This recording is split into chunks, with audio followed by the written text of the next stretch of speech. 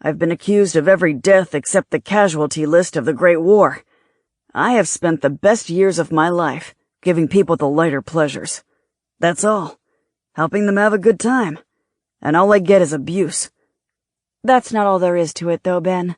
We both know it. His face took on a look of deep sincerity. It is. I swear. I have nothing to do with that terrible gangland war. I promise you. Look, I'm no saint. You knew that when we met.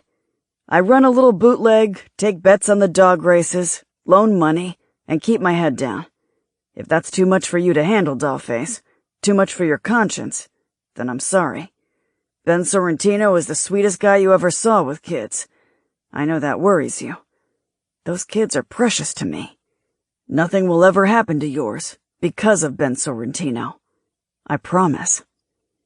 He reached for the champagne in the ice bucket, refilled his glass, and topped off hers. Let's finish this.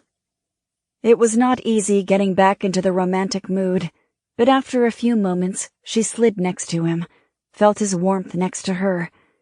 She watched as the boats traveled back out toward the freighter, then held up her glass to him. Congratulations on today. I don't know much about horse racing, but top outfit looked like a first-class thoroughbred. Cheers. He winked at her. The spark was back in his eyes. They clinked glasses and drank.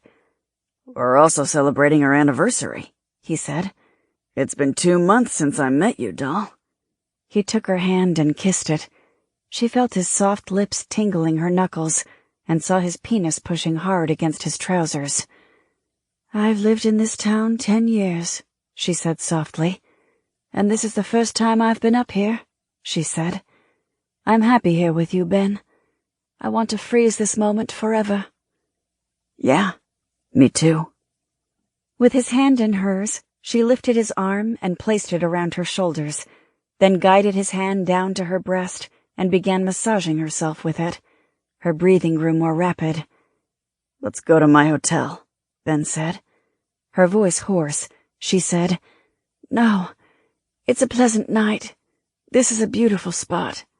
And you surely must have a blanket in your car trunk. He grinned. That's my girl. Chapter 26. School Days. October 19th, 1927. Briar Summit Mountain. For the last few mornings, Lauren had noticed a parked car out on the street, 2 men inside. It was always the same car, but not always the same men. They did not seem to follow anyone, but just sat watching the house. She planned to let it go on for a couple more days so she could see who manned the vehicle. Then things changed. On the morning Pauline was to shoot the balcony scene in Romeo and Juliet, Lauren had to drive Raleigh and Emmy to school. Clarence Martin planned to film the scene first thing, so Pauline had an early call for makeup and costumes. She could not drive the children, and the chauffeur, who seldom worked anyway, had quit 2 weeks earlier. Cars were not motorcycles. Lauren had barely managed to drive Remy's Peugeot, and the LaSalle was unfamiliar. Of course, she'd seen Pauline, Remy, and even the chauffeur a couple times drive cars, but that didn't change the fact she was terrible at it. In her century, you just told the car where you wanted to go, and it went. Holding their book bags and lunch pails, Raleigh and Emmy sat on the passenger side of the LaSalle, waiting patiently for Lauren to start the car. Gripping the steering wheel, she stared at the dashboard. Together, she and Matt had flown a craft through space, but driving a damn car was nearly beyond their capabilities. Show a little ingenuity, old girl. Buck up. You can do it. Matt spoke in a haughty British accent. God knows what movie actor he was parodying. Are you sure you can't drive this thing? I have no manuals on piloting an ancient automobile. Besides, you know how. You just don't want to look like a complete fool in front of the children. She got the car started and lurched out of the garage as Raleigh and Emmy exchanged glances. Coasting to the end of the driveway, she engaged the clutch in first and turned onto the road, still lurching forward. That's when she noticed in the rear-view mirror the car following them. It had not done that before. As the LaSalle progressed jerkily forward, the glossy black Model A Ford that had been sitting on the street for days pulled out and followed. Her nanobots took in the information from 40 yards, processed it into close-up detail, and disseminated it instantly through her brain. She saw the men clearly. The driver was short and stocky, with sallow skin. Near his left eye, he had a splotch of burned flesh that gave him a sinister appearance. The other man, also short, was younger, with a bulldog face and short-cropped blonde hair. His shoulders stretched the gray suit he wore. The stare in his eyes was blank, as if nothing ever registered behind them. Lauren knew them, at least the type. Gangsters were pretty much the same in the 22nd century as they were in the 20th, and they were following her. Not her, but more likely the children. Perhaps they thought she was Pauline, despite her long black hair. Almost certainly, this had something to do with Pauline's relationship with Sorrentino. The only question was who these men worked for, Sorrentino or the Colombini brothers. Set high up in the Hollywood Hills, Briar Summit Private School was an imposing building, a Loire-style chateau that stood alone on the hillside. The closest other structure was a small diner that sat a half-mile down Briar Summit Road on Mulholland Drive. The chateau had once been owned by a railroad magnate, and later, when he died, sold and converted into the most prestigious educational institution for young children in Los Angeles. Lauren pulled in behind several cars, all of them expensive, dropping off children at the front door. Many had bodyguards. Of course, children of the rich were targets. Pauline was rich. Her children should be as well. When her turn came, the children jumped out of the car. "Hey, you two," she called after them. They turned to face her. "Be bad today. Get in some trouble," she said. For a moment, they stared at her, confused, then laughed and ran into the school. Ignoring honking car horns, Lauren did a U-turn and headed back down the road, searching for the car that had followed them. About 200 yards from the school, it was parked along the side of the road. If they didn't follow her, she would have to turn around and brace them right there. She carried her Glock hidden in a black holster underneath the flight jacket she wore most of the time these days. When she passed the Model A, it turned to follow her. "Matt, it's time to find out who these people are." "I was afraid you would say that." Abruptly, Lauren sped ahead a couple 100 yards. Around a curve, she spun a U-turn that caused Matt to issue a stream of math gibberish and drove back up the hill on the wrong side of the road. The other car appeared around the curve and squealed as the driver hit the brakes and swerved off the road into a ditch. The men struck the roof and the windshield. "You're mad! You're absolutely mad!" Matt screamed. "You could have killed us both!" "Shut up, now!" she ordered. Lauren parked beside them and rushed over. The driver's nose was bleeding. The other man, the muscular one, was groggy and seemed not to know where he was. The windshield in front of him was shattered. The driver's side window was cracked, and she busted it open with her fist. "Who are you working for?" The driver blinked, looking up at her. "What?" She reached in, grasped his broken nose, and twisted. She heard bone cracking. He screamed, and his body shook with a paroxysm. "Who sent you? Next time it'll be your eyes." Before he could respond, a car pulled up behind them. It was a chauffeur driving a model of a car she didn't recognize. "A Packard," Matt said. When another car stopped, the chauffeur of the first got out. "A Lincoln," Matt said. "The second car is a Lincoln." "Christ, Matt, who cares?" "What happened here?" the first chauffeur demanded. He was a short, pudgy man in a gray uniform and black cap. Lauren shrugged. "I don't know. He ran off the road." She noticed a police car 100 yards back up the road, approaching. She smiled at the chauffeur. "I'm so glad you stopped. I'll leave this in your capable hands. I'm late for work." Calmly, she went to her car and drove away. The balcony scene went smoothly. As the cameras rolled, Clarence Martin talked the two actors through a range of emotions, building an arc from infatuation to love. To capture the quality of Shakespeare's language in this all-important scene, it would take more dialogue title cards than usual. Yet, as the director Martin said, the great genius of silent film was language conveyed by the actors visually, and in this case, that meant Pauline. They did one take. Martin liked it, and he called, "Print it." They did one more to be safe.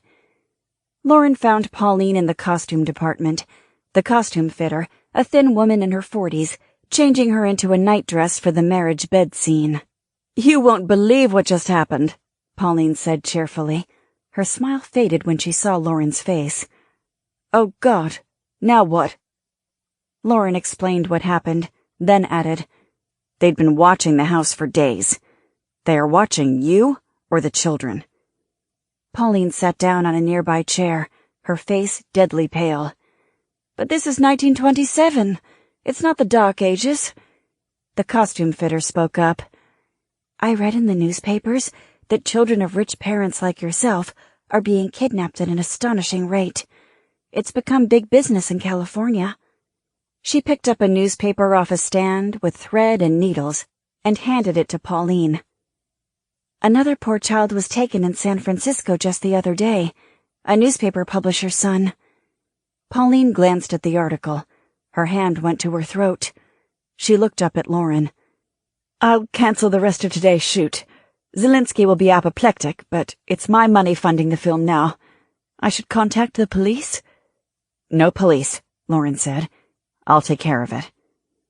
Lauren knew the pool of men from which she wanted to hire bodyguards, and knew the man who could get them for her.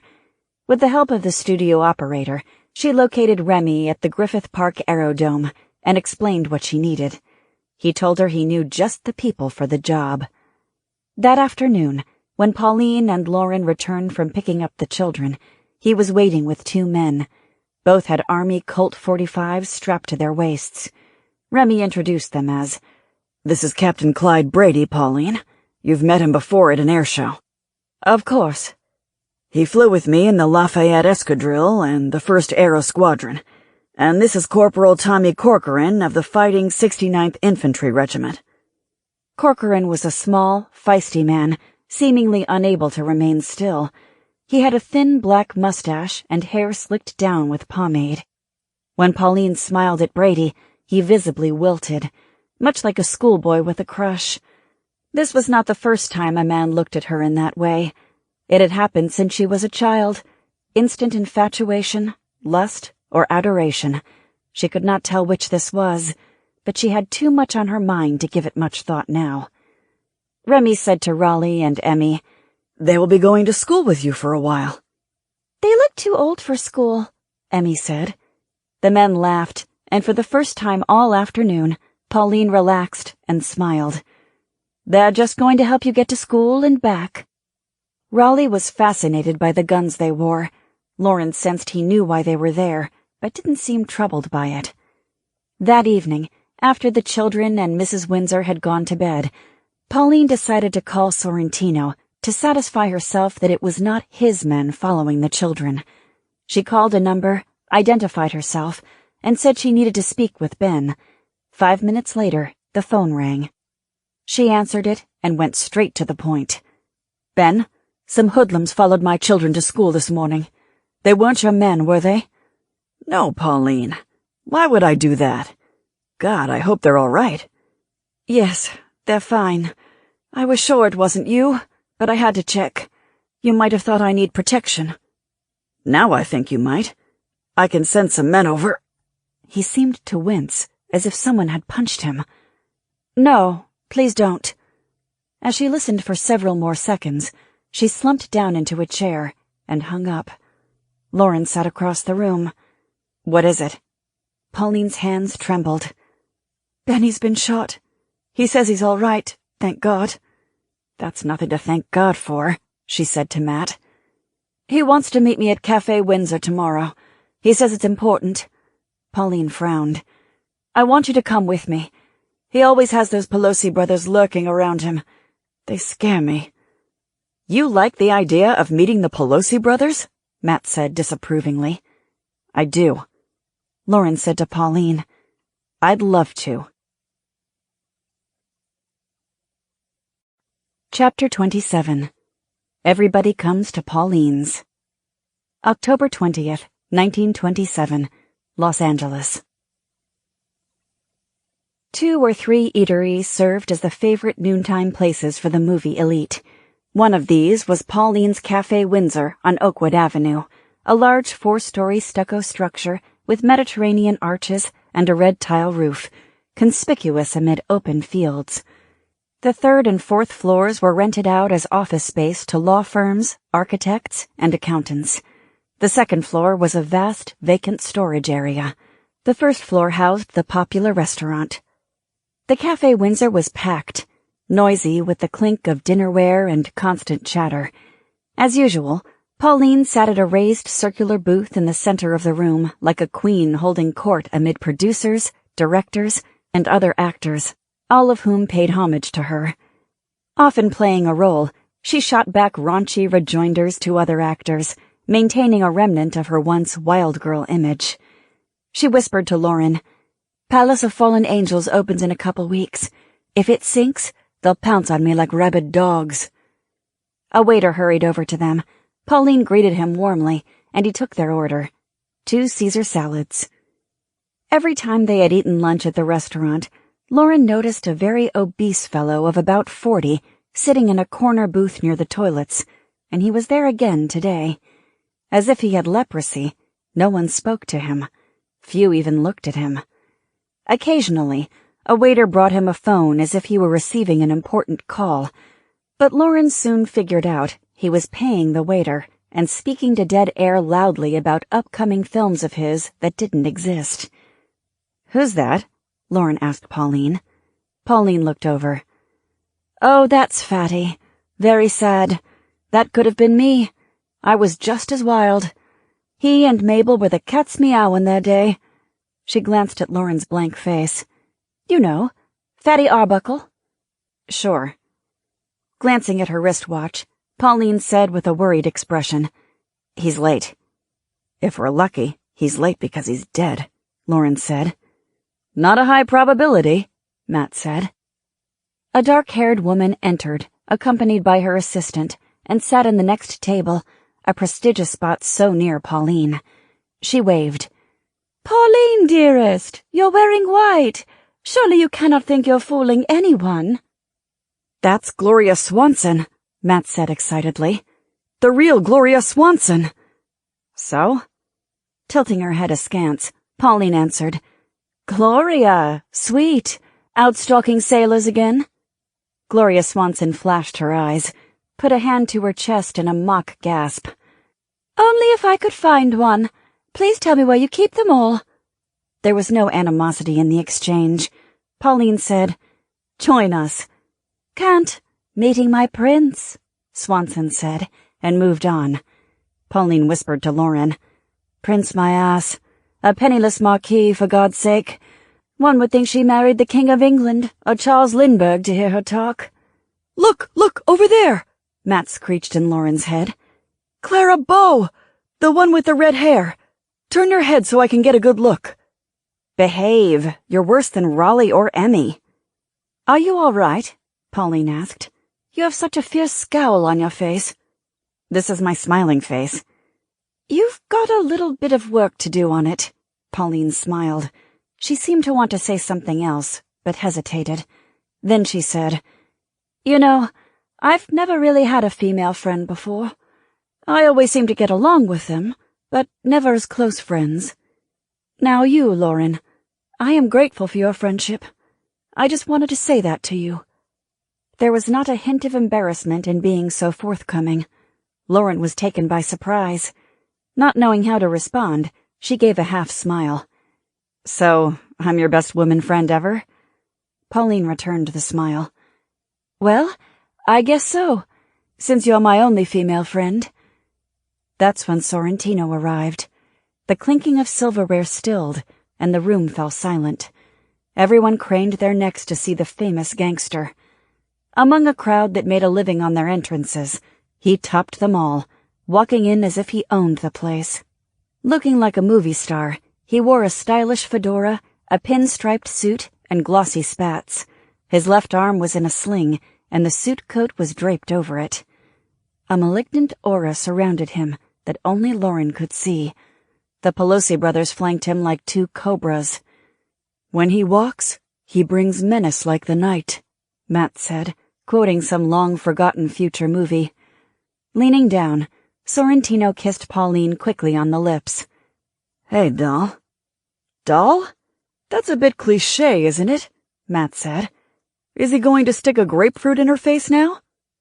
Focused on the gangsters, she didn't answer. Pauline's eyes lit up, then worry crossed her face. "Ben, are you all right?" He waved her concern away. "Hardly more than a scratch. I'm fine." He glanced at Lauren with raised eyebrows.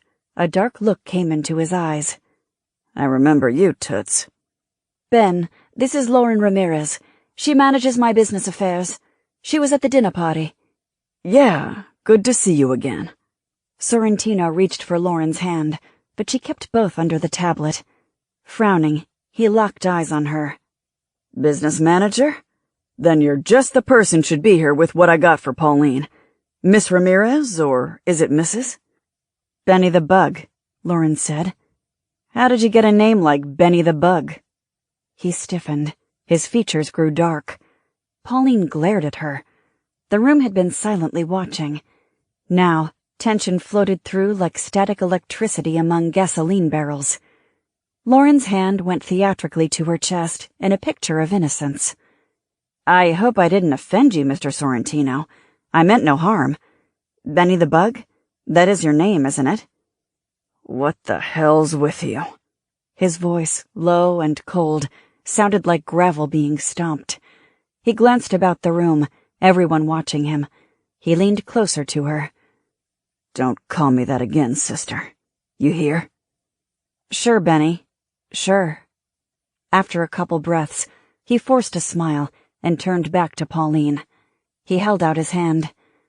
"How about you showing me around the place, doll?" She gestured at the large room.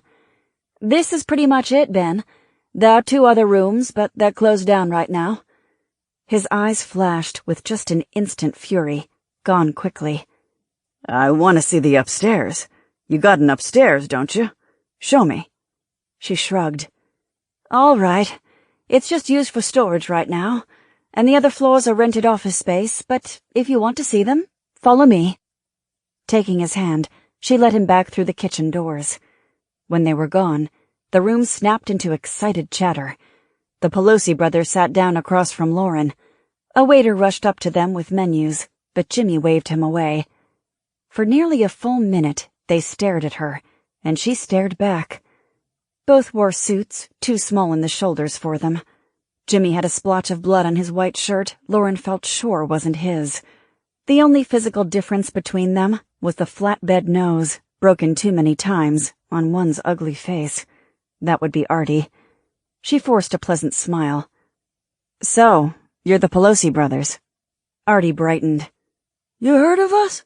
He looked to his brother. "How about that, Jimmy? She knows us. We're famous." She read somewhere that Artie wore razors on the tips of his shoes and carried spiked brass knuckles for fights. Jimmy had the reputation of being a deadly assassin. "Just like you," Matt said. "Not like me." Jimmy watched her without emotion.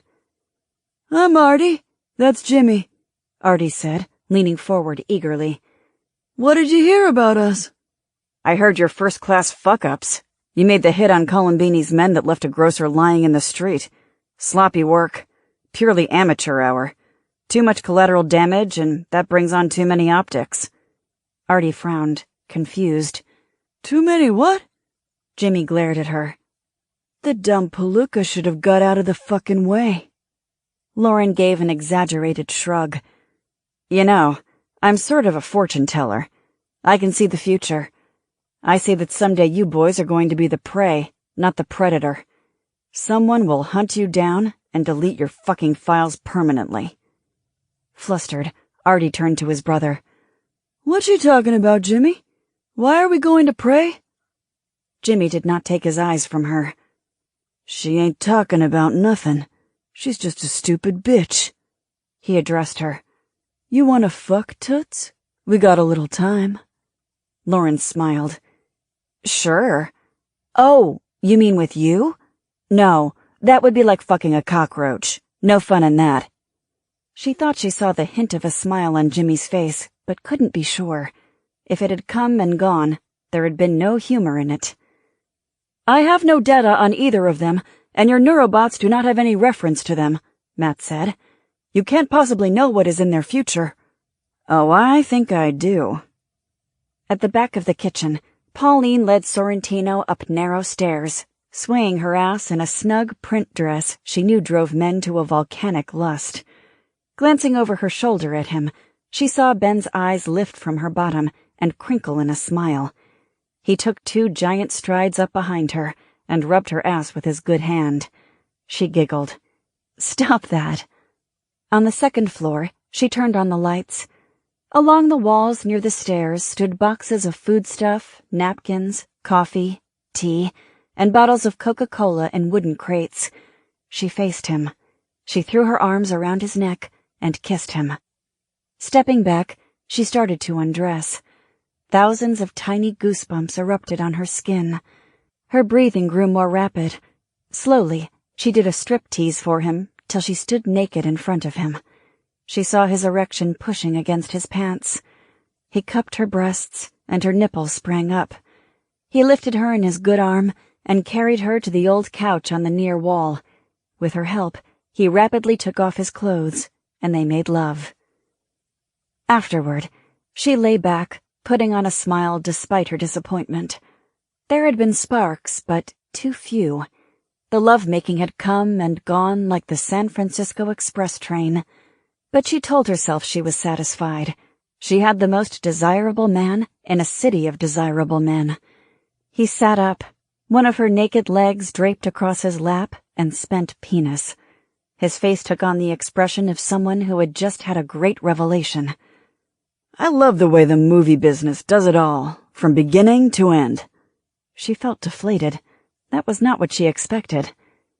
You do? She said flatly. Yeah. The studio makes the movie, distributes the movie, and shows the movie in their own theaters. Like I told you, you get all the money. You don't have to share it with no one else. I love that. That's what I want to do with Bootleg. Bootleg?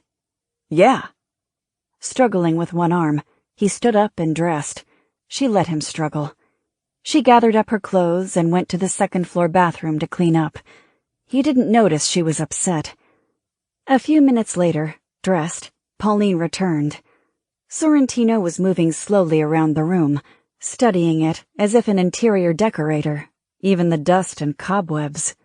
She knew what he was doing, and she didn't like it. She wasn't a prude about his gambling palace, but she didn't want it to be her place. She did not want to be involved in any part of his business, small-time hood as he claimed to be, or not. I'm not selling, Ben, she said flatly. He turned to face her, his jaw tightening. Did I say anything? Did I make you an offer? Seems a damn waste to leave a big room like this doing nothing, when I know exactly what use to put it to. This building is perfect for me. I could use all 4 floors. The location, it couldn't be better. I could take in $10 million a year. That's a lot of clams. I'll pay top dollar for this place, doll. Name your price. Just standing there, he was imposing, exuding threat, even without intending to. She steeled herself. No, Ben, I don't want to sell. Lauren has been telling me to sell my stocks and buy real estate. She says the movie business will grow, and so the value of good property around Los Angeles will grow. She's been right so far. The value of my new properties is rising. You sound like a damn accountant, not a woman, he said, his temper flaring. And you're taking business advice from abroad? This Ramirez woman is the one stopping you from selling to me? I make my own decisions. Good. Then here's what I got in mind. She stood firm. No, I told you I do not want to sell this place. Can we just drop it? His face pinched into a terrible mask of anger, and she backed up from him. Quickly, he held up his hand. I understand, doll, he managed to say. Everything's Jake. It's okay. For the first time, she saw in his face an eagerness for violence that startled her, but then it was gone. It left her queasy and uneasy. 5 minutes later, leaving Cafe Windsor with the Pelosi brothers, Sorrentino said, I want that broad dealt with. She has become a problem. Artie asked, Pauline Windsor? No, goddammit. The Ramirez woman. The dark-haired broad. Get it done. Chapter 28. Flagpole Sitting. October 24th, 1927. Downtown Los Angeles. 2 blocks from Global Studios' main gate, Remy and Lauren sat on their favorite park bench where they had been coming for the last 2 weeks to share lunch when he wasn't on location flying. Baby steps in their romance, Matt called it. Or 2 porcupines attempting to mate. The sun bore down hot, like it had measurable weight. Sweat glistened on Remy's neck where a portion of his burn-torn skin poked above the collar. She felt an unusual twinge of pity for him. Pity of any kind was foreign to her, and he'd hate it if she thought her pitying him. He was talking about the aerial scenes he'd orchestrated for Global's epic of World War I pilots. The irony struck her that they were talking about flying machines made out of sticks and paper, while her state-of-the-art 22nd century spacecraft sat grounded in a dusty ravine not 30 miles away. His flies. Yours doesn't, Matt pointed out. No thanks to you. The appliance had been correct in one matter. After checking with several UCLA science profs and with Lockheed engineers, she could find no one who could help her or even understand her. Everyone thought she was crazy. She spent most of her hours studying the schematics of the shuttle Matt provided in her head, especially on the 2 affected systems. She knew the damn ship nearly as well as he did. It was like analyzing each blade of grass on the prairie, hoping to find the one that can provide an answer. Matt insisted daily that it was hopeless, till finally she threatened to scrub him from her neurobots if he didn't shut the fuck up. She did not deal in hope or hopelessness. She dealt in persistence, and that cost her nothing. When Remy paused, lost in his thoughts, she glanced at the crowd gathered under the flagpole in the center of the park. A man sat atop it on a platform, and he had been there nearly a week. She couldn't figure out why the hell he did that, and Matt could give no insight. He'd never seen a movie about flagpole sitters. Whatever the reason, people came every day to this park to watch him just sit atop his pole. She asked Matt, "How does he pee?" How would I know? I've never had to pee. Artie Pelosi is in the crowd. I see him. I began flying when I was 18, Remy said, suddenly changing the conversation to something more personal. He looked down at his hands, the good one grasping the withered one. It was not exactly a great time for me. Lauren had been thinking about the schematics of the shuttle. It was nearly the end of October. The next appearance of the anomaly was in less than a week, and she was no closer to answers. And Matt no help. Not true, Matt said. I cannot conjure solutions where none exists. Perhaps you are unaware we are in the early 20th century. She realized a response was expected. I've heard Montana is pretty country, she offered lamely, hiding her growing frustration. It is God's country. He gave a rueful smile, then went deep within himself. At first, it was just to get away from a bad situation. It was as if he had flipped a switch in her. Moments ago, she was in a soft, safe, comfortable land with him. Then the next, the ground underneath her vanished. People seemed desperate to share their deepest emotions, and that's what Remy was doing. She hated it, this sharing and revealing of yourself. She realized the purpose was to strengthen a bond with another person, but that was exactly what she didn't want. She did not want to take on anyone else's pain. She had enough of her own. It was dangerous territory, Pauline put her on the edge of it. Raleigh and Emmy had created a breach in her, and both poured through to capture her heart. Now, she was responsible for them. Their happiness was her happiness. Their pain was her pain. Now, Remy? What was with this guy? Wasn't sex good enough for him? He was talking about how he had grown up on a ranch, telling her things he wanted her to know about himself, the deeper relationship thing. I fell in love with flying.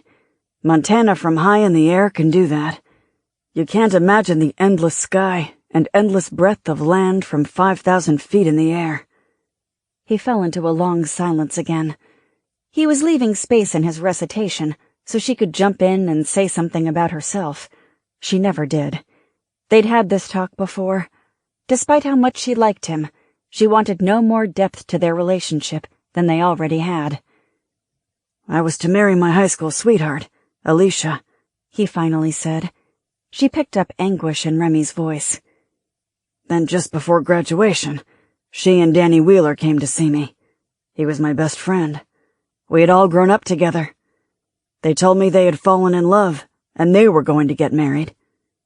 Grimacing at the memory, he hesitated a long minute before continuing. They even asked me to come to the damn wedding. Can you believe that? I'm sorry, Remy. She's probably fat and worn out, with 8 kids now. He smiled. 3 kids. I actually went by Danny and her place last year. Look, Lauren cried, pointing down to a shiny object in the grass near her boots. A silver dollar. She picked it up and inspected it. I've never seen one of these. Wow, it's dated 1927. Well, I guess it would be. Excitedly, she showed it to him, and he stared back as if she'd slapped him in the face. Abruptly, he stood and walked away. She blinked, saying aloud, "What's wrong with him?" You are hopeless, Matt said. The man truly cares about you. He's in love with you, though it is beyond this poor AI's ability to understand why. And you treat him as if he's nothing more than an annoying mosquito. I treat him fine. He was sharing with you moments of great consequence to him, and you, to use the vernacular, dismissed him. That's not what people do who care about each other. How the hell would you know? You're a fucking appliance. Apparently, I've had more experience with emotions than you. I can help you. Tell him this.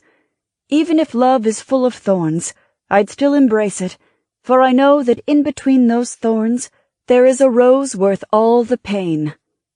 After a pause, he added, That's from Sleeping Beauty, the cartoon version. She shook her head. I should have left you in the ship's mainframe. You must at least apologize. Hurry before he has left. I can't.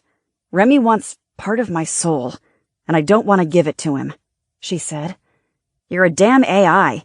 You can't know. What's done is done. Part of your soul? Matt said. Oh, aren't we dramatic? It's called being human, Lauren. You don't know how to do that. That is the nature of your challenge. On a mission, you have pretended romantic love and caring, which is amazing, since you never experienced them in life. Now you must access those true feelings. They are inside you. Across the park, she saw Remy striding toward his car. She hadn't wanted to hurt him. She did like him, did care about him, but she could not afford another emotional entanglement. They always ended badly. When she returned to her own century, she would leave everyone here behind forever, and if the bonds to all these people grew stronger, it would be crushing. At least apologize, Matt said. It doesn't mean you're getting married. Her stomach grew sour. True, she did not want to lose him. Being an ass had become a part of her personality. Suddenly, she bolted from the bench and sprinted across the grass, waving. He saw her, but got in his car and pulled out into traffic. To cut him off, she hurried into a dense set of trees by Union Avenue. Lost to sight, an odd thought struck her. In the 22nd century Los Angeles, trees existed only inside domes. Outside was cracked pavement with massive potholes, concrete walls, cramped and dirty apartments, vendors using squalid cubbyholes to sell an assortment of junk and questionable food, but no trees. As she hurried, something in her antenna raised an alarm, and she slowed, her senses instantly hyper-alert. "Your heartbeat and blood pressure have risen," Matt said. "Is there a situation?" "Yes. Be quiet now," she said, and he obeyed. Something had triggered her warning system. A movement, a sound. In the center of this mini forest was a single orange tree from a bygone orchard. She and Remy and half the people working and living downtown picked fruit from it. As she approached, she saw Artie Pelosi leaning against it, his fedora pulled down low over his forehead. He was staring at her, smirking like a cat about to tease a mouse.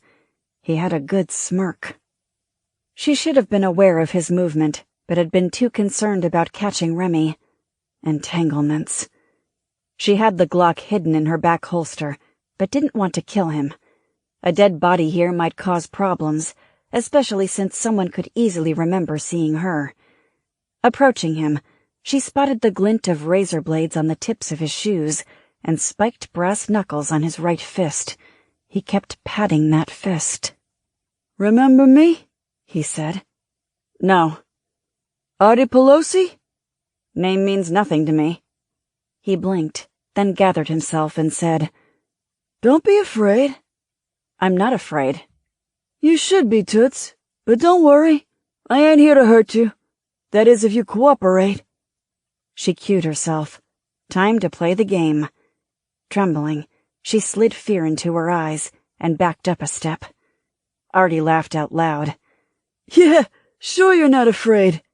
He reached into the inside pocket of his suit coat and withdrew an envelope.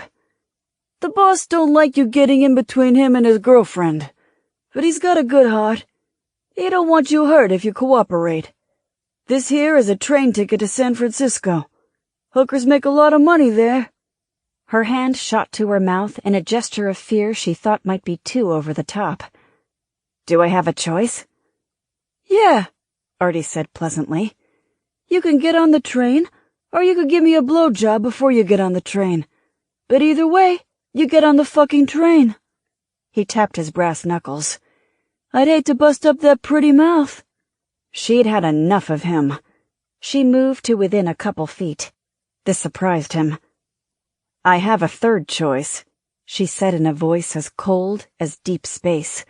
He blinked. She drove a front kick into his chest with the kinetic power of a cannonball. She slammed him back against the orange tree. He struck his head against a knot and slumped to the ground, unconscious.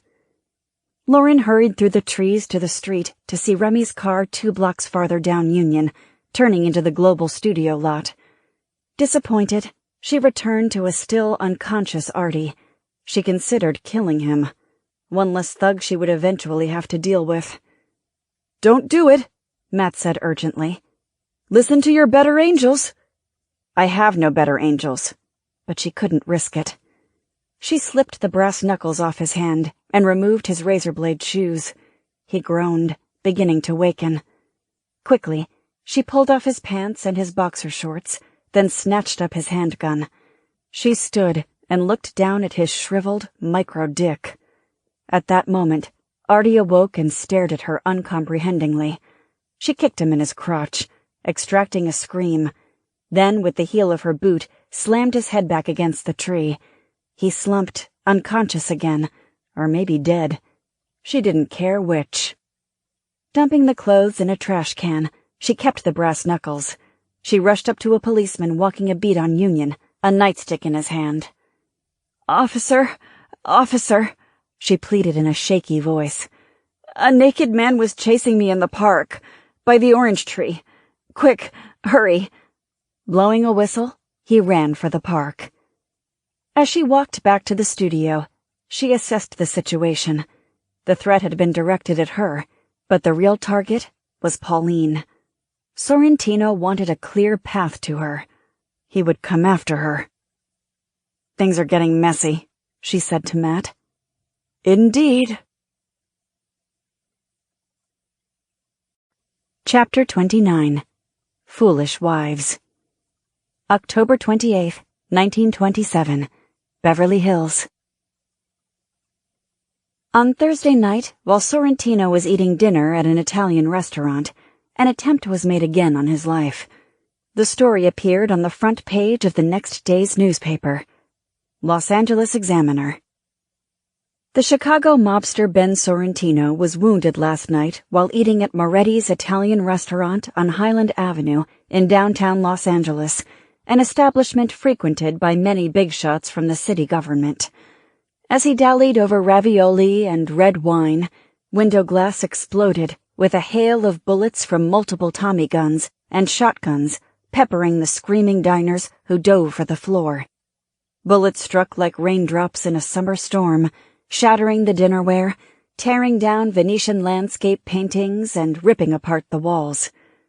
Dashing to the window, Mr. Sorrentino fired back with a single revolver, but did little good. 5 cars packed with thugs from presumably the Columbini mob stood just outside the restaurant, and the muzzles of several Thompsons flamed from the car windows. It was reported that Artie Pelosi, one of Mr. Sorrentino's henchmen, took the gang leader to the floor and covered his body, reflecting a level of bravery seldom seen among this class. After nearly a minute of carnage, a single long blast of a car horn signaled the end to the terror as the automobiles drew away. A waiter and a female diner were killed, and several people wounded, including Mr. Sorrentino himself, who sustained a superficial cut from exploding debris. It was the second time in recent days that the noted mobster had been injured from gang gunfire. As evening twilight faded, Fats Columbini's sedan pulled to a stop at his brother's Beverly Hills mansion. 2 bodyguards toting Thompsons strapped to their shoulders stepped down from the porch, and one of them opened the car door. Fats lifted his enormous girth out. "Good evening, Mr. Columbini," the guard said. Fats ignored him.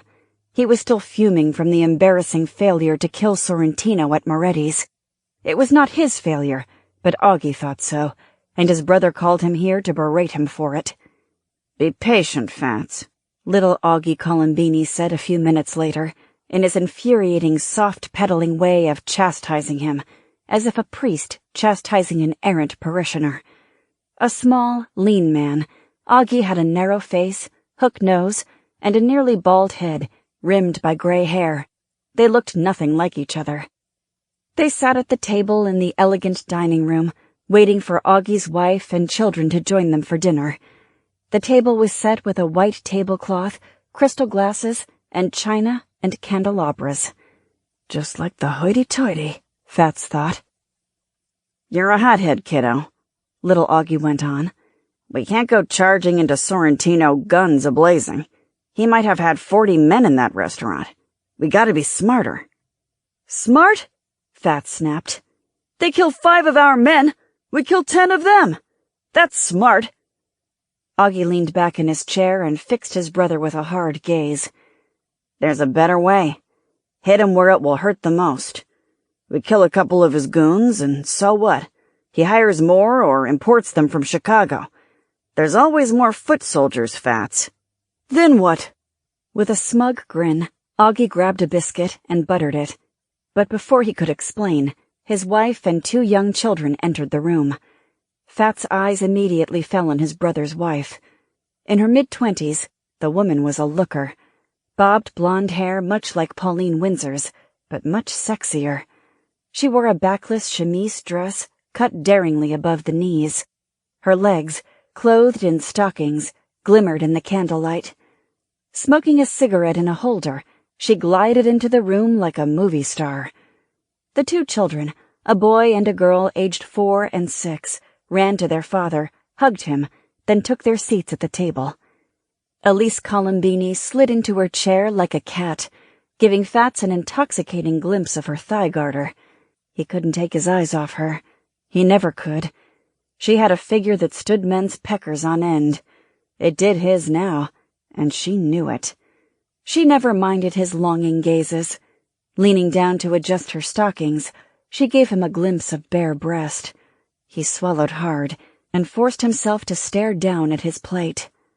He loved the damn woman more than Augie did. Way more. He desperately wanted to fuck her.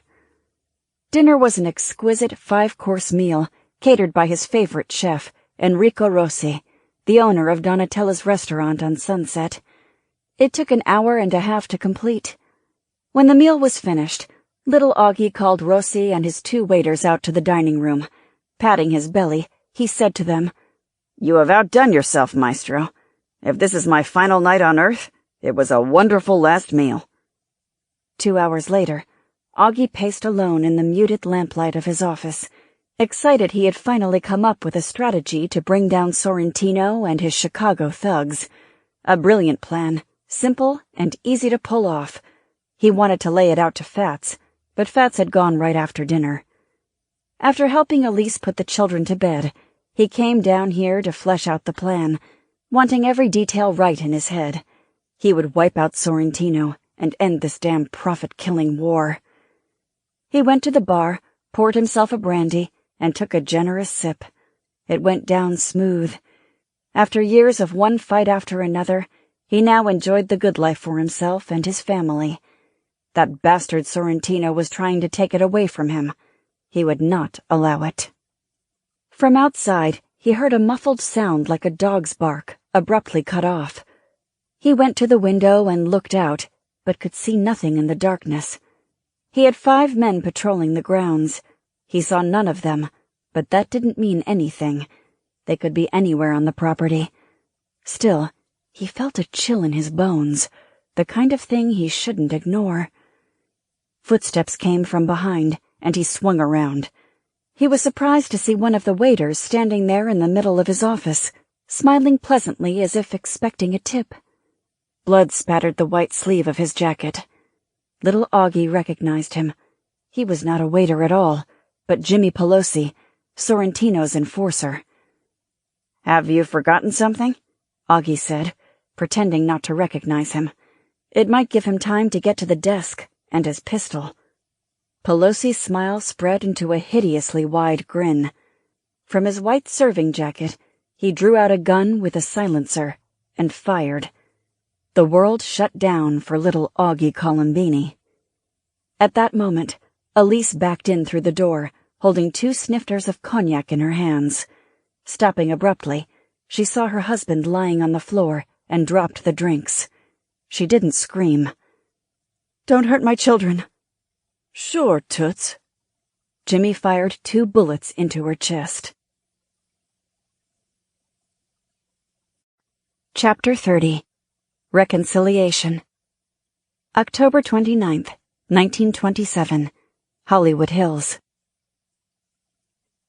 In the morning, as stars faded, Lauren ran the hills above the house as she did every day. To her, working her body was a religion. It had been since those early days training with her mother and father. Every moment she was not pushing herself to her limit was a lost opportunity. In the days after her arrival on planet Earth 1927, she had picked up her workout routine again, lifting weights, executing her own devised kata, attempting to destroy an old punching bag hanging behind the garage, and running in the hills above the house.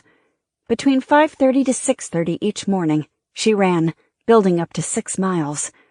This morning, her mind was drowning. Running helped ease the chaos in her head, allowing her to think. The most pressing problem was the shuttle. Today was the 29th, and the anomaly, if it were still alive, would reappear in the form of its 4 torn-away strands sometime from tonight through the following night. And she had the ghost of an idea on how to repair the gamma-ray converter. Unfortunately, interfering with her ability to work out the idea was an onslaught of other concerns, brought on by the reemergence of so many damn emotions. Remy, for one. She'd come to realize she'd been driving him away and didn't want to do that. She liked him and missed him when he was not around, even if for just a day. She didn't know what this meant, but it was infuriating. She had been twisting her mind into fractured leaps of logic, at least according to Matt, on the problem of the shuttle, but also shifting to her concern over the gathering threats to Pauline and her family. Not surprising, since the actress was dating a damn homicidal maniac warlord. Pauline is naively oblivious to it all, Matt said. But how can someone be so smart and so stupid at the same time? The human condition. Your species is quite adept at it. You know, you're really not much of a help with Pauline either. Suddenly, she was drawn entirely out of her thoughts when she found Raider, the German shepherd, running beside her. She tried to shoo him away, but he wouldn't go. He was an old, old dog, his muzzle practically white, and was not unable to run her 6 miles, stopping about a mile out and waiting for her return. She scowled down at him. I don't like dogs. He seems to like you, Matt said. That is puzzling. Just after dawn, he was running back with her when Remy appeared in the path ahead. The morning was hazy and fresh with soft shadows. Already catching his scent, Raider recognized him and did not signal an alarm. I needed to speak with you. It's driving me crazy, he said, coming up to her. I have to be flying most of the day, and I couldn't leave things as they are. So here I am. So here you are. Smooth, Matt said. Shut up. Keep out of this. Remy rubbed his bad arm. I thought of a lot of things to say to you, but I guess it just comes down to how much I like you, how much I want to be with you, if you'll let that happen. She smiled, about to speak, when Raider shoved in between them and barked. That broke the tension between them, and they laughed. Remy ruffled his ears. Hey, old boy. Good to see you, too. He glanced at Lauren. Looks like you've made a friend. She lifted a shoulder in a shrug. He goes where he goes. Of course, Remy said with exaggerated emphasis. Do you know about him, Raider? No. Pauline said he was some sort of army dog in World War I. I mean, the Great War. That's the war you were in, right? He looked at her curiously. Right. That's the war I was in. That had upset him somehow. Now what had she said? They stepped onto the outcrop and looked down over the lights of Hollywood. Raider flopped down beside them with a grunt. Remy said, Your dog, or should I say the dog that is following you around, served in 3 offensives and 15 battles of the war. He was a courier going from trench to trench, and a scout, often out in no man's land. That was the deadliest hell man ever created. Despite not wanting to care, she did, and looked down at the dog, noticing the white whiskers covering his muzzle. God, he was old. An unfamiliar feeling of tenderness spiked within her. From Brady and Corcoran, she knew of no man's land and trench warfare. He lived through that? Yes, he did, but barely. Wounded 3 times, he barely survived a mustard gas attack. He had as hard a time over there as any human. A lot of soldiers have problems when they come home from war. Raider was no different. He had shell shock. Still does.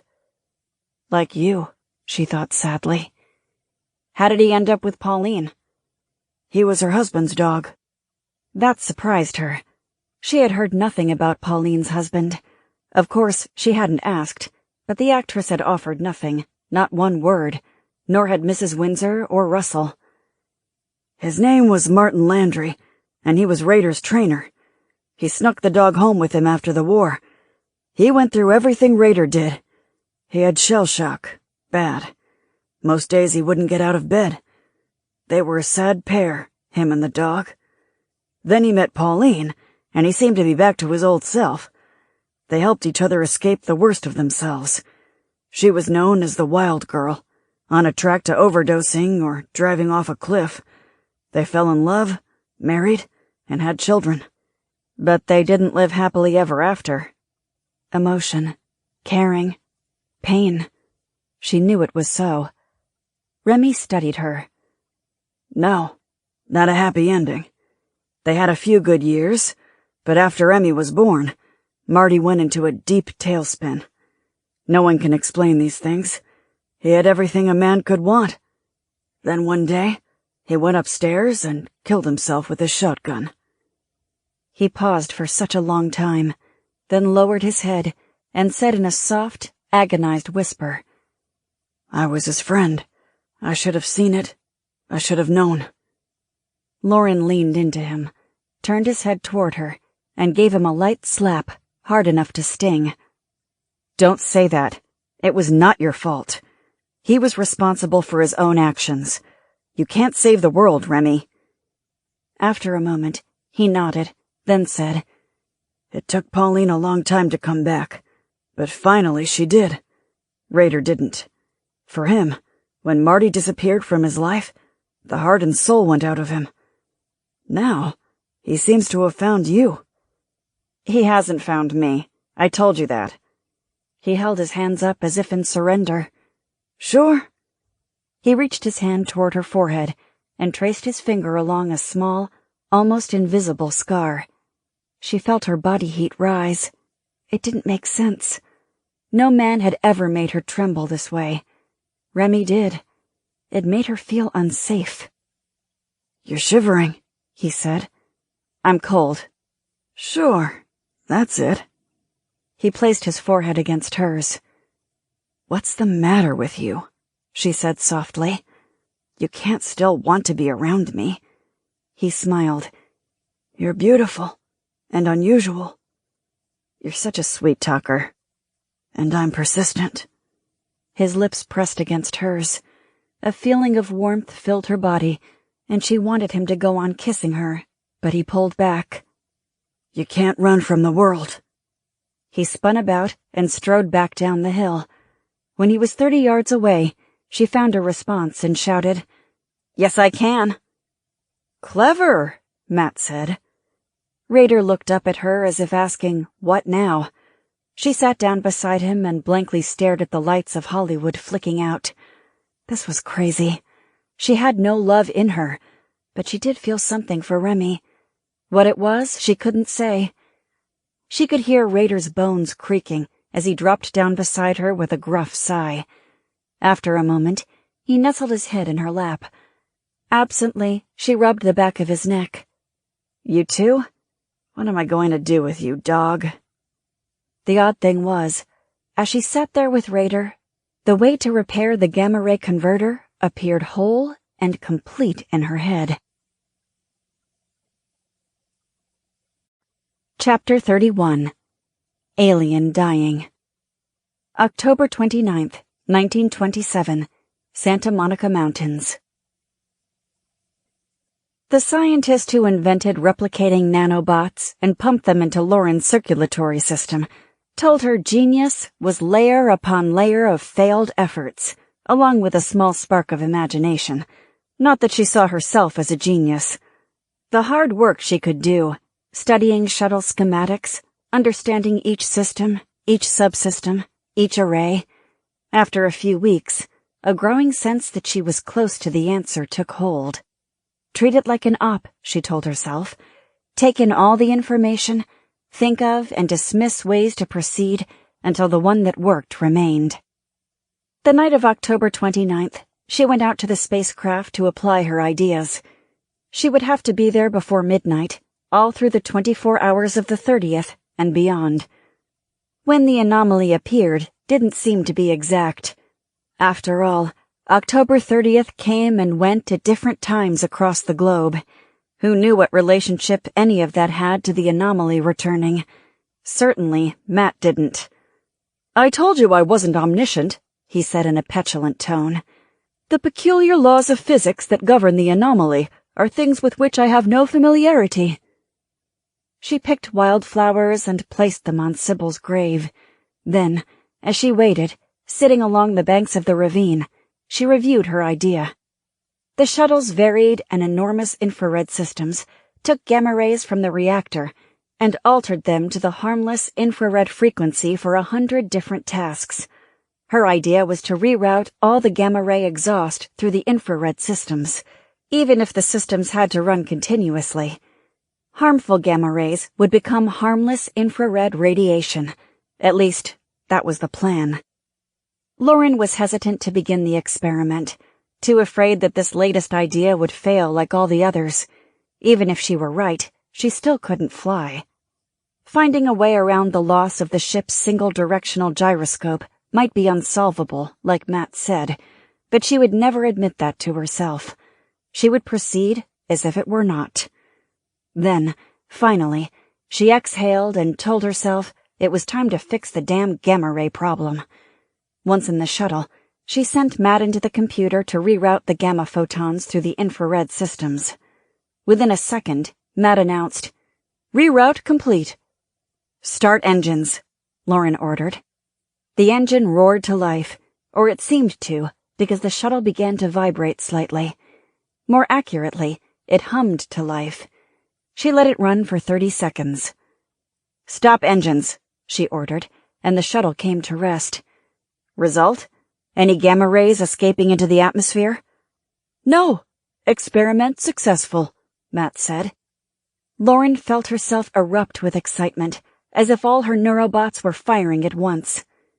"We did it, and you said it couldn't be done. You know, of course, if the shuttle becomes airborne, which is still unlikely, and if we do manage to breach the anomaly and return to our century, you will be leaving Pauline in a precarious situation with that gangster Sorrentino. She's an adult. She chooses her own way. And the children? Matt, shut up, before I decide to leave you in the mainframe." As the hour passed midnight, moving into October 30th, Lauren sat on the side of the ravine, tossing pebbles and watching the dark mass of the spacecraft. The Milky Way spread starkly across a moonless sky. She felt no satisfaction at having solved the gamma-ray problem. It meant nothing if she couldn't find a replacement for her 22nd century gyroscope in 1927. The shuttle couldn't fly without it. She was waiting for the strands to reappear if the anomaly was still alive. The purpose now was for Matt to determine if it had enough life to return once more. In her gut, she expected it to be dead, having passed its last in some rotating time other than this one. It was a little after 1 a.m. when the shuttle began to glow. Lauren returned to the craft so Matt could enter the computer again. The broken strands of the anomaly lasted for an hour and 22 minutes. Then, they left for another time, and the ravine went dark. Matt returned to her head. "The VQ is 3.8. On September 25th, the VQ had been 7.8, down more than 66% from its first appearance. Now, it's fallen a little more than 50%. It didn't need further explanation. The anomaly was near death. Her way back was vanishing. Chapter 32. Madness. November 2nd, 1927, Beverly Hills. Fats Colombini had gone mad. That was the conclusion of many of his men. He lashed out at them for seemingly no reason. The day after little Augie's murder, he punched his girlfriend so savagely an ambulance had taken her to the hospital, where she remained. Outside a restaurant, one poor schlub asked him for an autograph, mistaking him for Fatty Arbuckle. Fats had always flown into a rage at that mistake. This time, white with fury, he drew his revolver and popped 6 bullets into him. His men hustled him into a car and away. They knew the reason for his madness was not the murder of little Augie, but of Elise. It was no secret the passion he had for his brother's wife. Now, any mention of Sorrentino's floozy, Pauline Windsor, sent him into a rage in which spittle flew, furniture was busted, and people within his vicinity were punched savagely. Indeed, madness. Yet he paid such high wages, with promises of a big cut in the profit when they ridded themselves of Sorrentino, that most stayed on. They figured he'd calm down after a few days. He hadn't yet. On Friday evening, after the funerals of little Augie and Elise, he returned to their house, now his. He'd shipped little Augie's kids off to an aunt. He sent 6 men out to gun down every man at a known Sorrentino warehouse. "Don't come back till that bastard gets the message," he told them. This was vendetta. Sorrentino had killed the people he loved, and he would kill the people Sorrentino loved. An eye for an eye. That meant that floozy actress. Rumor had it Sorrentino planned to marry the bitch.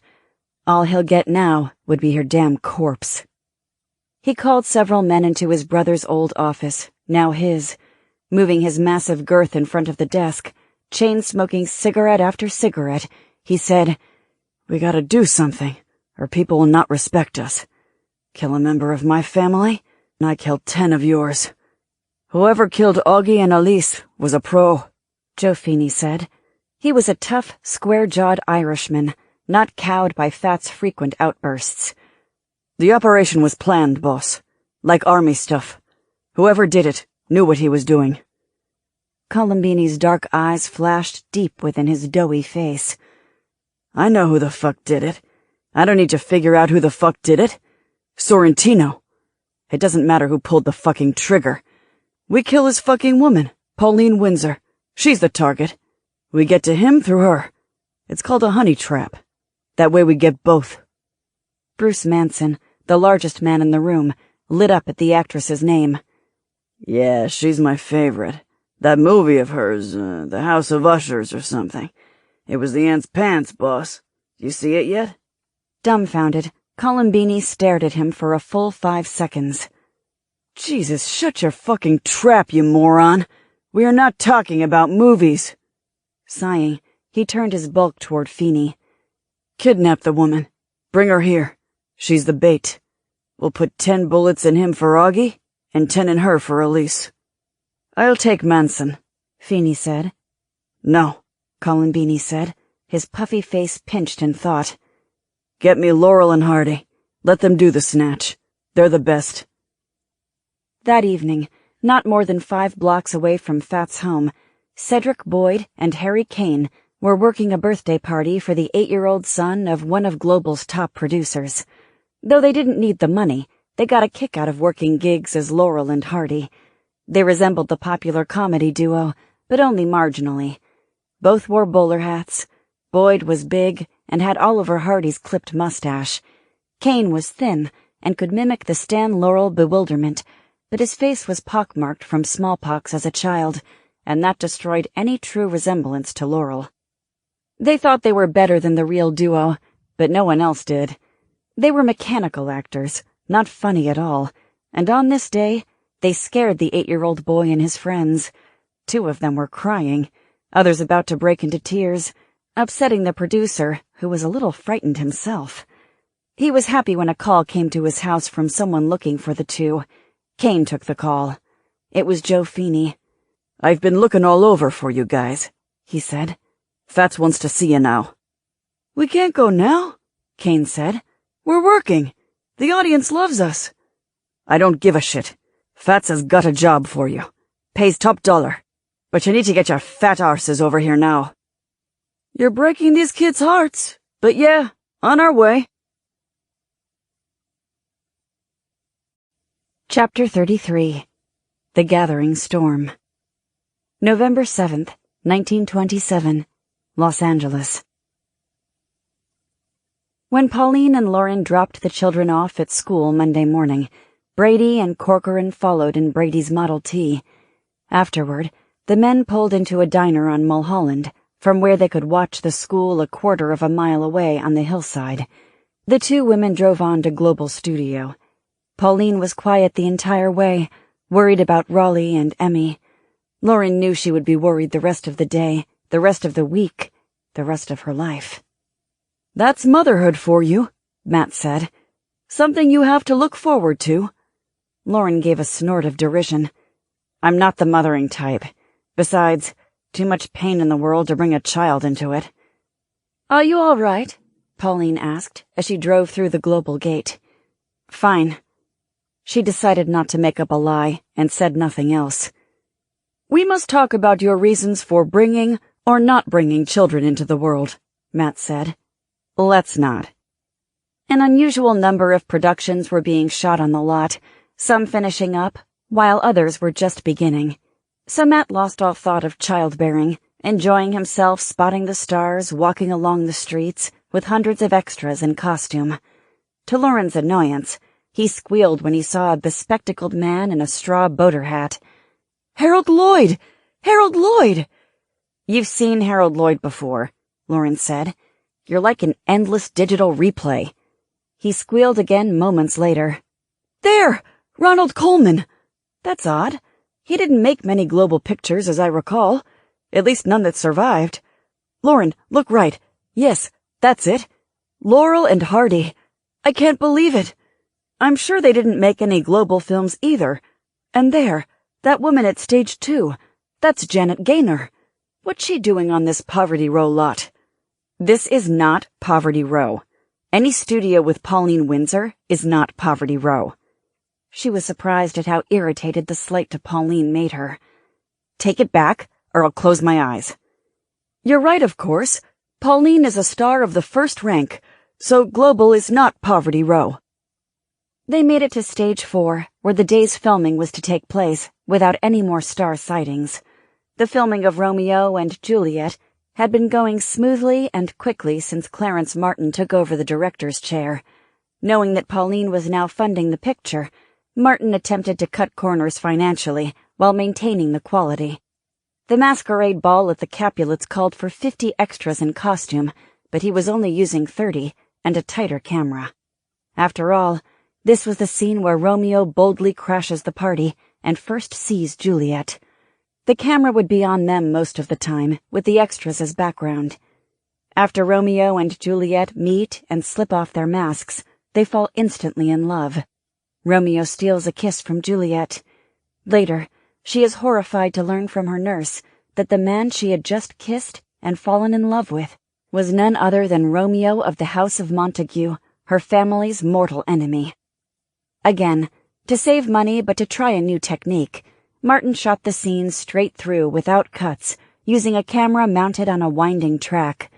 Throughout the running scene, he coaxed and cajoled just the right performance out of Michael, while trusting Pauline to come up with the goods on her own. She did. The love, the intense passion, came through on her face. Michael did his part.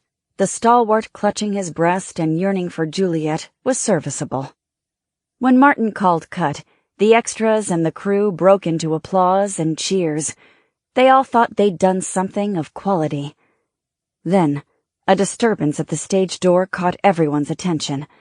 A big, broad-shouldered man had insisted that Jerry Zielinski had sent him for Pauline. The studio boss wanted to see her immediately, he'd said. But many of the extras, still happily playing their roles as Capulets, stopped him. Jerry Zielinski was in New York for the next 2 weeks on business. The man had punched a Capulet squire, knocking him to the floor before racing out the stage door. "What the hell was that all about?" Martin asked, as they all stood around the dazed squire. With a wave of the hand, Michael answered him. "Pauline's fans will do anything to get to her. Next time, just give him an autographed picture." "I swear it looked like Oliver Hardy." The Capulet squire who had been knocked to the floor said, "You know, Laurel and Hardy, but it wasn't him." An arctic chill raced through Lauren. It was a boneheaded play, but in 2 centuries, her own and this one, she'd found that most criminals were dumber than first-gen computers. Whatever that had been about, she had no doubt Pauline was at the center of it. A few hours later, as Martin and the rest of the crew filmed around Pauline, the 2 women left to pick up the children from school. When they turned onto Briar Summit Road, Lauren glanced at the diner where Brady and Corcoran spent most of their day. 4 cars in the parking lot. Brady's and Corcoran's car was not one of them. Usually, they'd be waiting up at the school by now, so that meant nothing. Yet, her body's natural warning sensors sparked deep into the red. 2 men sat in one of the autos, watching the road, watching them. Pauline was speaking, and Lauren focused on her. "His teacher wants to talk with me about Raleigh's behavior. He better not be pulling pigtails again." Lauren had Matt rewind what Pauline had said before. "A parent-teacher conference this afternoon with Raleigh's teacher." "The boy has got a bit of the rascal in him," Lauren said. She studied the road and the dry sagebrush landscape with Matt's help. He could bring minute detail onto her neurobots. Nothing seemed out of place. The massive Loire chateau that was the Briar Summit School appeared up the road a quarter-mile ahead. Matt telescoped the cars into Lauren's mind. Expensive cars already in line, waiting for the bell and rush of children out the door.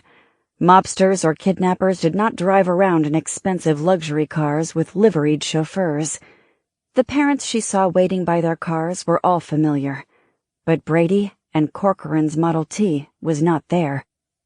The unease she felt shot to hyper-alertness. She leaned forward slightly in the front seat for easier access to her Glock. "Dear God, I hope you don't have to use that with all the children running about," Matt said. "I hope not, too. If I have to, it means someone else is firing a weapon, and I need to put him down." At the school, Pauline started to pull into the school's parking lot when Lauren placed a hand on her forearm. "No, get in the line."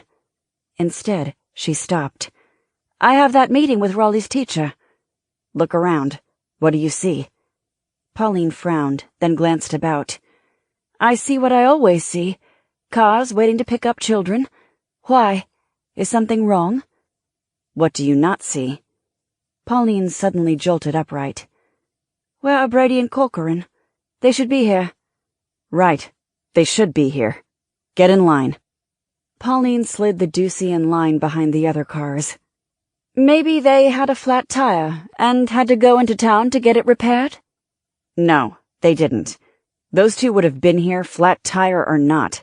They would have commandeered a taxi or even stolen a car if they had to. Something else happened." Pauline's voice strained with apprehension. "I need to get my children." "I'll get them," Lauren said. "Keep the car running. Leave as soon as we're back." "They're in the headmaster's office," Pauline called as Lauren got out. Lauren dreaded that they were not inside at all, that they'd been snatched already. "Please, God, let them be inside." She strode to the double doors and went in. Chapter 34. Laurel and Hardy. November 7th, 1927. Briar Summit School. Inside the school, children were lined up on each side of the hall, waiting for the bell. A few teachers patrolled the lines to keep them from getting rowdy. In the headmaster's office, Raleigh and Emmy, sitting together on a bench, looked up with surprise as Lauren entered. "Come on, we're leaving," she said. "Here, you can't do that," a man said from behind a counter. He wore a clerk's visor on his forehead. "They must speak with the headmaster. Who are you?" "She's our auntie," Raleigh said as he and Emmy followed her from the office. Outside the school, Lauren said, "Remember our training. I say down, you get down." They nodded, Emmy with a grin, still a game for her, and Raleigh with a quizzical look. They scrambled into the back seat of the Ducey and Lauren into the passenger seat. "Go." Immediately, Pauline drove off. Dropping her small satchel on the floorboard, Emmy stood on the back seat, leaned over into the front seat, and kissed her mother on the cheek.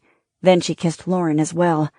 Lauren grabbed her by the back of the dress and lifted her into her lap. "Come on up here, kiddo." "Ciao," Raleigh announced breathlessly from the back. "Come stai? Arrivederci." While the other cars made U-turns to head back down into Los Angeles, Pauline drove up toward the summit where the pavement ended and became a winding dirt road, skirting steep hills and deep ravines. This way cut 20 minutes from the drive home. Attempting to appear calm, Pauline looked in the rearview mirror at her son. "Let me guess, you studied Italy today?" "Yes, bello bello. It's the cat's meow, the ant's pants, the monkey's eyebrows, the kipper's knickers." Okay, Emmy said. "I studied the multiplication tables. 7 times 7 is 49, Raleigh shouted. Emmy pouted and scowled at her brother. "Behave," Pauline snapped. Quiet a moment at his mother's sudden anger, Raleigh then asked, "Is something wrong?" Pauline said hastily, "No, dear. What could be wrong?" The road looped down, then came out on a level stretch beside a steep canyon. A slight drizzle began. Pauline turned on the windshield wipers, which squeaked rhythmically. Her hands white-knuckled on the steering wheel. Catching their mother's tension, the children fell silent. "What's wrong?" Raleigh asked again. "Nothing, honey," Pauline said. "We'll be home in a few minutes." "What's wrong, Aunt Lauren?" Lauren turned back to Raleigh. Brady and Corcoran didn't show. After thinking a moment, Raleigh nodded and sat back in the seat. Just then, a Model A appeared in the rearview mirror, coming up fast. Within a few seconds, it closed to within a couple feet. "Oh God! What are they doing?" Pauline shouted. Raleigh peered out the back window. "They look like Laurel and Hardy," he giggled. "We're being chased by Laurel and Hardy." "Sit down, Raleigh." Dread filled Pauline's eyes. "Pull off there," Lauren said, pointing to a bypass jutting over the canyon. "No, I don't think—" "Damn it, do it!" Pauline turned onto the bypass and stopped. The Model A didn't go by, instead halting and blocking a way back onto the road. Pauline's face contorted in fear. She glanced at her children, then to Lauren, and mouthed the words, "Not my kids." Lauren shifted Emmy to her mother's lap. "Do you trust me, Pauline?" The actress's eyes were white with fear, but she nodded. "Good. Then whatever happens, stay in the car. All of you. Understand? Stay in the car." When they didn't answer, she snapped, "Understand?" They nodded. Pauline asked, "What are you going to do?" Lauren got out of the car and went around to meet the two men approaching. She still did not want to use the Glock. They did look like Laurel and Hardy, but a mean version of the comedy duo, even to a Hitler-like mustache on the Hardy character. He was far more muscular than the actor, not an ounce of fat on him. The other man was smaller and thin. He wore a bowler. Unlike Laurel, he had a heavily pockmarked face. As they advanced, she theatrically held her hand up to stop them, but Hardy in the lead shoved her easily aside. When the smaller Laurel reached out to do the same, she moved with blurring speed, grabbing his wrist, twisting it, and slamming him down, stunning him. She hammered his face into the hard pan. Groggy, he spat blood and gasped, "What the hell?" Lauren's face contorted into a hellish mask, her teeth bared, her eyes dark with madness. She hit the man with 2 savage punches that knocked him unconscious. Quickly, she found his revolver in a shoulder holster. Not taking notice of what was happening behind him, the bigger man stepped up to the car window and shouted, "Get out of the car! You hear me, lady? If you don't want your kids hurt, get out of the fucking car!" He drew his gun and stuck it against the glass. Pauline covered Emmy with her body and shouted, "Get down, Raleigh!" Lauren drove her boot into the back of his leg, and with a surprising squeal, he collapsed to his knees. He tried to get up, but she punched him in the temple, and he went down again, this time on all fours. She kicked his gun away. In a killing rage, he rose to his feet. Lauren aimed the revolver at his head. "You ain't going to shoot me," he said with disdain. "I had never seen no dame with the guts to use a gun. You're as stupid as you look." Lauren lowered the gun and fired, exploding his kneecap. The man screamed in agony. Pauline and the children jumped at the sound. Emmy curled into the fetal position in Pauline's lap and now bore down deeper. At the back window, Raleigh's eyes were enormous. The man hopped around a second, then flopped down into a sitting position, clutching his leg. As he sat there, Lauren kicked his jaw so violently it sent blood and teeth flying, and he slumped back, unconscious. She strode over to the idling Model A and got in. Grinding the gears, she finally found the right one and gave it gas. It lurched forward, and just as it went over the cliff, she rolled out. As she returned, the smaller man was struggling to consciousness. Pauline kept Emmy down, brushing her hair with her hand, and told Raleigh to look away, but he watched, taken by fear and fascination. Lying on his back, the smaller man stared up at Lauren, blinking himself awake. Then his eyes flared with ferocity. Oddly, Lauren smiled, a boa constrictor about to swallow a plump rat. "Who sent you?" she asked calmly. "Colombini? Sorrentino?" He chuckled. "Fuck you, bitch." Pointing the revolver at his head, she stepped hard on his crotch, and he shrieked so loud, the sound echoed through the hills. When he got his breathing under control, he said, "I'm going to kill you." Instantly dropping down on one knee, she grabbed his tie and lifted his head within a foot of hers. Look at me, chipshit. Who's on top here? Who might die here? You or me? I'm going to ask you again, and if I don't get a straight answer, I'm going to crush your balls. Both of them. You'll be the one singing soprano in the mob choir. If I decide to let you live, I don't give a shit whether it's with or without balls. The words flew from his mouth. Fats Columbini sent us. Why? Payback for little Augie and his wife. We was to bring the dame to him. Then what? He was going to kill her and drop the body where Sorrentino would find it, he said, then gave an aggrieved expression. Tit for tat. Benny the Bug went after family. He killed little Augie's wife. She was a good one. Why'd he have to do that? What else? In pain, he shouted. That's all I know. I swear. Please, I swear. Don't worry. I believe you. Lauren stood up, and Raleigh watched, stunned, as she stomped her boot into the man's crotch. He wailed, and his legs curled up to his chest.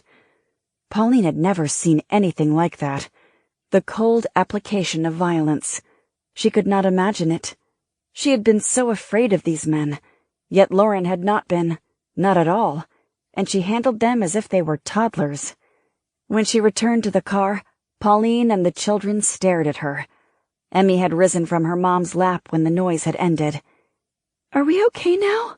The girl asked. Yes, for now, sweetie, Lauren said, and added to Pauline, No police. All of them stared at her. Are we waiting for some reason? She asked. Pauline shook her head, then drove onto the road. Still shaken, she realized. Her life had unmistakably changed in the last few minutes. She would have to deal with it, like she dealt with her family's crushing poverty as a child, like she dealt with her husband's suicide several years ago, like she dealt with all the wolves at the door in Hollywood. Those men would have killed her, and likely harmed her children, if not for Lauren. But a darkness so deep it was endless shone from her friend's eyes in those few minutes. She was chilled by it. Lauren could have killed those men without hesitation or remorse. Pauline could not have that around Raleigh and Emmy. Lauren would have to leave. She would do that as soon as they got back. Chapter 35. False Faces. November 7th, 1927, Hollywood Hills. You kill them if I say you kill them, Columbini screamed into the phone. He was talking to LAPD Lieutenant William Dutch McGinty. Columbini was furious Laurel and Hardy had failed him, botched the snatch of the actress. Somehow, they'd fucked it up. Both on their way to the hospital, according to Rooney. Now, he had to clean up the mess before it came back to bite them all. McGinty sighed into the phone. Cops can't go around killing famous actresses and their children, Fats, and think they can get away with it. You can if I tell you to. I pay you big money. You do what I damn well tell you to do. His spittle flew over the phone receiver. McGinty was silent. Fats calmed down marginally and said in a more reasonable tone. Look, Dutch, I'm not saying you drive out there and go in guns blazing. You investigate. See what she knows. See if those fuck-ups Rooney sent let my name slip. They say they didn't, but who the hell can trust them? They're beat up pretty bad. Find out what the hell happened. If the actors don't know nothing about me, then fine. Leave. I'll snatch her later when the stink dies down. All right, I can do that. You're damn straight you can do that, Fats said coldly. But listen to me good, Dutch. If she knows I'm behind it, I can't let her telling people that. Someone as famous as this dame starts saying Fats Columbini tried to kidnap her and her kids, that's going to cause me big trouble. And that trouble will fall on your head, too. It ain't no secret you're my man in the department. I'll survive it. You won't. You got a point, Fats. You find out what the hell they know. If they know I sent those two, you must kill them all. Make it look like a robbery. McGinty hesitated a long time, then said one word. Yeah. When they reached home, Pauline took Raleigh and Emmy into the kitchen for their afternoon snacks. She told herself normalcy for the kids, That's what they needed. Don't break down. Handle this like you've always handled everything. Lauren had gone straight to her room before Pauline had a chance to talk to her. She would deal with that, too. No police. No police? That was crazy. She would have to call them now. Someone had tried to kidnap her and her kids. Tia, the cook, had sandwiches with the crust removed already made and waiting on the kitchen table, along with glasses of milk. "Tia! Tia!" Raleigh shouted as he scrambled into his chair. "2 gangsters tried to kidnap us. They ran us off the road. 2 bad men," Emmy chimed in. "What's this I'm hearing?" Mrs. Windsor said, coming in. "What's this about gangsters?" Pauline poured herself a cup of coffee with trembling hands. 2 men stopped us on the road over the mountains. They threatened us. Madre de Dios, Tia said, crossing herself. Mrs. Windsor's hand went to her throat. Dear God, what happened? Raleigh was already telling it, the words spilling out, like how the car had come up behind them, and Pauline had pulled off the road, and the 2 men blocked them in, and the 2 men came at them. "Real gangsters," he said. "Then Auntie Lauren beat them up." "Don't tell such fibs, Raleigh," Mrs. Windsor said, and looked to Pauline. Shaking her head disbelievingly, Pauline exhaled a long breath. "It's true, Mother. Lauren she somehow handled 2 grown men. One man she punched so hard it knocked him out. The big man, she kicked him, and he went to his knees." "She shot him," Emmy said with wide, fearful eyes. "How do you know?" Raleigh said. "You weren't even looking. You were hiding on the floorboards." Then he said excitedly to his grandmother, "She shot him." Pauline nodded. "She did, but in the kneecap. She didn't kill him." The full horror of it settled into Mrs. Windsor's face. "Dear God, we need to call the police." "Yes," Pauline said. "We do." Using the phone in her room, Lauren eventually found Remy at the Griffith Park Aerodome and explained what happened. "Dear God, is anyone hurt?" "No, as far as I know, but Brady and Corcoran are missing." "I'll find them. Are you all right?" "Yes, I'm fine," she said. "We need men here right away, Remy. This is not over. Can you do that?" "I'll take care of it right now." Next, she threw her blood-stained clothes in the small fireplace in her bedroom and set them alight. Then she showered, scrubbing her body relentlessly. "What you are doing is unnecessary," Matt said. "There is no DNA retrieval in this era. It is reasonable to conclude people in the year 1927 don't even have theoretical knowledge of DNA. "Force of habit," she replied aloud. "Besides, my skin feels like it's crawling with lice. I want every fucking microscopic strand of those 2 bastards off me." She heard a knock at her bedroom door. Even in the shower, she'd heard the approach and knew exactly who it was. Carrying a towel but not wrapping herself in it, she went to the door stark naked and opened it. Mrs. Windsor stood there, straight as a drill sergeant, then blinked in shock. You're naked." "You're a sharp one, Mrs. Windsor. I was in the shower. What do you want?" Pauline's pinch-faced mother quickly regained her chilly composure. "I want to know how you have knowledge of—" Then her eyes shifted to the scars on Lauren's. "You have lied to us. You are not what you say you are. Look at you. What kind of wounds are those?" Lauren considered not answering, then said, "Gunshot mostly." She pointed to one on her forearm. "A knife wound here." All occurred before she received her nanobots. "They happened long ago." She gave a sardonic chuckle at the phrase long ago about things that will not happen for nearly 200 years. Her lips pursed in disapproval. Mrs. Windsor nodded. "Of course. They would be. I was right all along about you, Miss Ramirez, wasn't I? I felt it my duty to thank you personally for what you did on behalf of my daughter and grandchildren today. Pauline told me. Raleigh couldn't stop talking about it. How you destroyed 2 grown men. I didn't believe it at first, but they were insistent, and they could not have made that up." Her voice was grudging. I am grateful you were there. So am I. Mrs. Windsor stared at her so long, Lauren began to think the woman had gotten lost wool-gathering, a favorite term of the old bat. Searching back in her memory, she found she'd only heard it used once in the 22nd century by an old juggler with the Misfits. At least 80, he was known for drifting off in the middle of conversations. He termed it his wool-gathering. What bothered Lauren was that the word was a term of this time, the early 20th century, not the 22nd century, and she had comfortably used it. Are you a threat to my family? Mrs. Windsor asked. No. Surprisingly, I believe you. Abruptly, she said. Mind you, I still don't think you're a good person. Lauren laughed.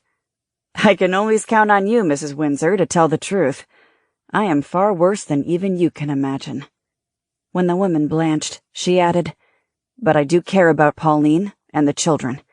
I will do everything I can to protect them and the rest of the family, including, I suppose, even you. And, Mrs. Windsor, they need protecting.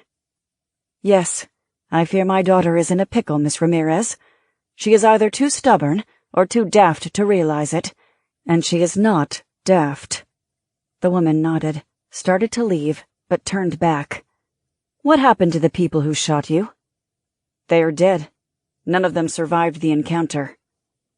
After Mrs. Windsor left, Lauren dressed quickly, putting on khaki trousers, a black blouse, and strapped on her back holster, hiding it under the blouse. A little fist pounded on her door. Raleigh called out, Lauren! Lauren! Mom says to come quick. A bunch of policemen just drove up in a car. Lieutenant McGinty paced the living room of Pauline's home, a cigarette held between yellow-stained fingers. He wore a rumpled gray suit and suspenders that stretched at his rounded belly. 2 other plainclothes detectives stood by the alcove entrance, listening. One wore a long overcoat in the house, and Pauline thought that odd. Why would he not take it off inside? McGinty scratched his head, puzzled. He regarded Pauline with a complex mixture of curiosity and nervous intensity. I'm just trying to piece together what had happened out on the road. The 2 thugs who attacked you somehow sustained injuries, but no one seems to know how that occurred. The living room was crowded. Pauline sat with the children and her mother, Lauren, nearby.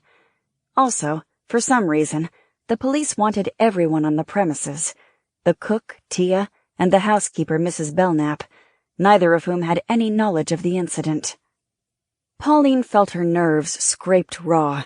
McGinty was staring at her, waiting for her to respond. She glanced about the room. Her eyes fell on the detective with the overcoat, and she gasped. He had turned slightly, and the barrel of a shotgun slipped partially out. Panic shot through her. For a moment, she could barely breathe. Then, regaining her composure, she lifted her head. Why does that man have a shotgun? Oh, that? It's for your protection, ma'am, McGinty explained with a fake grin. Should those men who attacked you come here, we want to be prepared for them. She did not believe a word of it. Now she knew why Lauren didn't want to contact the police. What troubled Pauline most was the question of who had called McGinty. She hadn't called anyone yet, let alone the police. Her mother hadn't. In her mind, that left only one person who could have. Fats Columbini, the man who had sent the thugs. This was the Dark Ages. No one else could have known about the incident. Police or not, these were his men. And that meant grave danger. Are all these questions necessary, Lieutenant? Mrs. Windsor asked. Pauline and the children have been through a harrowing event. She has told you what happened. The story will not change. You see, ma'am, I'm just not getting a clear picture. Taking another drag on his cigarette, McGinty turned back to Pauline. Did these men threaten you directly, Miss Windsor?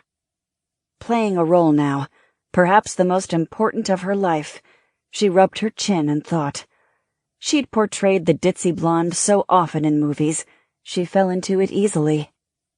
I believe they did, she said. They said, "Get out of the car." They weren't too friendly about it. Did they ever say why they wanted you? I can't remember that. I don't think so. Money, I guess? He looked at her steadily for several seconds. Did they say who sent them?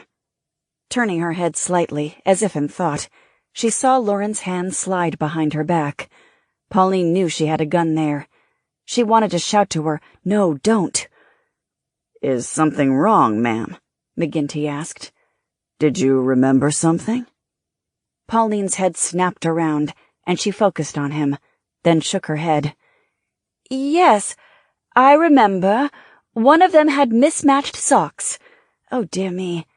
That's not important, is it, Lieutenant? No, ma'am. Not likely.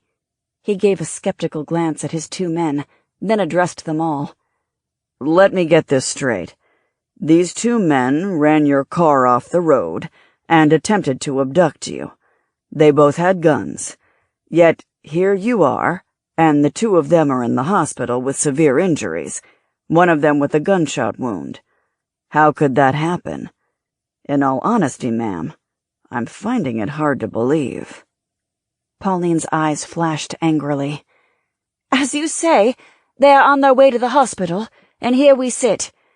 Believe your eyes, Lieutenant. What else is there? That's what I'm trying to determine. McGinty suddenly realized his cigarette was down to his fingers.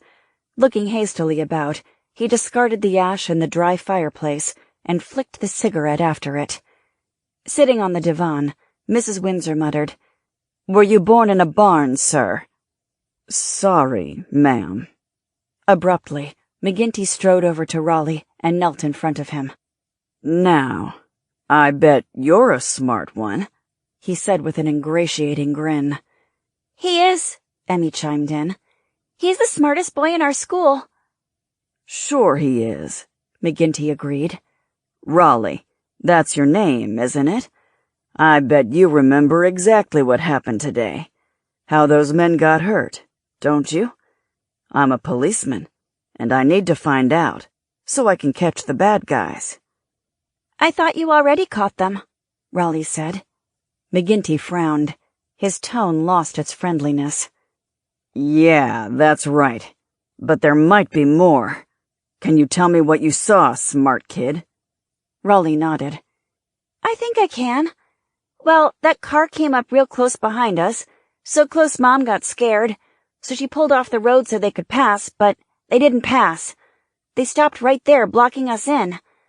Then those two men got out of their car and started coming toward us, but their car started rolling and they ran back toward it. He burst out with a sharp laugh. It went right over the cliff, like in a Harold Lloyd movie. Emmy looked at him, wide-eyed. Go on, McGinty prompted him. Well, that was when they started arguing, shouting at each other. The big man called the little man a nitwit, and the little man called the big man a dumb Dora, so the big man hit the little man.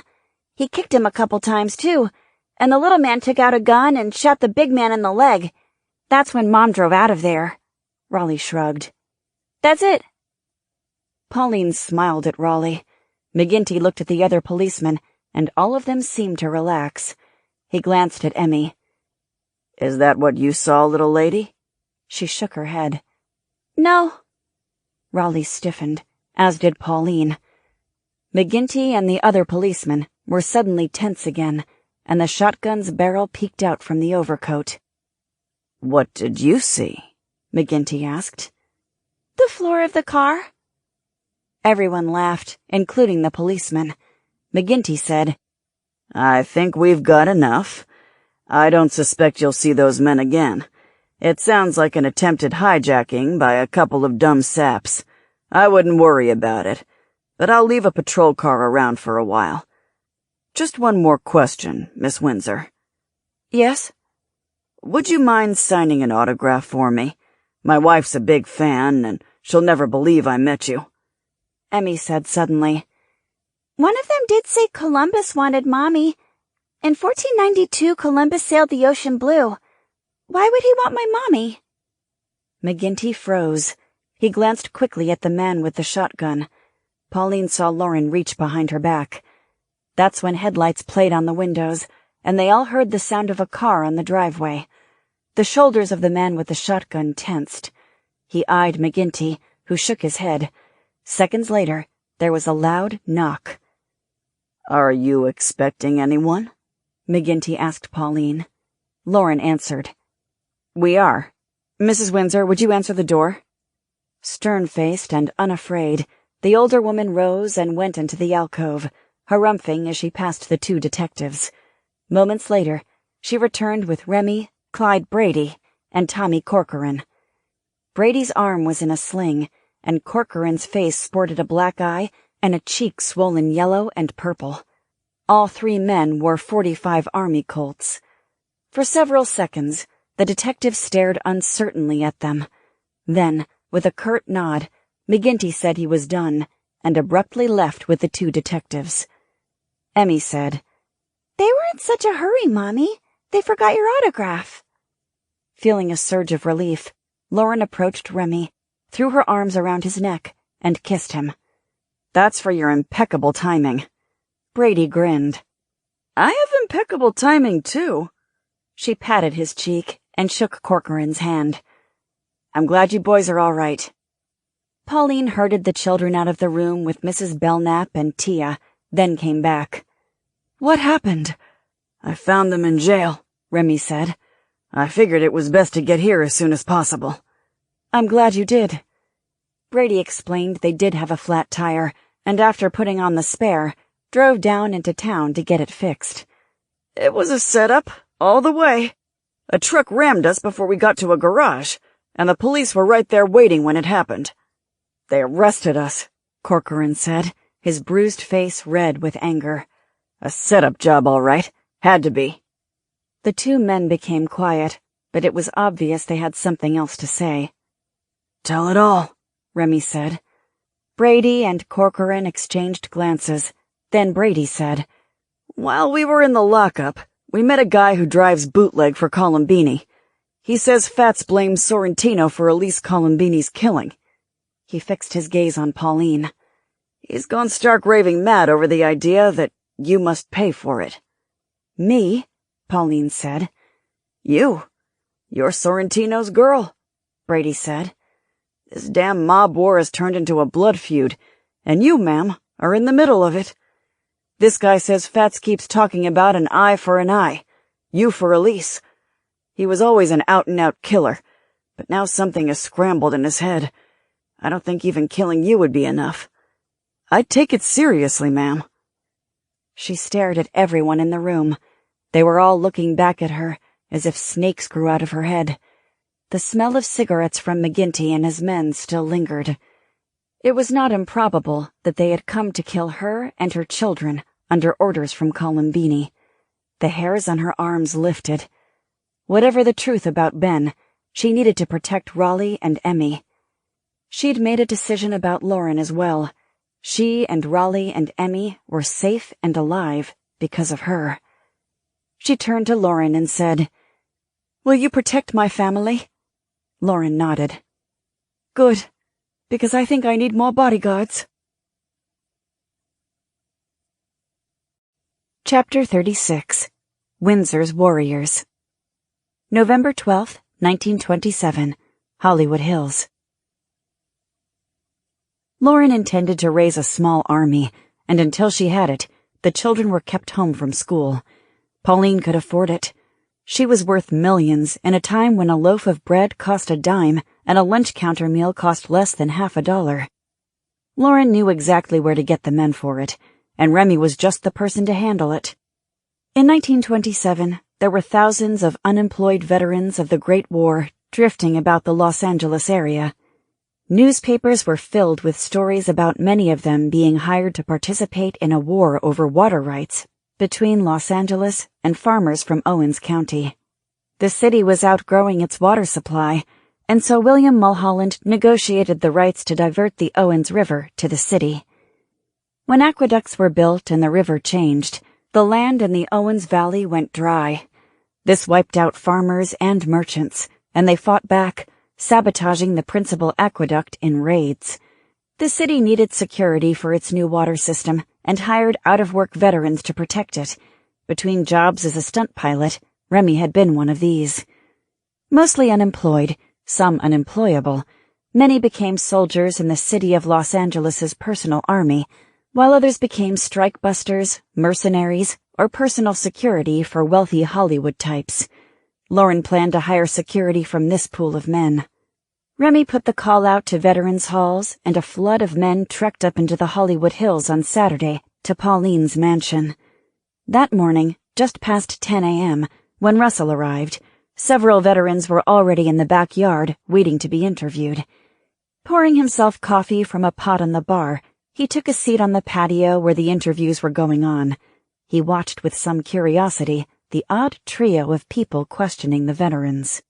First, Pauline looked like the Queen of Hollywood in a purple drop-waist Coco Chanel dress that cost more than he made in a year from UCLA. Second, Remy Garnett, who looked like quite the movie hero in his leather pilot's jacket and a Colt 45 at his waist, but he was the real thing.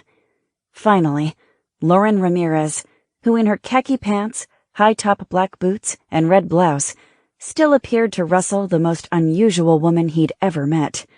That's when Raleigh and Emmy ran outside and pulled him away. On that Saturday, a problem quickly arose. Having lived in 1927 now for many weeks, Lauren understood that gender roles were different in the early 20th century. Despite uninhibited flappers, rising hemlines, and females like Pauline, Mary Pickford, and Frances Marion leading the way in the movie business, women in this period were considered the weaker sex. The predominant feeling was that they were good for baby-making, house-cleaning, cooking, and supporting men in their pursuits. A clear demarcation of duties and skills between the genders. Nothing could be further from Lauren's experience in the 22nd century. Taking orders from a woman then was commonplace, but in 1927, most men could not accept it. When they came onto the patio to be interviewed, few of them could take their eyes off Pauline. She dazzled them, and everyone initially wanted to work for her, till they learned who would be giving the orders. They would take pay from Pauline and be pleased to guard her, but taking tactical orders from Lauren was out of the question. Pauline would not budge. She thanked them for coming and sent them on their way. Clyde Brady, his arm in a sling, sat for an interview, even though Lauren already planned to keep him and Corcoran on.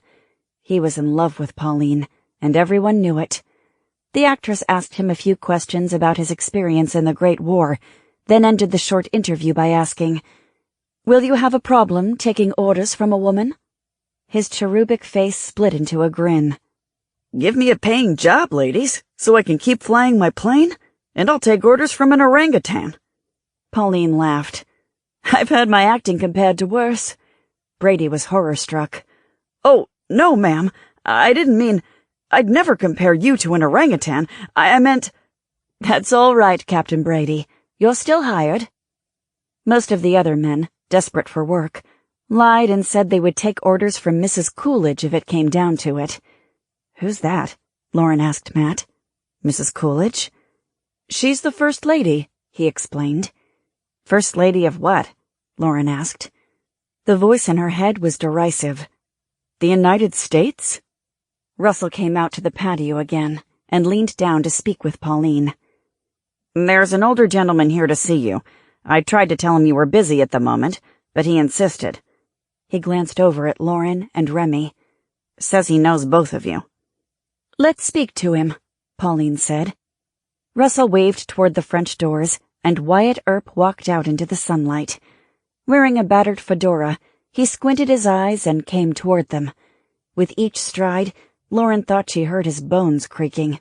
So thin and so damn old. A conspicuous long-barreled Colt dragged down the right side pocket of his suit coat. All three stood. Nice to see you again, Mr. Earp, Lauren said. You too, ma'am. You too. Afternoon, Wyatt, Remy said. He could not hide his curiosity at seeing him here. Let me introduce Pauline Windsor. He tipped his hat. I don't get out to the movies much, ma'am, he said. But I know Miss Windsor. It's a pleasure to meet you. A pleasure to meet you, sir, Pauline said, extending her hand and shaking his. What can we do for you? Word is, gangsters threatened you folks, and now you're going to war against them, he said. That's something in which I have a little experience. I come to join up. They could not hide their surprise, staring at him in silence, unable to speak for the moment. Then Pauline said, Please, sit down, Mr. Earp. He did, placing his hands on his bony knees, and looked at each one, waiting. Pauline asked first off if he had any problems taking orders from a woman. I've been taking orders from my wife for 45 years, he said with a slight grin. So, I'm used to it. She asked him a few more superficial questions, then smiled. You're hired, Mr. Earp. We can use a man of your experience. Both Remy and Lauren stared at her in surprise. Then Lauren told Wyatt to come back tomorrow, at which time they would set up their operation. When he left, Remy said, What are we going to do with him? Jesus, Pauline, the man's near 80. Just keep him out of trouble, Pauline said. And who knows, he might be useful. Remy gave a doubtful shrug. Well, they say he used to be someone you could count on in a fight. We don't want him in a fight, Pauline said, but we'll put him to use somehow. At the end of the first day, the small army numbered 14 men, 15 including Earp, all proclaiming their readiness to take orders from Lauren, none of whom she believed. She would have to deal with that at some point, or someone might get hurt. But all were tough individuals who had seen combat and battles with odd-sounding names like Belleau Wood, Chateau Thierry, Second Marne, Second Battle of the Somme, Cambrai, and one at a place called the OK Corral. And she wanted them. Lauren had no doubt they would all withstand the terrors of a gangland war, even the old guy. On the second day, still needing at least 6 more men as Lauren saw it, the interviews continued. Unlike the previous day, a few insisted they would never take orders from a woman. That goes against nature and common sense, one man said, and trudged back down the hill toward Hollywood. One of these naysayers was former Master Sergeant Jack Knighton, whom Remy said they needed. No army, even a tiny one like Pauline's, could function without a top sergeant, and Knighton was the best. At 40, he was powerfully built, tall and muscular, mostly bald but for a swath of graying brown hair. His blue eyes seemed tortured, as if hiding some great terror from his past. Sergeant Knighton is a Medal of Honor recipient, Remy said. And that means something. He knows how to run the day-to-day details of an outfit. We need to get him if we can. He will make the difference. When he was called to the patio, he greeted Remy. Captain, good to see you again. Top, Remy replied, shaking the man's hand.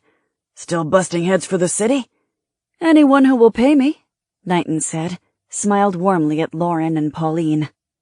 Ladies, it's a great pleasure to meet you both. I am your biggest fan, Miss Windsor. Thank you. I can always use another fan. Please sit down, Pauline said. Pauline explained her need for a large group of men to protect her family around the clock. Listening to his answers, Lauren became convinced Remy had been right. Knighton was just the person to take care of the day-to-day details. To her, he was the essential piece. Will you have a problem taking orders from a woman? Lauren asked finally. You mean Miss Windsor? No, of course not. If she signs the paycheck, she calls the shots. No, me. Pauline will set out what she wants from all of you. I will be giving the orders. Looking surprised, Knighton glanced at Remy. You're not running this show? I'll be part of it, but Pauline is the boss, and Lauren will be giving the tactical orders, he said. Chuckling, Knighton shook his head. He looked at the 2 women. No offense, ladies, but this non-com is too old to learn new tricks. From what you've told me about the nature of this work, it's dangerous and needs people with actual experience. I will not be taking orders from a woman this day or any day. His jaw was set. He rose to leave, nodding to them. I appreciate your time, and it has indeed been a joy to meet you, Miss Windsor. Lauren stood. We're paying top dollar, Sergeant. $200 a month. As top sergeant, you would receive $250. He shook his head. Doesn't interest me, ma'am. I could not spend it if I were dead. And following the orders of a woman in this gangland mess could get me dead. I've never heard of a female who knows anything about combat, let alone a street fight, which I believe this is going to be. I wish you luck. Lauren had an idea. The men that had been hired yesterday were all here in the backyard, including Earp, most playing baseball. Raider chased the ball for about 5 minutes, then lay down exhausted and watched it.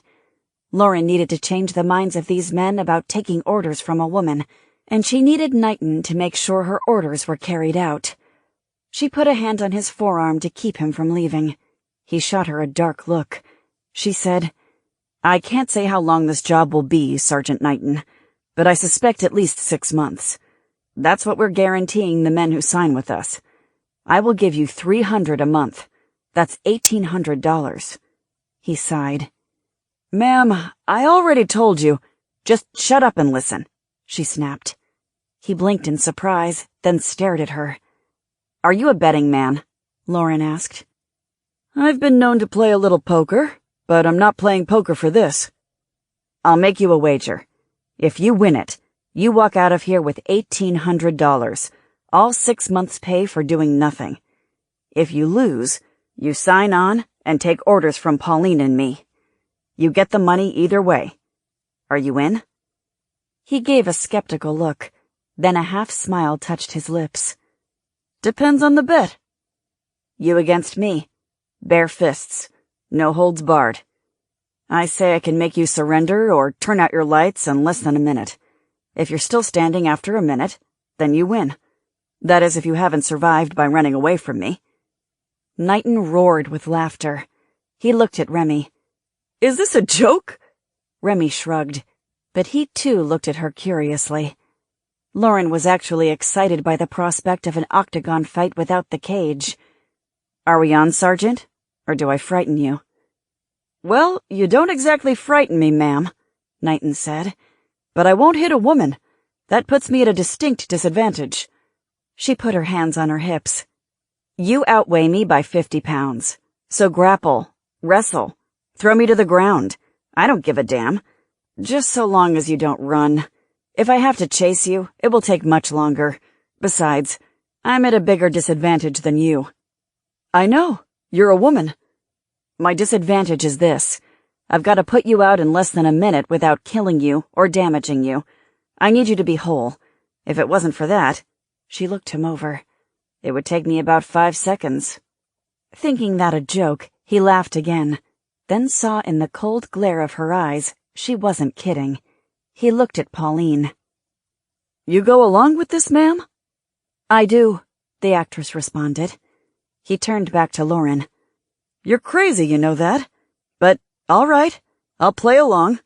Besides, if someone is so intent on giving me $2,000, who am I to refuse? Lauren smiled at his upping the bet. Getting wind of what was going on, the men already ended their baseball game and gathered into a semicircle, closest she would get to an octagon. When she strode out among them, they whistled and gave her a few catcalls. She waved and feigned a frightened tremble. Several men offered bets on Knighton, but no one took them. None of the men wanted to vote on Lauren, not even Remy. Seeing something was about to happen, Russell, Mrs. Windsor, and the 2 children came from the house, trailed by the 2 smaller dogs. Lauren told Russell to hold Raider by a leash, or he would go after Knighton. As they tightened into a circle 15 yards in diameter, Lauren heard her father say, "Make it close, Molly. Let him think he can win." "Not this time, Papa." Knighton bounced around, showing off for the men more than warming up. He winked and grinned. He was having fun. He asked Lauren, "Don't you want to warm up?" She stood up. "No, I won't need it. Are you ready, or are you going to preen all day?" A moment of curiosity flashed across his eyes. Lauren saw it and smiled. He didn't like that either, but he was still confident, unconcerned. That was good. As she looked around at the audience, a long-forgotten sense memory settled into her psyche. smells of the octagon, worn leather, moldy boxing mats, and sweaty clothes. Grotesque to anyone else, but she loved those smells. The past, or actually the future, was in her heart, and she felt good, truly good for the first time since arriving in 1927. Brady stepped out among them. "I'll referee. You need a referee." "You've got a broken arm," Corcoran yelled. "How are you going to referee?" "One good arm's all I need." Lauren nodded. "Fine. Bare fists. No holds barred. Submission or knockout ends the fight." 2-minute rounds? He asked them. "Bout is only for a minute," Knighton said. "It won't go that long," Lauren said. They faced each other, and Brady tomahawked his hand down to start the match. Instantly, she struck him with a high kick on the jaw that staggered Knighton. Surprised gasps erupted from the men. She kicked the same spot again, then slipped in quickly behind him, wrapping her arms into a chokehold, closing off his windpipe. No one expected such speed from her. 5 seconds. She had him, she thought. Just apply pressure. Cut off the air supply. He will black out in a few seconds. That's when she knew she was in trouble. Abruptly, Knighton dropped to one knee, throwing her over his shoulder. She rolled and bounced up, but he was on her immediately, tripping and slamming her hard to the ground. The breath blasted out of her chest, stunning her. Something strange flitted through her groggy consciousness. She could lose. How could that happen? She never lost. If he pinned her down, the fight would be over. She could do something to damage him, gouge out an eye or jam his nose bone up into his brain. But she wouldn't do that. At least not today. Her reactions came without thought. As he barreled over her, she wrapped her legs about his waist, holding him at bay momentarily. When he reached for her head, she clutched his wrist, bent it back, and twisted his body with her legs. He flew off her onto the ground. They both jumped to their feet, but this time Lauren was quicker. She drove a savage kick into his testicles, bending him double with a groan. Drove a fist into the side of his jaw, dropping him to one knee. In an instant, she was behind him again, bringing him down into a sitting position, her legs wrapped around him, and applying the chokehold with her forearm. He was already having trouble breathing. This time, he could not shake her off. "Yield," she demanded. "No!" he gasped. Another second later, he slumped, unconscious, and she laid him gently on the ground and stood. Silence filled the lawn as everyone stared slack-jawed. Then, they cheered. They loved a good show. After a moment, Knighton blinked his eyes open, sat up, and shook his head. Slowly, he stood. Holding up a pocket watch, Brady announced, 26 seconds! Knighton fixed his eyes in a blaze of fury on Lauren.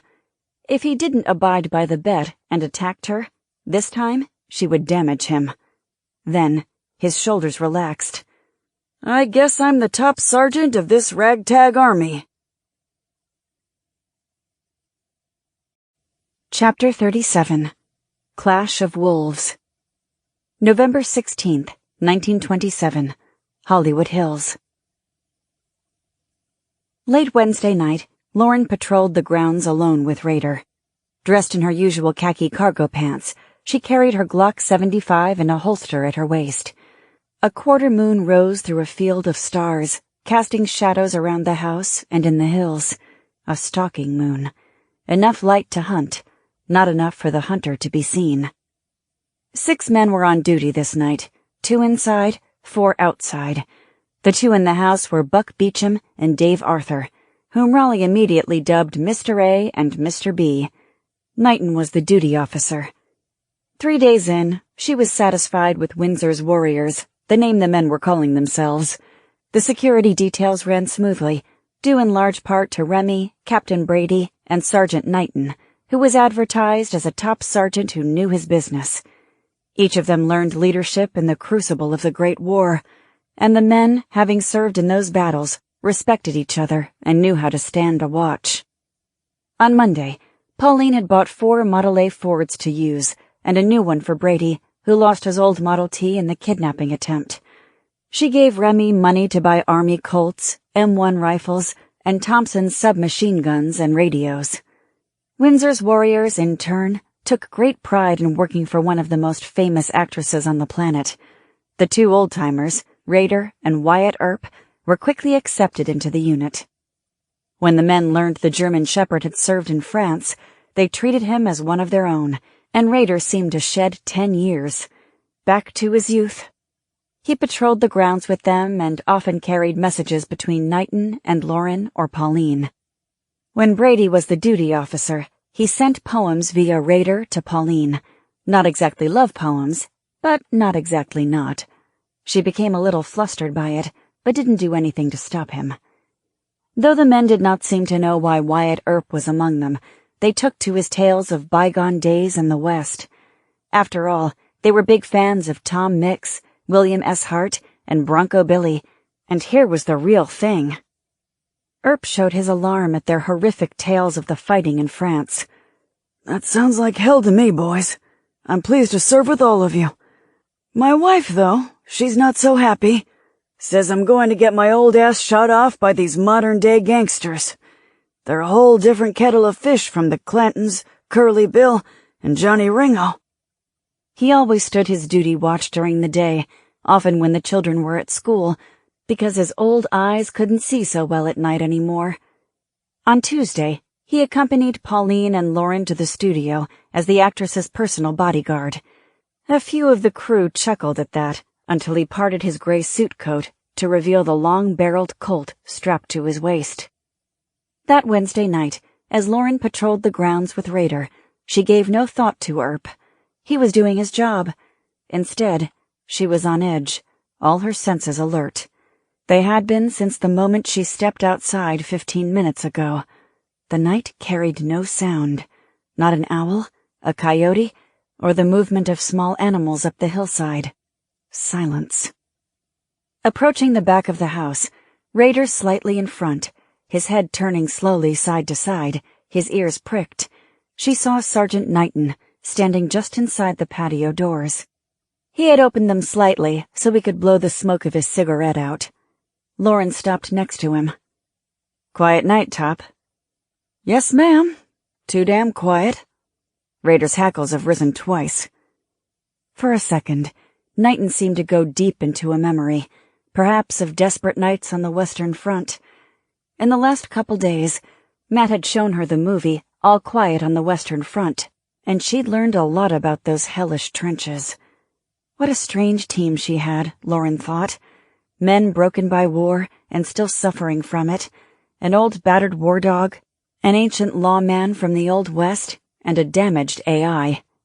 I am not a damaged AI, Matt insisted. Sorry, I should have said a damaged appliance. At that moment, Mrs. Windsor stepped out the back door in a robe and sat in a patio chair, tucking her legs underneath her. She had a cup of coffee. Lauren was ticked off. She didn't need the old bag wandering around at night. I'll talk to her, ma'am, Knighton said. Suddenly, Raider shot across the grass and darted up among the sage and stunted trees into the hills. Stay here, she called to Knighton. Make sure everyone is safe. Drawing the Glock, Lauren sprinted after the dog. In the moonlight, she saw a flash of dark fur some 30 yards ahead and tried to keep up, but fell steadily behind. She dared not call out for fear of warning whoever was up here, and she was sure someone was up here. In the distance, Raider barked. He was closing on his prey. She pushed harder, heard a gunshot, the sound of a struggle. Growls, a yelp, another gunshot, a voice. Son of a bitch! Over her eyes, she saw them ahead. Raider was biting and clawing a man. Another man was running away. On a tripod lay a rifle with a sniper's scope. Help me! Get this goddamn thing off me! The man cried. Back, Raider, Lauren called, and surprisingly, he fell back a step, but snarled inches from his face. Don't let it get at me! Please! He cried. Who sent you? Fats! Who else? Get it off me! He kept sliding away from Raider. Are you the sniper? No, Frankie. The bastard ran. You gotta believe me. I do. She shot him in the head. No police. One less to worry about. Picking up the rifle, she followed the sniper at a jog. "Stay with me, boy," she said to Rader. She saw the figure some 70 yards ahead now, flitting in and out of the moonlight. Like a lot of assassins who kill from a distance, he wanted nothing to do with a close-up fight, especially with something like Rader. Even at this distance, she could smell the stink of his fear. He had shit his pants. Rader was lagging back, his age catching up to him, she guessed. She left him behind. 5 minutes later, the sniper reached his destination. Glancing back, he slowed to a stumbling walk and slid down a hill onto a paved road where a car waited, a man outside by the driver's door. She knelt and aimed through the sniper scope at the assassin. Approaching the car, he was speaking to the other man with frantic gestures. She focused on his back just below the neck and fired. She hoped the rifle had been correctly calibrated. It had. The man slumped to the ground as if his skeleton had been yanked out. The other man jumped nearly a half-foot in the air. He turned for the car. She fired a second time. 10 minutes later at the patio, she came out of the darkness with Rader, carrying the sniper rifle. Mrs. Windsor sat in the dark beside Sergeant Knighton. Her cup rattled at Lauren's sudden appearance, coffee spilling. She placed a hand over her chest. "You scared me half to death. I did not hear either of you." Her hands were shaking.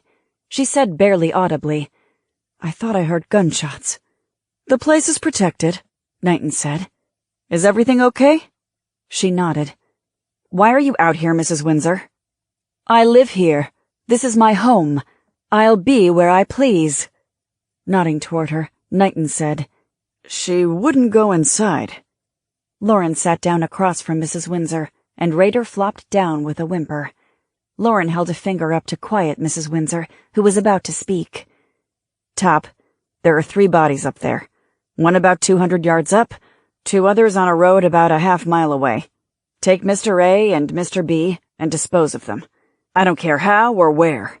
I just don't want to find them anywhere around here." She tossed the sniper rifle to him. For a couple seconds, he stared back at Lauren, then nodded. "Yes, ma'am." Going back in the house, he returned seconds later with Dave Arthur and Buck Beecham. As the 3 men disappeared up into the hills, Mrs. Windsor said with a nervous vibrato voice, "What's going on?" "Columbini's men. One a sniper. They intended to kill Pauline." Her question choked in her throat. "They're—" She didn't need to finish it. "Yes." "You—" "Yes, me." Mrs. Windsor gave a long exhale.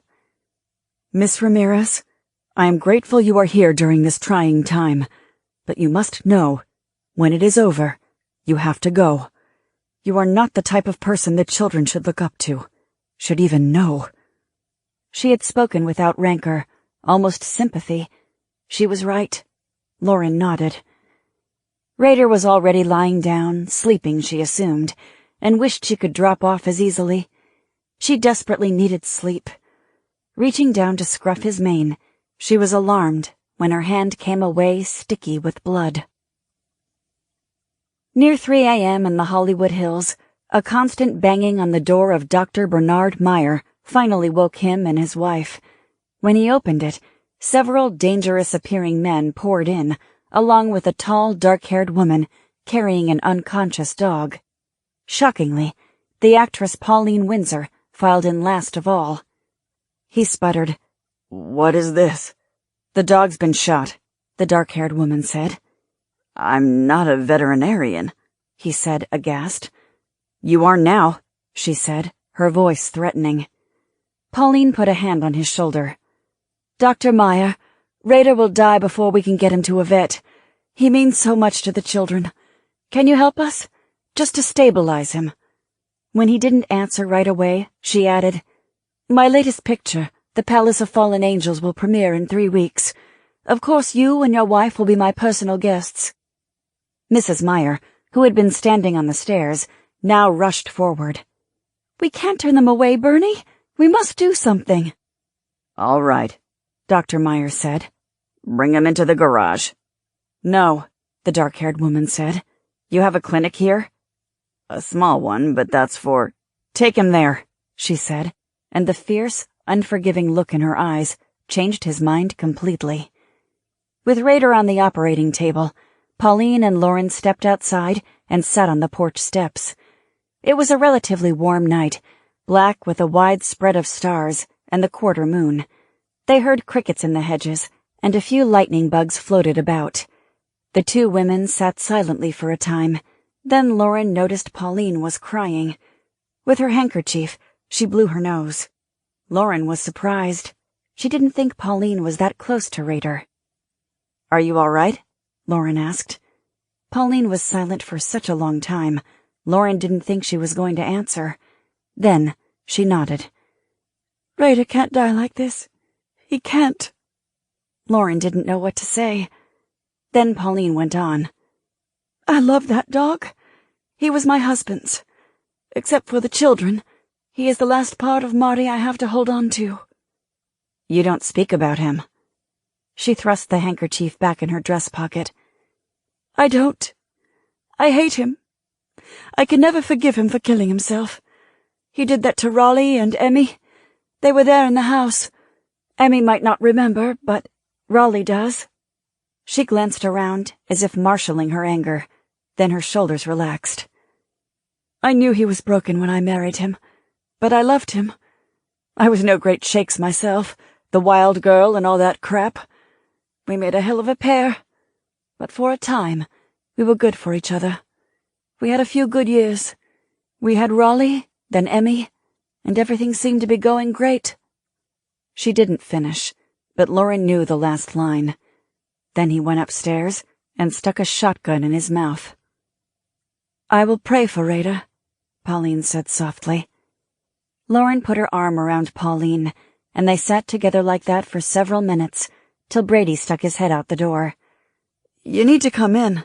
The doctor's finished." They went inside. The doctor was wiping his hands with the cloth. He looked at Pauline. "The dog is stable. I stopped the bleeding. But the damage is significant.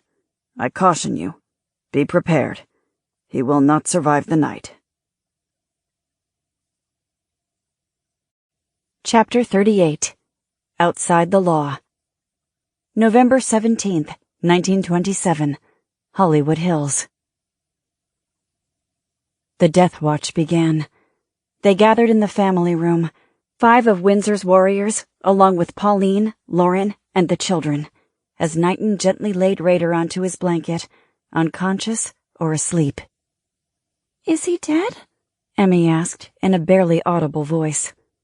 "No, honey," Pauline said, setting her hand on her daughter's shoulder.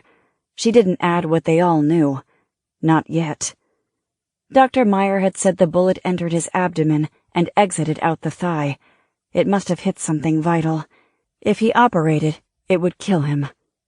"The vet may have a different opinion. After all, this is not my field." Rader whimpered, curled into a ball, and soon was asleep. A foot-wide white bandage was wrapped around his abdomen. The 2 other dogs, usually hyper, lay still, solemnly looking at Rader over their folded paws. By 7:30 a.m., the vet arrived and examined Rader, not removing the bandage. It was Monday, and Pauline had held Raleigh and Emmy back from school. They watched the vet run his hand along Rader's coat. The dog trembled, but didn't awaken. Emmy had tears in her eyes and clung to her mother's leg. Raleigh stood with tight lips, his eyes blinking to keep the tears away. "Aren't you going to even take the bandage off and look?" Lauren snapped at the vet. Unruffled, he rose to his feet and shook his head. He was a young man with scruffy brown hair and wire-rimmed glasses. He spoke with genuine concern. "No need. I spoke with Dr. Meyer. For a GP, he did a good job. I know how hard this is. I can dispose of him for you." Lauren took a swift step toward him, and he backed up. "I'll dispose of you first." He flinched, then quickly turned to Pauline. "Well then, there's nothing for me to do. Make him comfortable till the end, then call me." Without looking at Lauren, he walked out. An hour later, Sorrentino called Pauline. His voice was soothing. "Hey, doll, I just heard about that bastard going after you. That should never happen. You know I'd never want that to happen. I know, Benny, but it did. You and the children are fine, right? I hope them little ones are okay. They mean the world to me. They're fine. I'm fine. I'll send some boys over to your place. Make sure you're protected. Nobody's going to go after Ben Sorrentino's girl. Don't do that, Benny. I've taken care of it. I've hired army veterans. Good people. I have 20 bodyguards now. He hesitated before speaking. Good for you. Okay, if you're sure. If you change your mind, I can have someone over there in an hour. I'm sure, she said in clipped words. She wanted this call to end. His power over her had weakened, and she knew any contact with him threatened her and her children. She knew what she had to do, end their relationship. When that thought ran through her head, she was amazed at how relieved she felt, as if the weight of a mountain on her back had been lifted. The iron hold the mobster had over her emotions died a sudden death, but telling Ben was different. That would have to be done carefully. She had Columbini after her. She didn't want Ben, too. I'll take care of that bastard Columbini, Pauline, he said. He's hiding out somewhere right now. He's not at Augie's or his own place. He's got to come to ground sometime, and when he does, I'll make him pay. I promise. Please don't do anything, Benny. Don't do anything on my account. He paused a long time, then, unable to hide his impatience, said, All right. Anything you say, doll. But I don't like doing nothing when someone goes after my girl. When can I see you? It's been a couple of weeks. I'm sorry, Benny. Not now. I think we should not see each other for a while. This gang war, it's threatening my family now. I told you that's got nothing to do with me. She no longer believed him. I've got to go, Benny. She hung up the phone. That night, Lauren went into the family room to check on Rader. She smiled when she saw Emmy sleeping beside him on a blanket, gripping a wooden doll in her arms. Remy came in. Most nights, he was sleeping over in her bedroom, much to Mrs. Windsor's chagrin. The old bat insisted he use another guest room for the sake of propriety and the children. Then, he slipped into hers.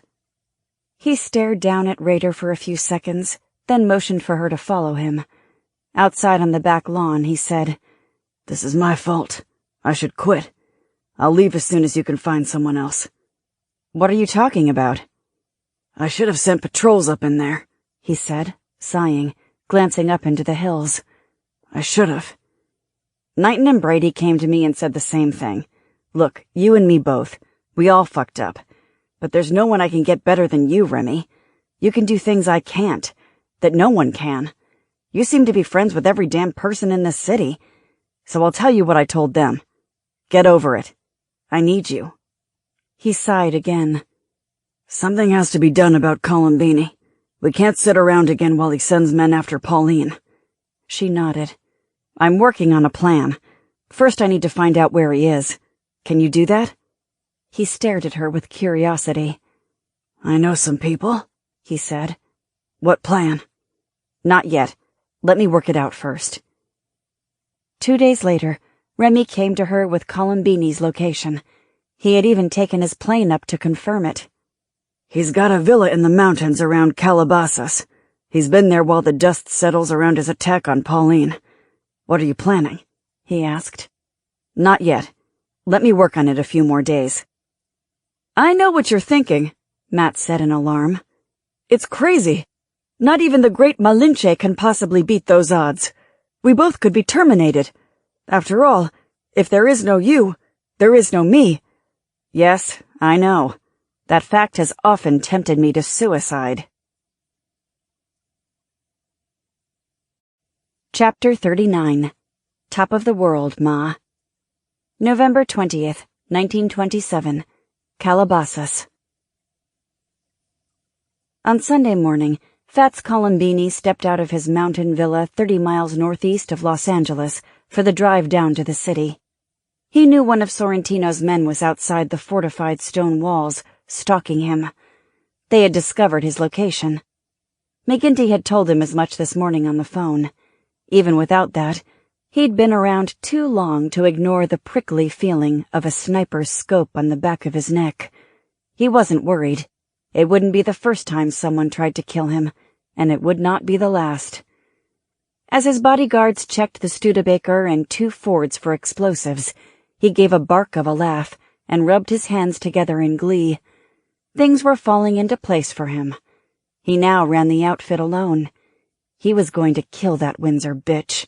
The plan was in place. Then he would destroy Sorrentino and take over the city. And today, it would all come to pass. Also, while hiding out, he'd had blissfully rough sex with his favorite prostitute, a girl no more than 18, if that. She made him feel like a young lion, screaming and pleading for him to stop, yet that was what he paid her for. He was indeed a happy man this morning. "The cars are clean, boss," his driver said, opening a door of the Studebaker for him. He grinned. "Then let's go stick a T-gun up Sorrentino's ass, eh, Riley?" He clapped the driver on the back and got in. 4 men got in the Ford to the rear and 4 into the one in the front. 2 other bodyguards got in the back of his Studebaker. The first car pulled out onto the road and the Studebaker followed. The convoy eased through the crowded farmers' market of the little hamlet abutting his villa. Once out of the village, the road began twisting down through the forest of oak and pine. Fats nudged the driver's shoulder. "Look at these roads, Riley. I built these roads. Me and Augie did. I raised the money. Them farmers back there owe me." "Yeah, boss. I have done many good things. I am a good man, a great leader." Riley glanced at him, but said nothing. "After today, we're going to run the damn city. Maybe even the state soon," Fats said, then laughed. "Louis Colombini, Governor of California." 10 minutes into the drive, Riley adjusted his mirror and said, "I don't see Rizzo and the boys anymore. Someone else is following us." With a jolt of fear, Fats snapped his head around, the jowly fat about his neck jiggling. He saw a motorcyclist 30 yards behind. Was this the assassin? But as he watched, the bike came no closer. He chuckled. "Relax, Riley. On this road, it is always logging trucks and motorcycles. I'll tell the boys they need to keep up when we stop." But over the next few minutes, Fats glanced back several times. Odd behavior that the rider maintained the exact distance, never approaching, never falling back. Like stalking prey. Him. It made everyone nervous. The bodyguards in the back seat closed their hands over their Thompsons. Soon, the road descended into thick fog, with visibility only 100 feet or less, and Riley slowed. As they entered several sharp switchbacks, they could no longer see the Ford in front of them or the motorcyclist behind. The unease tightened like a choker around Fat's neck. He always had to piss these days. When they drove out of the fog, he saw no one, no car in front or behind, but neither did he see the motorcyclist.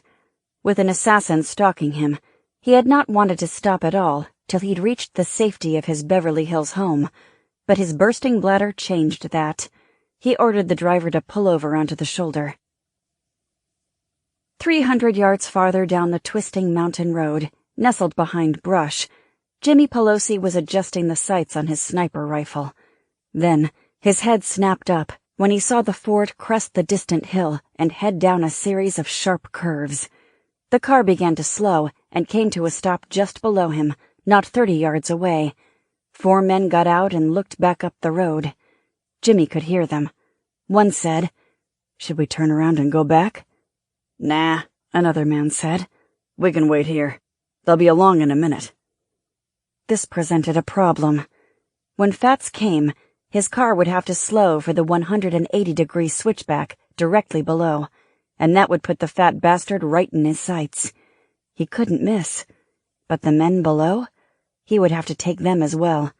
That might be difficult. Then, the Studebaker appeared coming over the crest. Fat's car. He decided to go ahead as planned, but abruptly, the car pulled over to the side of the road, stopped, and the 4 men got out, including fat, waddling Colombini. The men from the ford could not see up the mountain. Fats and his 3 men stepped quickly to the edge of the forest to piss. Pelosi thought he could take Fats from here, but it was still a difficult shot. 300 yards. He could wait. A motorcycle crested the hill. Fats laughed. Hell of a police lineup we got here, boys. The others laughed as well. A bird screeched from somewhere high up in the trees, startling Fats so much he wet his patent leather shoes. The assassin business had him on edge. They heard the motorcycle first, then saw it draw to a spinning halt on the shoulder 20 yards away, kicking up dirt. The rider stared at them for several long seconds. He wore a dark leather helmet and goggles, so Fats couldn't see the face. Fear took hold of him. Still pissing, 2 of the bodyguards slipped their Tommy guns from their shoulders, but then the cyclist took off the helmet, and a great flow of black hair tumbled out. It shocked them all. A dame, an attractive one at that. Fat's alarm faded away, and he laughed. With a grunt, the 2 bodyguards adjusted the rifles back onto their shoulders. Laughing with relief, Fats continued to urinate in a short stream. If she wants to watch 4 men piss, we let her. They all laughed. With a leer, he glanced over his shoulder as the woman approached. Her black eyes fixed him in a hellish concentration, freezing the leer to his face. As if by dark magic, a gun appeared in her left hand. Her harsh voice plunged fangs into his heart. Pauline Windsor sends her regards. Instantly, he recognized the name of the actress. He stared in horror at the woman. This was his assassin. Sorrentino started it, he screamed. Wetting himself again, he fumbled in his jacket for his pistol. The bodyguards scrambled to get the T-guns off their shoulders, but it was all too late. The woman dispatched the guards and driver with 3 quick shots, all to the head, and turned to Fats. He raised his hands in surrender. Please, he muttered. Please, it's not fair. She fired the kill shot into his forehead, exploding a red spray of bone and brain tissue. Next, the assassin snatched 2 black flower petals from the nearby dry grass and placed them over Fat's eyes. Calmly, she strode back to the motorcycle. From 300 yards away, Pelosi set the rifle scope on the dark-haired woman. He had watched the kill in utter surprise. What the hell was this? He had never seen a woman assassin before, never even heard of one. But then, he knew women could be as deadly as men. And that gun, it shot rounds that exploded like tiny artillery shells. He would give anything to possess that gun. He followed her with the rifle scope as she climbed aboard the motorcycle, the sights squarely on her head. His finger slotted into the trigger guard, but he didn't fire. He could not see any detail of her face from such a distance, but he had an inkling who it was. I'll be damned, he whispered. Spinning dirt from her wheels, she shot the motorcycle back onto the road and raced down the road toward him. The 4 men below him had heard the shots, glanced at each other, then stared up the mountain road. 2 of them drew revolvers. Pelosi tracked the woman, taking curves at such speed she leaned nearly horizontal to the ground. He would blow her off the bike with 1 shot. His finger pressed into the trigger guard. As she shot by below, Pelosi fired 2 quick shots, but she was going at such speed he'd missed. Fuck, he hissed. He then turned to the stationary targets.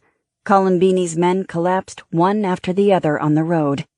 The woman was already gone, hidden within the forests. Pauline Windsor's fucking assistant was a button woman. This was going to spark Benny's tinderbox.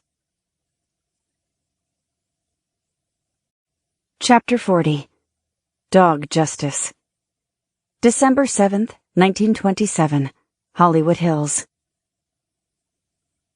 With the premiere of Pauline's movie, The Palace of Fallen Angels, drawing near, the house had been on edge for nearly a week.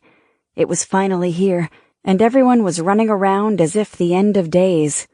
Brady had drawn up a plan for protection tonight, and Knighton assigned men their duties. No intel or rumor suggested a particular threat awaited them, yet Lauren was uneasy. Then, of course, She was always uneasy. It was near 5 a.m., almost time for Lauren to get up for her morning run. Moonlight shone through the window, but did little to illuminate the darkened corners of the bedroom. She lay beside a sleeping Remy. More than 2 weeks had passed since Fats Colombini's deletion, and the mob outfit had completely disintegrated. The following afternoon, after she had closed the gangster's file, newspapers' headlines screamed, "Fats slain in ambush. Fats Colombini shot dead by unknown assailant. Violent end of mob boss." Most articles speculated Sorrentino had clipped Colombini. A few men tried to take over the Colombini organization, but all failed, killed by Sorrentino. He offered jobs to the remnants, and the gang war that had plagued Los Angeles ended abruptly. Lauren exhaled in frustration. Although exhausted, she hadn't slept thanks to her inability to draw a curtain over her mind, but also the lovemaking. That had been, well, engaging. Far too engaging. Not what she needed right now. Too many things were making a chaotic jumble inside her mind. "You're not keeping me awake, are you, Matt?" she asked. "No, why would I do that?" "Because you don't sleep?" "I'm an AI. Of course I don't sleep. But I swear to you, I am doing nothing to keep you awake." He fell silent for nearly a minute, then added, "It is sometimes freaky crazy to be caught up in your dreams, though. Freaky crazy. I enjoy saying those words. Freaky crazy. Applicable here. You're either running from something monstrous or killing something monstrous. It's harrowing being me in your brain. Can't you once just have a simple dream, a romantic interlude, eating ice cream, or jawing with friends? Jawing. I like that word too." Ignoring him, she considered threats to Pauline. The biggest peril was Sorrentino. She had broken up with him temporarily, not ending their relationship completely, as she should. Ever the smart fool, she saw him as no direct threat to her or her family. Lauren planned to delete him as well. Then, when she returned to her own time, she could feel she'd done her best to protect this family. 3 days ago, she had gone out to the shuttle to see if the anomaly appeared. It did. She didn't have to wait long. Just after 2 a.m. it came, the 4 strands suddenly glowing on the ship's hull. She saw vibrating brightness, as if a dying creature's wail of agony. Matt was already in the computer, ready to gather data. It was not good. The VQ was down to 2, all its life force nearly drained away. Its stay this time in 1927 was just 21 minutes, like a death gasp. That had to be the last appearance. Was the anomaly gone forever? Was she trapped here, and the chance of retribution for her mother's murder gone forever? Matt had no answer for that. He could not say if the anomaly would return for one last gasp of life or die somewhere else. Afterward, as Lauren walked up the ravine to the motorcycle, she held the medallion tightly in her hand, telling her mother she would not give up, and telling Matt she would not give up, that she would proceed under the assumption the anomaly would return on January 8th. That wouldn't matter, though, if she couldn't find a fucking gyroscope. Her bedroom door opened, and someone slipped inside, tiptoeing toward her. It was Emmy, the little girl who was afraid of the dark, but something made her unafraid this time. She shook Lauren's arm and whispered, "Wake up, Lauren." "I'm awake, mi hija." Emmy dragged at her. "It's Raider. Hurry." So the dog had finally died. He'd hung on for more than 2 weeks. Emotions welled up inside her. He had fought like the soldier he was. Remember that, she told herself. She threw on a pajama top and bottoms and followed the girl to the family room. Raider was standing up and drinking from his water bowl. She rushed to the dog, falling to her knees, hugging him fiercely.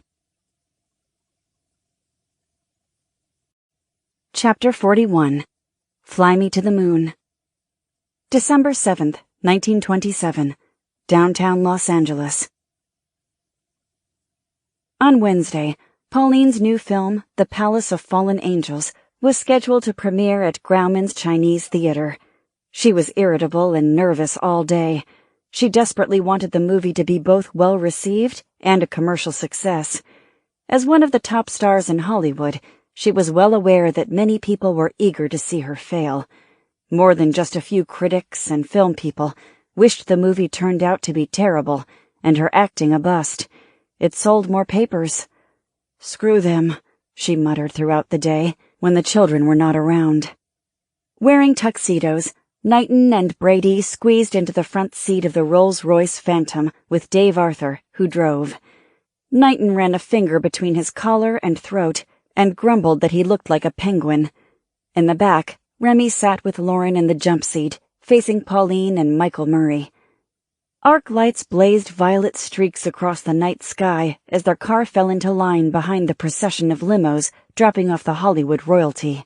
Massive crowds pressed against ropes to watch them all arrive. Decked out in a blue silk Madeleine Vianney evening dress that clung sensuously to her figure, Pauline looked every inch the movie star. Sitting in the jump seat, Lauren was stylish but less dramatic, in a black Coco Chanel dress. It would not do to compete with the star over fashion, but then Lauren knew that next to Pauline, she would be foolish to attempt it. She was purely background. Lauren scanned the crowds, but even with Matt's help, it was impossible to garner any information on any threat, a madman perhaps, or a leftover thug from the Columbini mob bent on revenge, or someone simply wanting to sabotage Pauline's night. She didn't expect any trouble, but that was often when it came. Ahead of them, one after the other, movie stars stepped from their limousines to cheering and applause. These were the biggest stars in the Hollywood firmament, or so Lauren had been told by Matt. After watching so many movies with Remy, Russell, and Matt, she was becoming much more familiar with them. They did seem to glitter as they walked down the gauntlet of fans. Among those scheduled to attend, John Gilbert and Greta Garbo, Mary Pickford and Douglas Fairbanks, the Talmadge sisters, Charlie Chaplin just stepping out of his car ahead of them, Gloria Swanson, Pola Negri, Fatty Arbuckle, whom Pauline had invited despite Zelensky forbidding it, Lillian and Dorothy Gish, Clara Bow, and even Rin Tin Tin on a leash. Lauren could feel Matt's excitement rising volcanically, actually sending tremors through her body. "Stop it, Matt. Calm down. You need to stay alert." He relaxed, marginally. Pauline indicated the crowds up and down the block and spilling into the street. "Look at our fans, Michael. They love us. But if the film flops, they will rip us apart." "Not me, my dear," he said. "They will rip you apart. I'm no good. I know that, and they know that.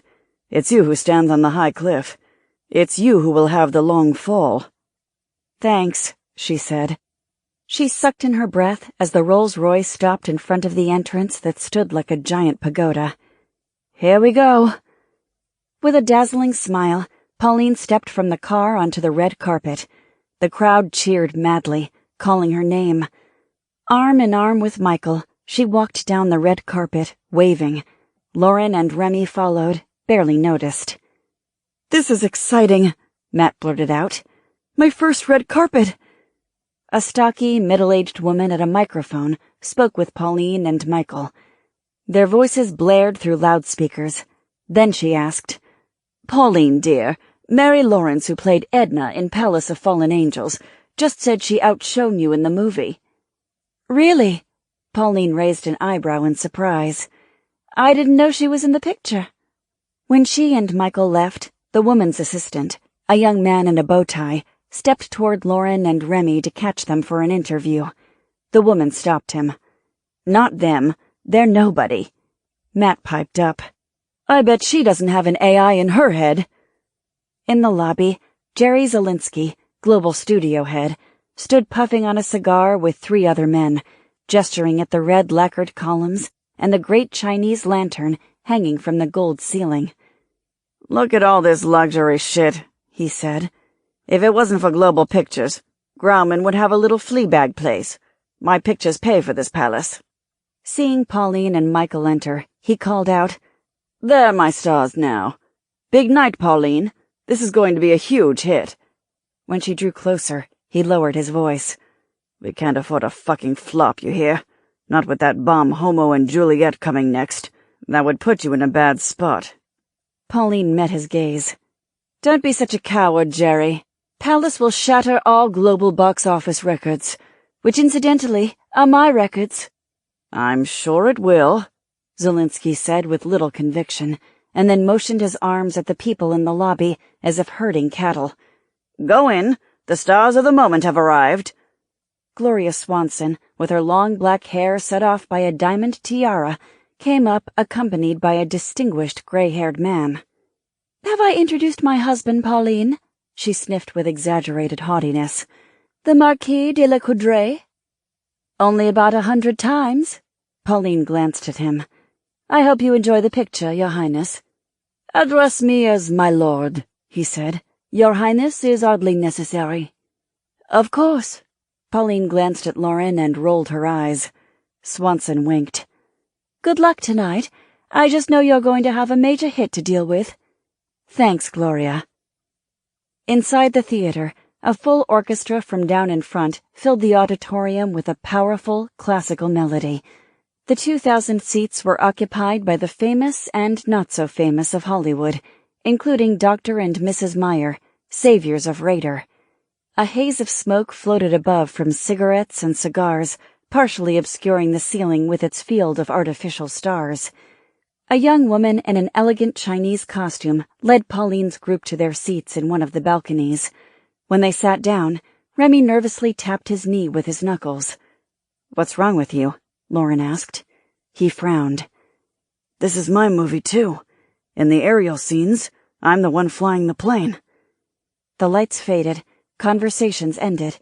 Lauren sensed a collective anticipation. For Pauline's sake, she said to Matt, I hope this is good. Oh, it will be, he answered her. This is Pauline Windsor's masterpiece. It is considered— Wait a minute, she interrupted him. You've seen it before? Of course. Why didn't you tell me? Lauren asked, annoyed. I had no reason to do so. I cannot perceive what you don't know or what you might want to know unless you tell me, and you had not. Then you're a pretty lame excuse for an AI. AIs are not omniscient, even sentient ones such as myself, he insisted defensively. My programming is not limitless. Here in the theater, about to watch the movie, I thought it relevant and gave you the data. It is— Before he could say more, the orchestra began playing again, a full-bodied arrangement of something classical, and Matt went quiet. The projector's beam of light fell on the curtain as it opened. Appearing on the black screen were the words Global International Pictures and Jerry Zelinsky presents. Then the film began. In the story, Pauline played Princess Eugenia. When her father, the King of Moldonia, was murdered, she fled in an old rickety biplane with Michael Murray, who played the pilot. She had rousted him out of a drunken stupor to fly her to safety. In the shots of the plane in the air, Remy was flying, and Gladys Ingle, his compatriot in the 13 Black Cats, sat in the back. Lauren patted his knee. Nice work, flyboy. That white scarf is dashing. He gave a derisive snort, but she could tell he was pleased.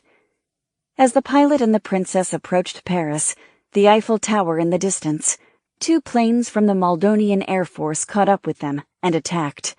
Remy did loops, somersaults, and then a death spiral to escape. Damaged by machine gun fire, the plane crashed in a farmer's field. Both the princess and the pilot survived unharmed. Of course, Lauren knew if they didn't survive, the movie would be over within 15 minutes. Later, after a tortured romance between the two, the king's loyal followers sent word to Paris for the princess to return. They wanted her to be the symbol of the new revolution. Fearful of her power as a rallying point, the enemy sent agents to kill her. They stood watch at the rail stations and roads and at the border crossings. For her to get back home, she needed the plane repaired, which seemed an impossible task. After hours of work, the pilot got the plane to start. In a long scene, the director focused in close-up on the spinning propeller for a full 10 seconds, cutting to the plane rising into the air. The band hit a crescendo, and the audience cheered. In an instant, A blast of brilliant color shot into her mind, a connection between the shuttle and what she'd just seen on screen. The solution. She had her gyroscope. The damn spacecraft would fly.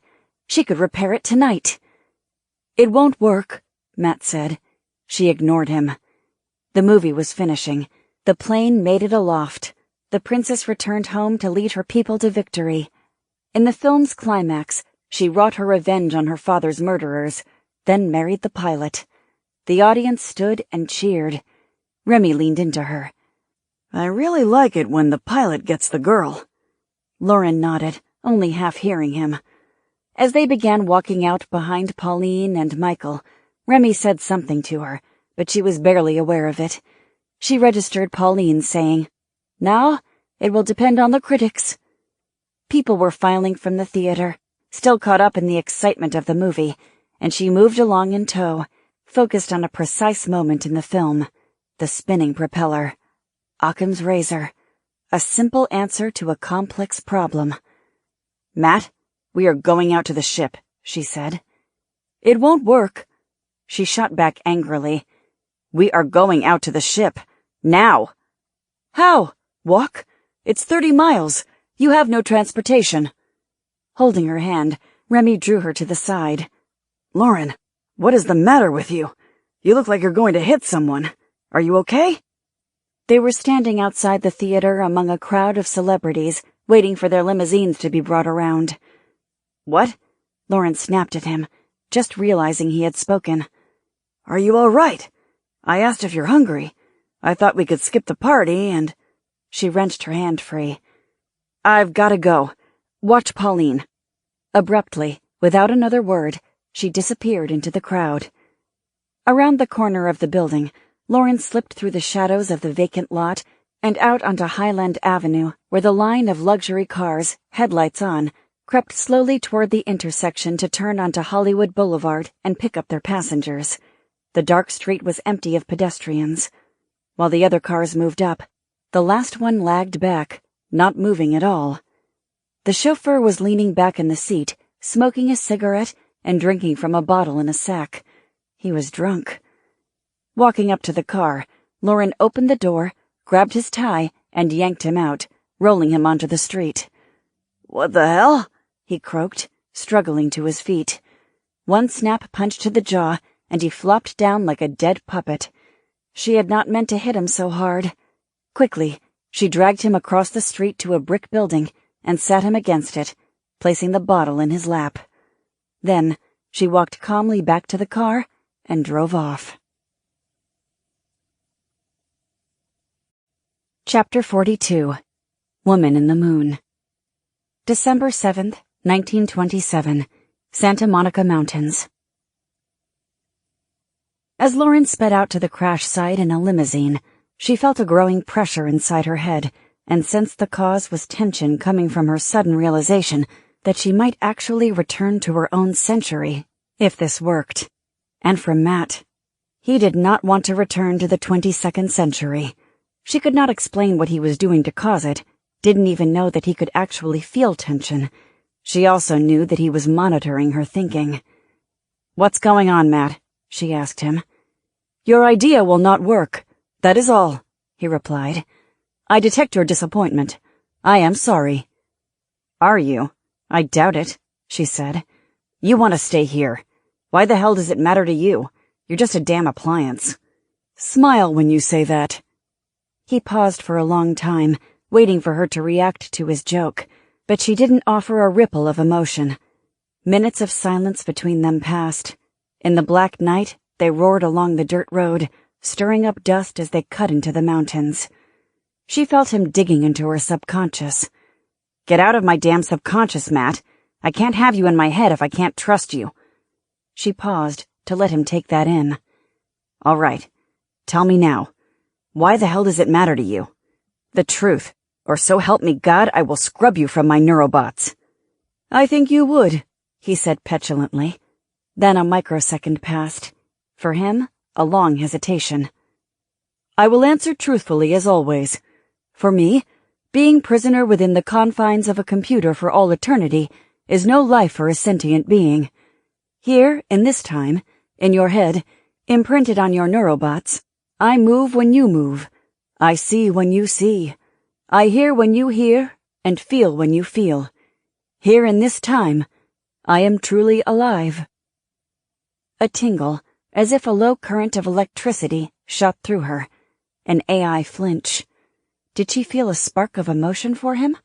Maybe. But though alive and sentient, he could not be her responsibility too.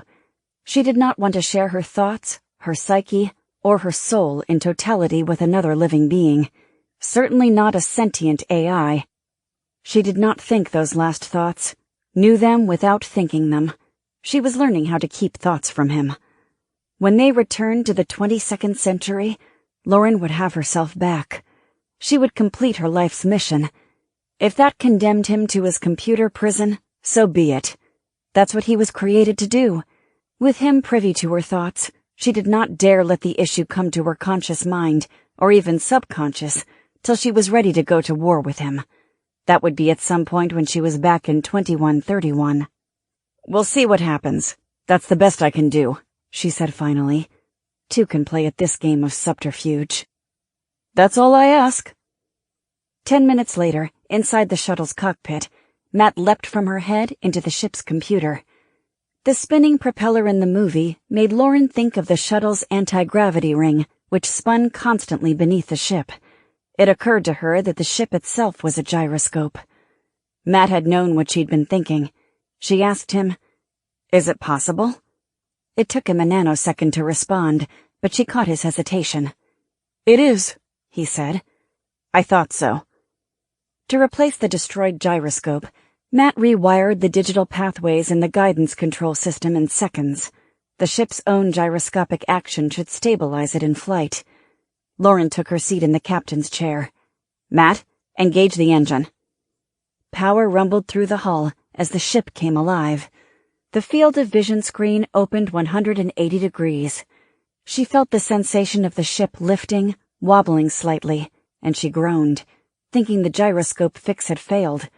But Sybil's grave slid below in the FOV, and the ship rose out of the ravine. Then they shot forward. Lauren gave a primal scream of joy. The lights of Los Angeles blurred below her and disappeared in an instant. A tingle raced through her body as if she were weightless. Her hair lifted, effects of the inertia-dampening field killing the great G-forces. "Gamma-ray emissions?" Lauren asked. "None," Matt said. "Ship stability?" 5 by 5. "God damn it, Matt. You said it couldn't be done. I damn well did it." He spoke in a somber tone. "Yes, you did, Lauren." They circled the globe, mostly in silence but for a few commands, and returned to the ravine. Lauren allowed Matt back into her head and sustained a moment of icy chill inside her skull. She was aware what a strange figure she presented in her Coco Chanel dress, climbing out of the ravine and walking to the stolen car. That's when Matt's hypercharged voice suddenly shattered her thought process. Lauren, I have discovered information of vital importance." "This ought to be good. What now?" "You wanted me to be more active in notifying about data that might be of some significance to you, no matter how inconsequential I might think it is." "Get to the point, Matt."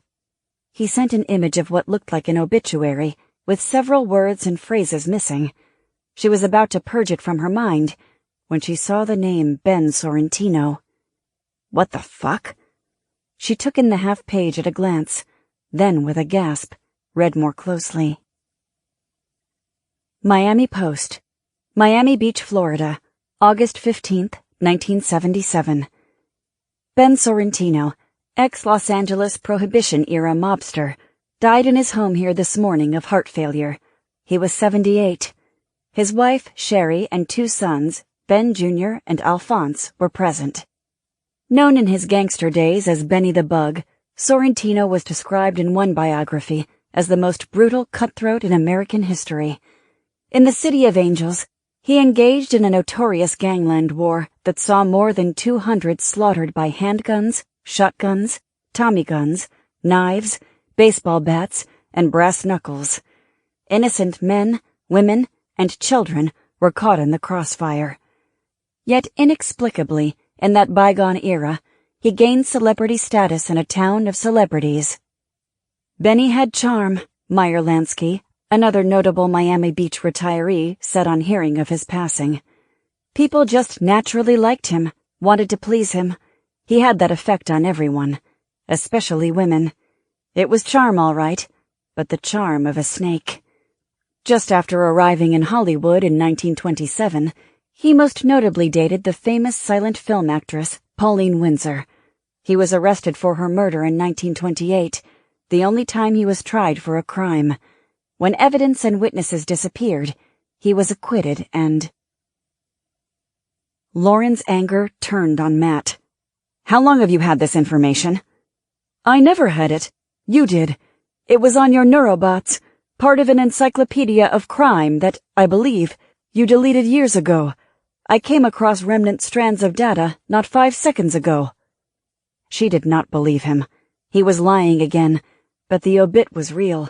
She knew because she had seen it before, long ago in Chicago when she had taken out Nasri and many of his top lieutenants.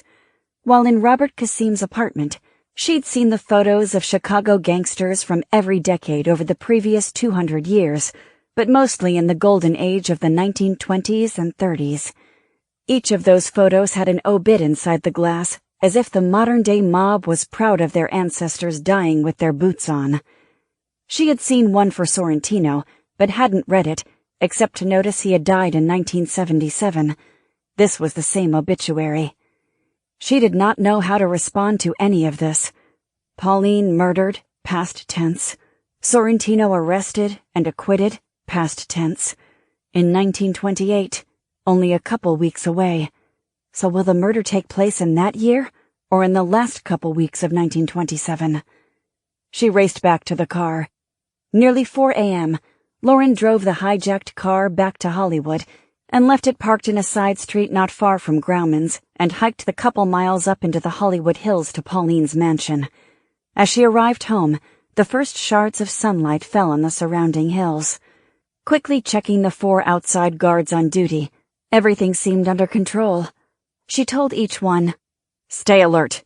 This is not over." She went in, showered, and grabbed an hour's sleep.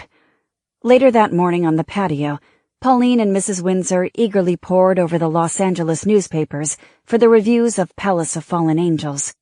At one in the Hollywood Daily Citizen, Pauline broke down in tears. "What is it?" Mrs. Windsor asked, alarmed.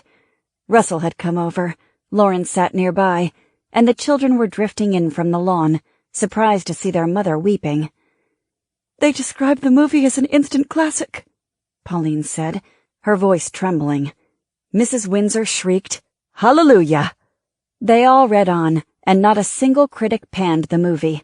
They loved it, calling it the best picture of the year, a surefire hit. Pauline Windsor magnificent. With great anticipation, they awaited her new film, Romeo and Juliet. Mrs. Windsor beamed with pride and announced, "It looks like we have another hit." That's when Mrs. Windsor read aloud an oddity from the L.A. Examiner. After the movie, John Gilbert's limousine was stolen, and the poor, drunken chauffeur claimed Gloria Swanson did it. The renowned dark-haired actress, he insisted, had knocked him out before she drove off in the car. Everyone laughed, including Lauren, who laughed the loudest. If the damn anomaly had one more breath in it, she was going home on January 8th. But she had work to do before then. She needed to delete Ben Sorrentino first.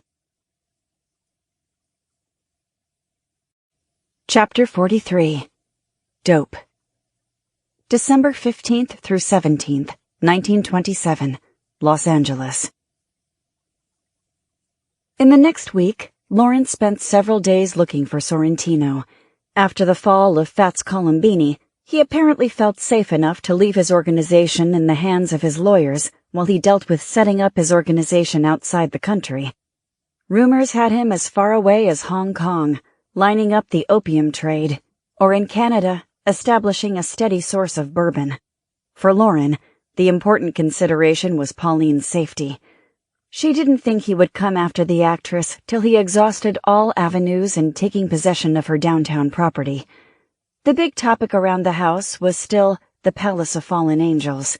The box office from theaters across the country steadily reported the film an enormous hit. The picture's success also energized the production of Romeo and Juliet as it drew to an end, everyone thinking Pauline led a charmed celluloid life and that they were working on another major hit. Nothing could stop her. On the last day of filming, Lauren abruptly found herself in front of the camera. The actor who was to play the brief role of Friar John had fallen ill. In the play, he was the brother tasked with delivering the message to Romeo, telling him Juliet was only pretending suicide and to come to be at her side when she awakes.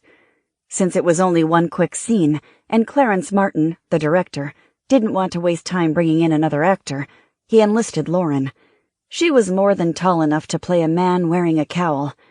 Surprisingly, when the cameras were about to roll, she found herself panicky, more so even than going into the kill zone of an op.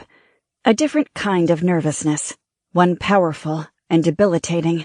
She felt nausea, nearly vomiting on stage. What the hell is wrong with me? Matt's raucous laughter invaded her mind. He sent an image to her neurobots of a thickly mustachioed man slapping his knees with uncontrolled mirth. "The great Malinche, paralyzed with fear," Matt said. "Oh, that's a pearl. A pearl." Pauline understood and hugged her. "Focus on the two key points of movement in the scene. Let Martin talk you through it. You'll do fine." In brown clerical robes and cowl, she dragged a donkey behind her on a set made to look like the walls of Mantua. That's where Romeo had fled after killing Juliet's kinsman, Tybalt. Her face full on camera, Lauren drew back her hood, her hair in an unseen ponytail, and asked a merchant where to find Romeo. Her shaky voice would not make it into a silent film, but the dialogue title card of her lines would. The merchant pointed her in the wrong direction, while behind her on the road, Romeo headed out of the city toward Verona, where he believed Juliet lay dead. After the director called cut, Lauren's nervousness exploded into frenetic excitement. It reminded her of a day long ago when she accompanied her father and mother, shooting the rapids down a narrow Sierra Nevada stream in a canoe. They had been tossed and turned and finally flipped over. They caught up to the canoe, flipped it right side up, and climbed back in. That day she had laughed with joy. When the camera stopped rolling, she laughed too. "A star is born," Martin said, grinning. She gave a high-pitched seal squeal, which made her grimace at her silliness, but she felt ecstatic. All this acting got in the blood.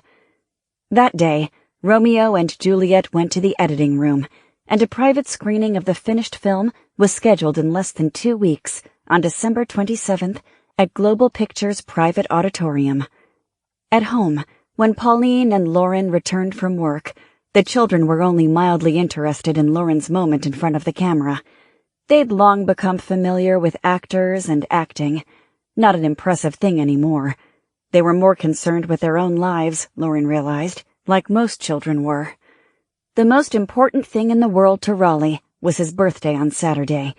Many of his classmates would be attending. He invited household staff and Windsor's warriors as well. It would be the best birthday party ever. For days, everyone had been engaged in finding the perfect gift for what was turning into a major event on Saturday.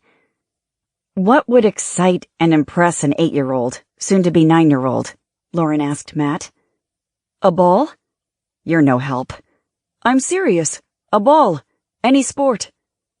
That evening, in the living room before bed, Raleigh pleaded with her again to come to the party. "Of course I'll come, mi hijo," she told him, kissing his forehead. He was in his pajamas. "What are you going to get me?" he asked excitedly. "I haven't decided yet," she said, putting a finger to her chin, as if trying to choose right then.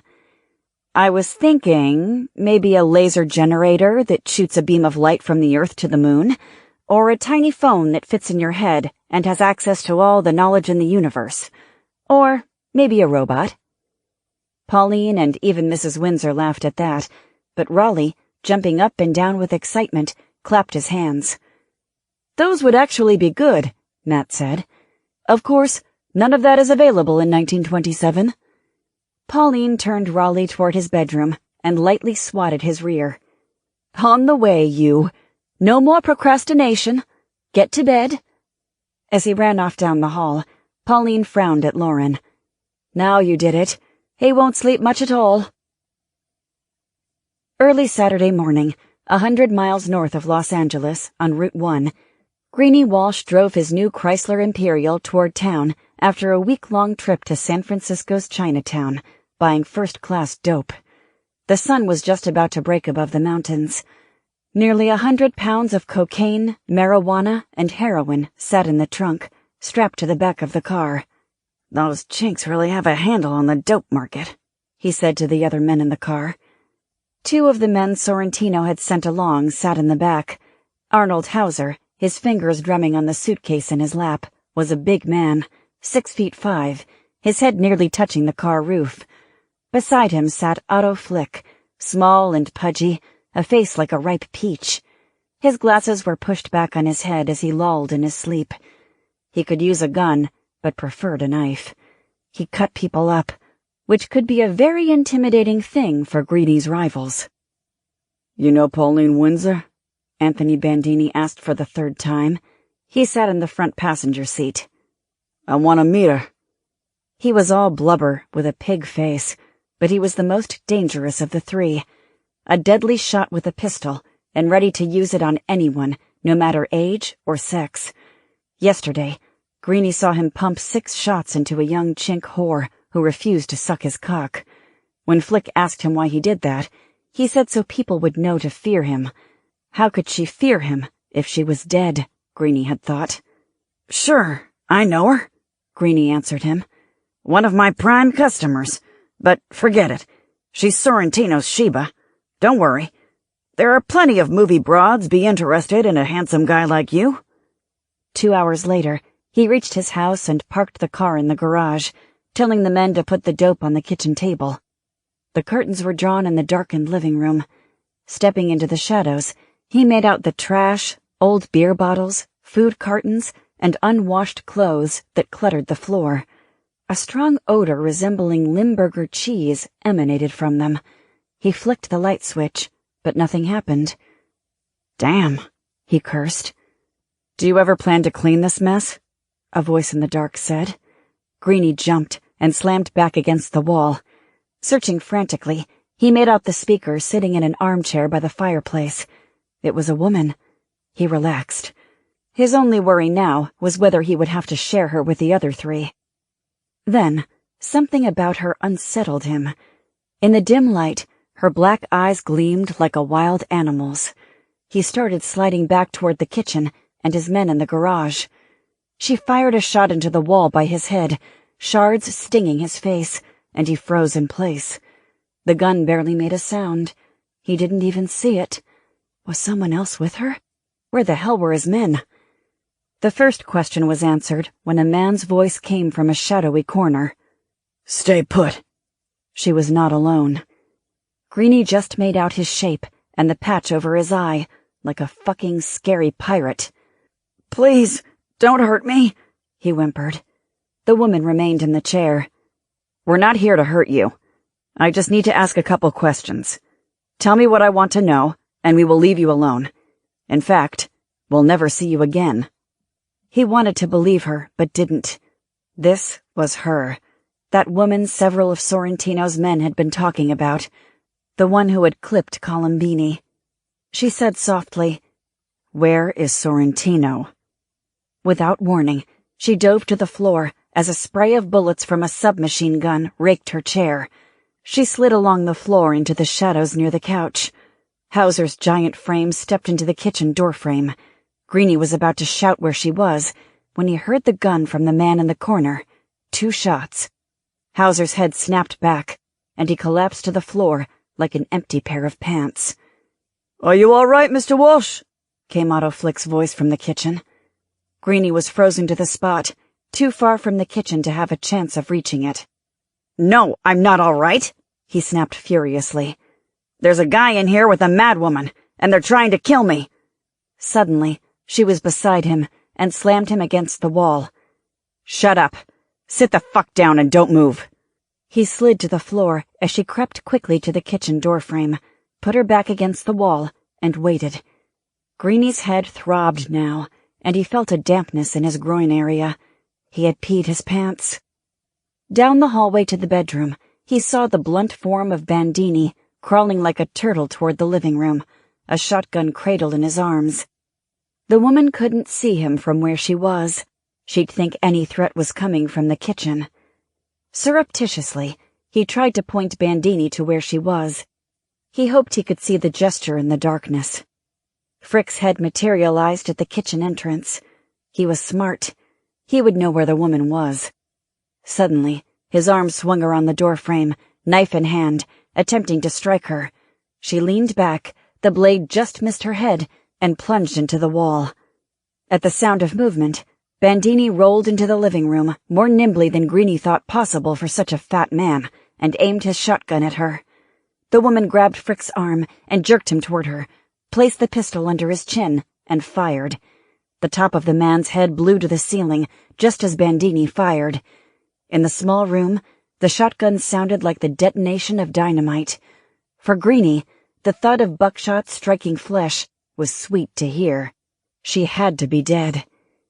At the same time, the man with the eye patch pumped several bullets into Bandini, just as the woman fired several from behind Frick's body. Bandini slumped out on the floor, and the shotgun tumbled from his hands. Shoving Frick aside, the woman strode quickly to the fat man, along with her male partner. Bandini's eyes opened, still alive. The woman kicked the shotgun away and placed a boot on his chest. She glanced over at Greenie. "Where did you get him?" Shakily he answered, San Francisco? The other two were Sorrentino's men." "Oh." She put 2 bullets in Bandini's brain. "Well, Greenie, we're back to where we started. You just need to answer one question." From his sitting position, he held his hands up in surrender. They shook visibly. The wet spot in his pants spread. "I'll tell you whatever you want to know, but I don't know anything." "I'll bet you know lots of things, Greenie," the man said. He had a deformed arm, but the other held a gun, and seemed lethal enough. "All we care about is Sorrentino. Where is he?" He shook his head, pleading. "I don't know. I swear. No one does." Kneeling in front of him, the woman shot her hand out, smacking him hard on the chin. His head snapped back against the wall. "Jesus, you're pathetic," she said. "Where's Sorrentino?" "I don't know. No one knows. Chicago, maybe? Or Canada? I swear to God, no one knows." She slapped his arms away from his face and fixed him with her lunatic eyes. "Greenie, you're not helping yourself. You could die here, or you could go on living." The low, cold tenor of her voice scared the shit out of him. His voice grew shrill. Look, other people are running his operation. Ask them. But I'm telling you, not even they know where he is. All I know is he's not in Los Angeles. He moves around, see? He's moving all the time. Business." Her voice hardly above a whisper. "We talked to 4 of his men, Greenie. They held out on us, just like you. They're dead." She gestured to Remy. "This man wants to kill you, Greenie. I don't. I'm betting you know the information we need." Moaning, he rolled his head back and forth. "Jesus, lady, I told you. I don't know shit." Rage flashed in her eyes. "I've had enough of you. You were deleted." She thrust her gun against his forehead. "No!" he wailed, squeezing his eyes shut. But the shot didn't come. 2 seconds later, he was still alive. 5 seconds, and 10. He opened his eyes.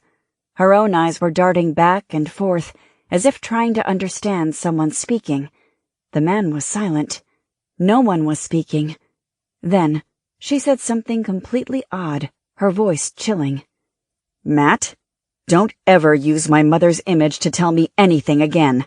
If you do, I will terminate you even if I have to scrub every nanobyte of data from my neurobots. I'll pilot the damn shuttle myself." The woman was crazy. Even the man gazed at her strangely. Greenie knew she wasn't talking to him, so who the hell was she talking to? No one. And that scared him even more. She pressed her gun harder against his forehead. "This is going to make a canyon of your brain pan. Amazingly enough, I don't give a shit whether you live or die. If you truly don't know where he is, then you're of no use to me, and you're worm's meat." Please, please, wait, he screamed. I don't know where he is, but I know where he's going to be. Her frenzied stare riveted him. This better be 5 by 5. Confused by the 5 by 5, he stammered, January 7th, in Tijuana at the Jockey Club racetrack. He will be there. His horse is running. He never misses one of his races. From her reaction, he was sure she was going to kill him now. Her face had twisted into an agony so intense, it looked as if he'd stabbed her in the chest. But then she smiled, holstered her gun, and got up. Damn, Greenie, you came up with the goods. But if this data is false, you won't live another day. It's true. I swear it's true. The man reached down with his good arm and lifted him up. If you warned Sorrentino, you're a fool. And you're not a fool, are you, Greenie? He nodded, then quickly shook his head. The man said, He will kill you for talking to us. If you want to stay alive, your only choice is to let this play out. For some reason, he stared at the eye patch, not the good eye. He nodded rapidly. After studying him for another moment, the woman patted his cheek. Hell, Greenie, you just might survive after all. And Greenie, get rid of these bodies. Chapter 44. A Trip to the Moon. December 17th, 1927. Earth and Space. After the gunplay at Greenie Walsh's house, Lauren rode to the Griffith Park Aerodome on her motorcycle with Remy on the back and dropped him off. They had spoken little on the ride over. She was not upset. She was never troubled following an assassination, but Remy seemed unsettled. When he got off, she said, "Are you all right with what happened?" He stared at her as she straddled the bike. After a second, he nodded. He appeared like a novice priest, overwhelmed with doubt. "It had to be done," she said. "I have to find Sorrentino. I'll do anything to protect Pauline and the children." "So, you can do to him what you did to Columbini?" She did not hesitate. "Yes." Finally, he nodded again, turned, and walked toward the hangars. Now he knew exactly what a cold-hearted bitch she was. Now their romance, such as it was likely adios amiga. It wasn't deleting Greenie's men that bothered her, but Raleigh. She had missed his birthday party, and the boy would be devastated, or maybe worse, he wouldn't care at all. She couldn't decide what was worse, being a traitor or irrelevant in his life. On the mountain road over to the Hollywood Hills, she raced the motorcycle at high speed, taking stupid risks in an attempt to return in time for the stupid birthday party. A few minutes later, roaring up the driveway, she pulled the motorcycle to an abrupt stop, dropped the kickstand, and hurried inside. Pauline was the first person she saw, cleaning up after Raleigh's party in the living room with Mrs. Belknap, the housekeeper, and Tia, the cook. All three frowned reproachfully at Lauren when she came in. All the children from the school had already left. The warriors were back on duty or gone home. "Have I missed it?" she asked. "You missed it," Tia said. "It was done an hour ago." "How could you, Lauren?" Pauline asked. "You know how much he wanted you here. You in particular. For some reason, he thought you would keep your word." "I'm sorry," Lauren said, and meant it. "I was out killing people for you. Something came up I couldn't avoid." "Something is always coming up with you," Pauline said. Emmy ran in and gave Lauren a hug, but the rest of the family, Pauline, Russell, and of course Mrs. Windsor, ignored her, treating her as if she were a leper. "I'll work it out with him, I promise," Lauren said. Sighing, Pauline said, See that you try. He's outside now." With Pauline following, Lauren went into the backyard where Raleigh was playing football with Corcoran, Beecham, and Brady, all three of them off duty. The border collie, Reggie, was running around chasing the fat ball, the only one seemingly capable of tackling Raleigh. All of them, including the dog, stopped as the two women approached. "Raleigh, I wanted to explain why I couldn't make your party," Lauren began, wondering why she was being so sheepish. He shut his hands over his ears and loudly spouted gibberish. "You show her, Raleigh boy," Brady said with a grin. "You show her." Lauren scowled at him, and Pauline said, "Don't do that, Raleigh. It's impolite." Raleigh removed his hands. "I'm not talking to her." With no experience in dealing with children, Lauren had no idea how to fix this. Then, an idea came to her. Something she knew she should not do. "This is a very bad idea," Matt said. Ignoring him, Lauren turned to Brady. "Captain Brady, would you tell Raleigh I missed his party because I had to get his birthday present ready?" Her voice lowered dramatically. "It is a present so special that it took a lot of time to prepare. Months." Brady did a military left face and announced, "Raleigh, Lauren says she is a sad, sad excuse for a friend and is really, really sorry she missed your birthday party. No one with anyone inside their head would ever want to miss a Raleigh Windsor birthday party." Turning to Lauren, Raleigh giggled, his eyes bright. "My present? Where is it? What did you bring me?" "It's not here. I have to show it to you. That is, if your mother will allow me the use of her LaSalle." Pauline looked curiously at her, but nodded. "Let's go, kid," Lauren said to the boy. In the LaSalle, Lauren drove Raleigh into the Santa Monica Mountains. On the way, he bounced excitedly on the front seat of the car, asking over and over, "What is it? What is it?" "Sit still," she demanded. "It's a surprise. You'll see soon enough. Raleigh, sit still." Deep into the mountains, she pulled the LaSalle off the dirt road and drove 1/4 of a mile over the hardpan to a copse of trees. Confused, Raleigh climbed out on Lauren's side. She lifted him up on her back and climbed over the rocks ahead. "Just a little way now." At the lip of the ravine, she stopped so he could see the spacecraft below. The sun's rays still bore down, but the dark hull seemed to absorb them. Raleigh's jaw dropped, and his eyes bugged out. After a few seconds, he gasped, "What is that?" "That is a flying saucer. My flying saucer. And for your present, you and I are going into space. Do you want to go?" "Yes!" he screamed excitedly, riding her back like on a bucking bronco down the hillside. In the shuttle, as Matt jumped unseen into the computer, she placed Raleigh in one of the cockpit seats and sat beside him. "You're in the pilot seat now," she said. "Say start engines." He hesitated, then said hesitantly, "Start engines." The engine began to purr, vibrating the craft. Raleigh's head snapped around to her, his eyes wide circles. She nodded with a grin. The FOV screen appeared, stretching around 180 degrees, both horizontally and vertically, and Raleigh yelped as they lifted off.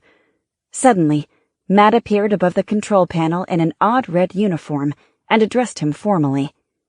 "Captain, what is our destination?" Shocked, Raleigh threw his head back and asked, "Who are you?" "I'm the AI, the artificial intelligence." When Raleigh looked baffled, he added quickly, "The robot. I hate that name. Where do you want to go?" Raleigh glanced at Lauren and back to Matt. "Into space?" They surged upward into the clouds. He gripped the arms of the seat, but there were no G-forces. "I can see Los Angeles below, but it doesn't even feel like we're moving." "That's the inertia dampening array," she said.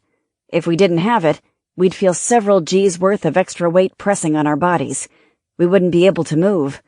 At these speeds, the G-force would kill us." He nodded, seemingly understanding. In 4 minutes, the atmosphere disappeared and space appeared, and Raleigh started to float out of his seat. He screamed in fear, then delight. She grabbed his hand and pulled him back down. Matt, secure him to the chair.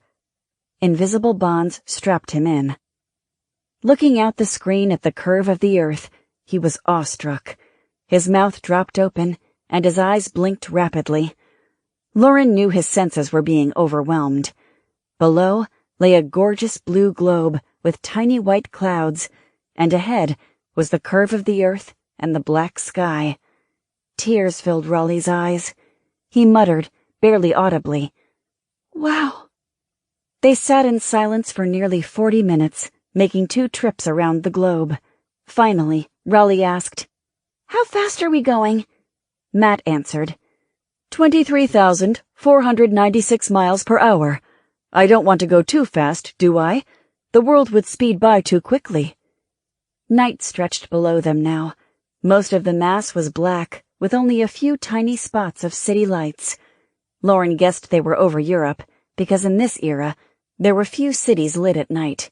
But most impressively, what riveted Raleigh's attention were the flashing lights elsewhere over the dark surface, eruptions of sudden brightness that disappeared just as suddenly.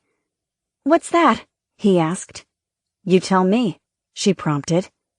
He thought only a second. "Lightning?" "Indeed. It's always raining somewhere."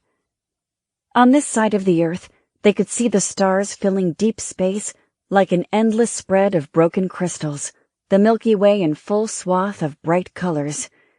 Lauren felt the joy of the experience through him, and she laughed at his happiness.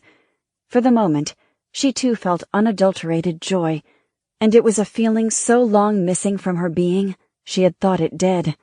Her own eyes welled up, and she blinked the water away.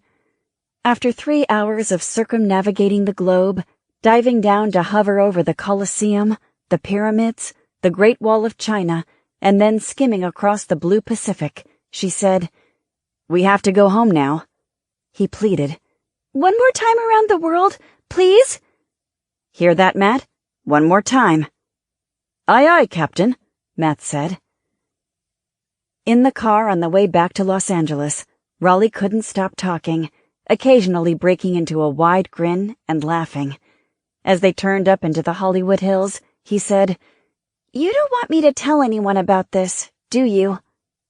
"Tell who you want," she said with a half smile. "No one will believe you anyway." "Okay, I will." Chapter 45. The Face in the Dark. December 17th, 1927, Los Angeles. Past 9 p.m. in a suite of the Hotel Luxembourg, Ben Sorrentino sat at a desk facing his attorney, Earl Sherman, paper spread out on the top. He'd slipped back into Los Angeles just that afternoon, wanting no one to know but a select few. He'd be gone again after seeing Pauline tomorrow, heading for southern Mexico to wrap up his distribution network.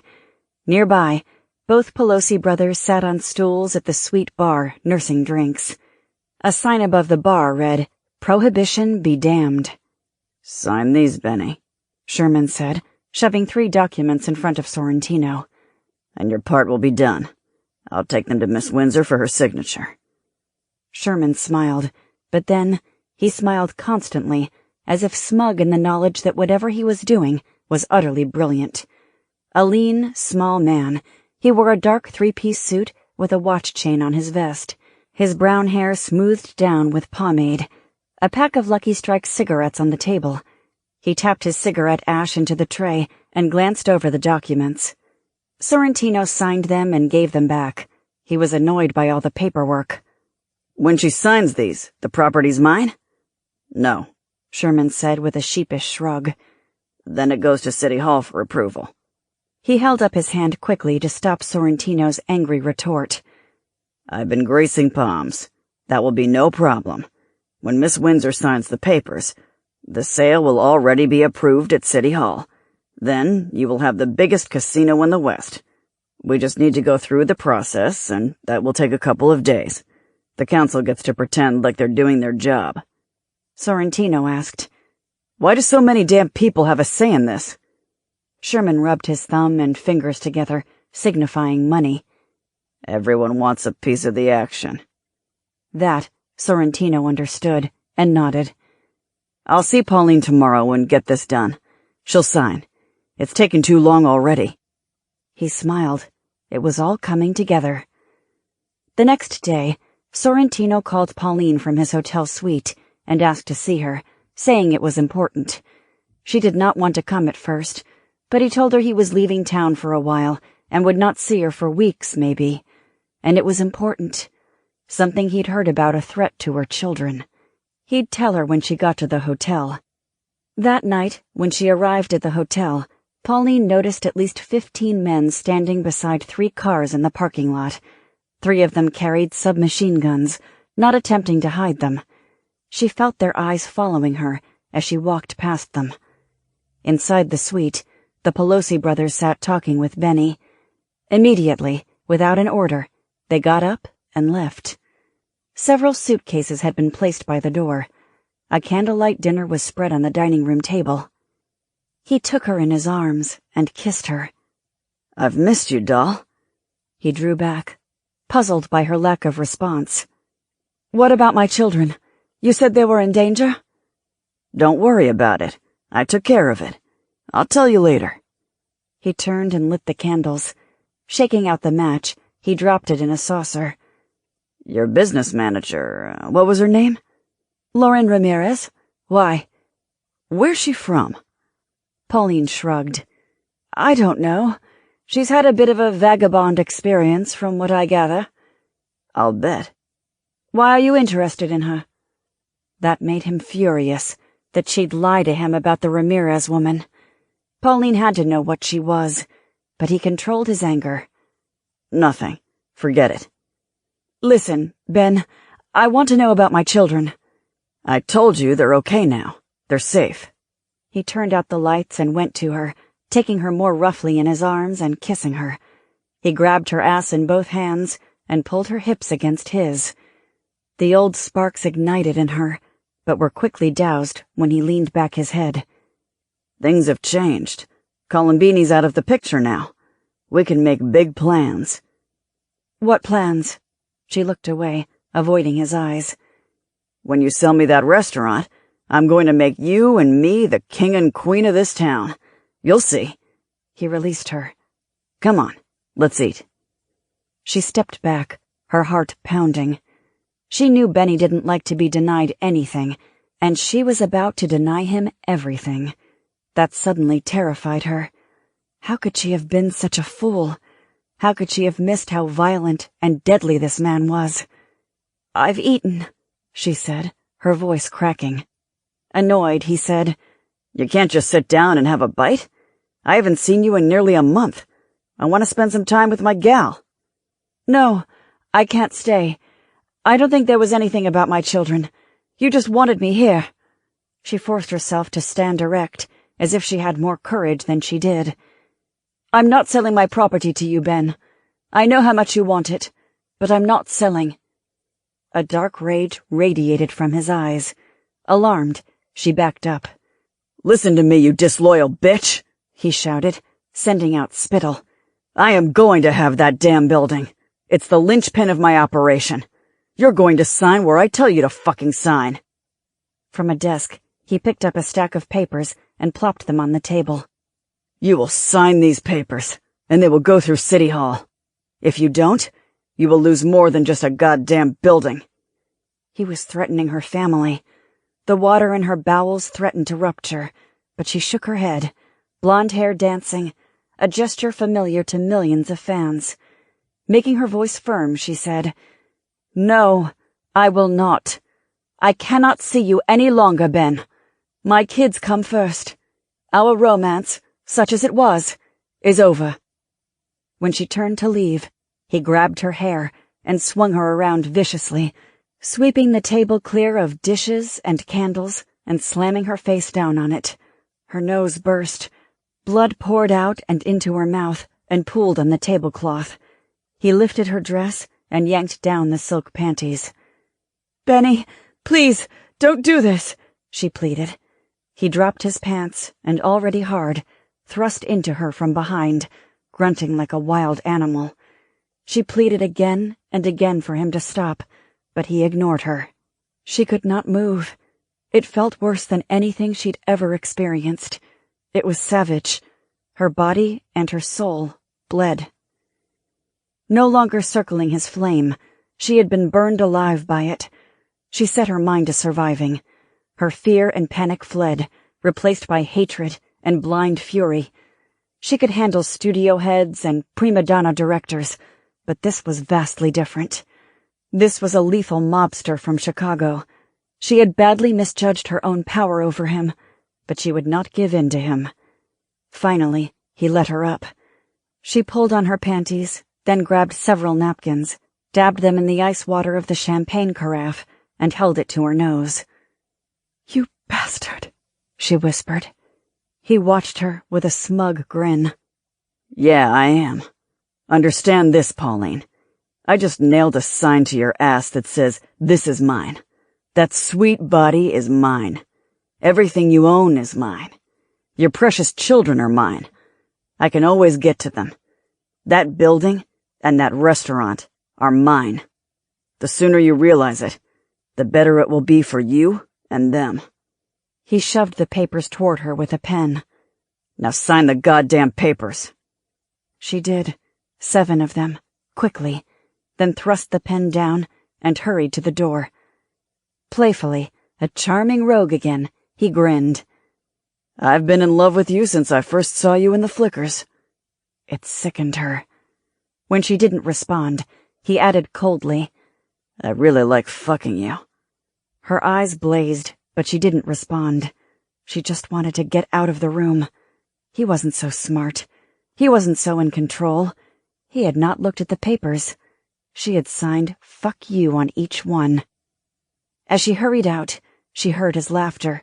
He shouted after her, "You belong to me, Pauline. Don't forget that. And so does the goddamn Cafe Windsor." Chapter 46. First, kill all the lawyers. December 21st, 1927. Hollywood Hills. In the following week, Pauline ate little and often woke at night, always on edge, fearing someone had broken into the house. Everyone thought she was worried about the upcoming private screening of Romeo and Juliet, but Lauren knew exactly what bothered her. One night, late, in the living room, Pauline had finally told her and made her promise not to tell anyone else. Pauline had cried, and Lauren took her in her arms. Lauren remembered her mother comforting her like this when she was 6 and had been bitten by a wildcat that didn't want to be petted. Lauren held Pauline for nearly 20 minutes, till the actress sat up and wiped her eyes with her hands. "He's going to be madder than a hatter," she said. "He may come after Rolly and Emmy." Lauren said grimly, "I've already added more men. They'll be protected 24 hours a day. You'd think he'd just buy another damn building." "No, not Benny. He wants mine, and whether it's perfect or not, that's the one he will have." Lauren studied her a moment, then said, "So you really signed the papers, fuck you?" Pauline nodded. Lauren laughed, and Pauline joined in. Moments later, Emmy walked in, rubbing her eyes. "What's so funny?" "You little button," Pauline said, taking her daughter up into her lap. 2 nights later, shaking with dread, Pauline roused Lauren, saying someone was in the house. Remy was sleeping at his house with an early call for flying tomorrow. Someone, indeed, was in the house. Her men. 3 including the duty officer Clyde Brady, and 6 men outside. Still, they searched the place thoroughly. Lauren brought her Glock, and along with Brady, a limping raider, and Pauline, they searched every corner of the house, quietly making sure everyone was safe in their room. As Lauren suspected, they found no intruders. No one would have gotten by the dogs. Pauline rubbed her temples, her hands with a little tremor. She stuck them in her robe.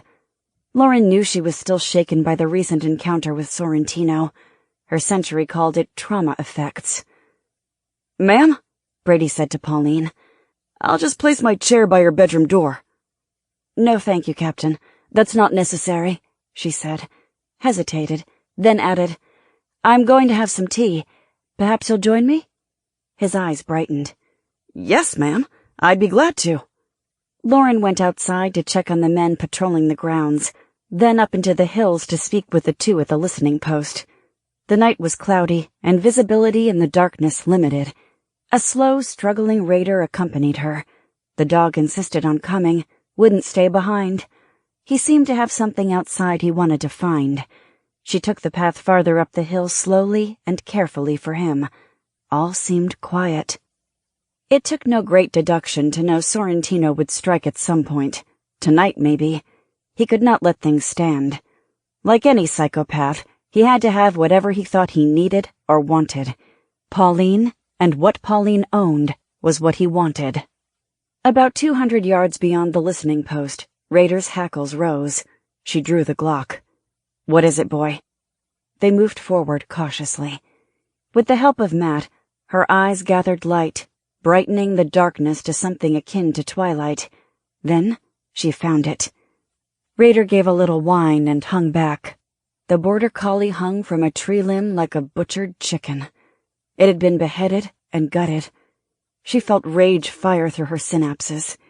This was a message from Sorrentino, and only Jimmy Pelosi would have the skill to carry it off. She cut the poor creature down, dug a hole with her knife, and buried the collie, piling on rocks. That would hold for now. She'd come back later and bury him properly. The question now, was Pelosi still about somewhere? Raider seemed to think so. He started to pick up a track, and they followed it. Matt said, "It might be possible to draw on some of the shuttle's infrared systems and attach them to your neurobots." "Thanks for telling me that now." "I'm trying to be helpful." In the murky darkness, she considered where he would be. He had sat up here watching the house through binoculars and seen the collie come out through the doggy door and up into the hills. Never a watchdog, it probably approached Pelosi unafraid. Raider shook off his ailments and broke into a trot, and she ran to keep up. The dark shapes of the scrub oak appeared like grotesque sentinels of the devil. Any one of them could be hiding Pelosi. He would have seen her security team, maybe saw her exit the back door and move up into the hillside, coming toward him. What will he do now? Try to kill her? Or escape? She caught Raider's collar and slowed him down.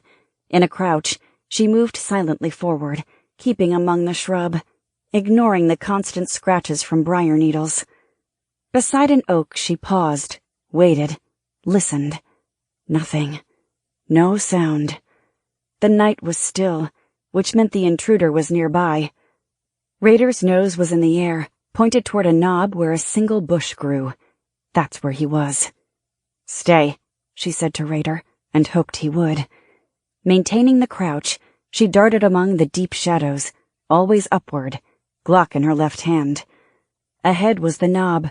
He had to be there. Had to.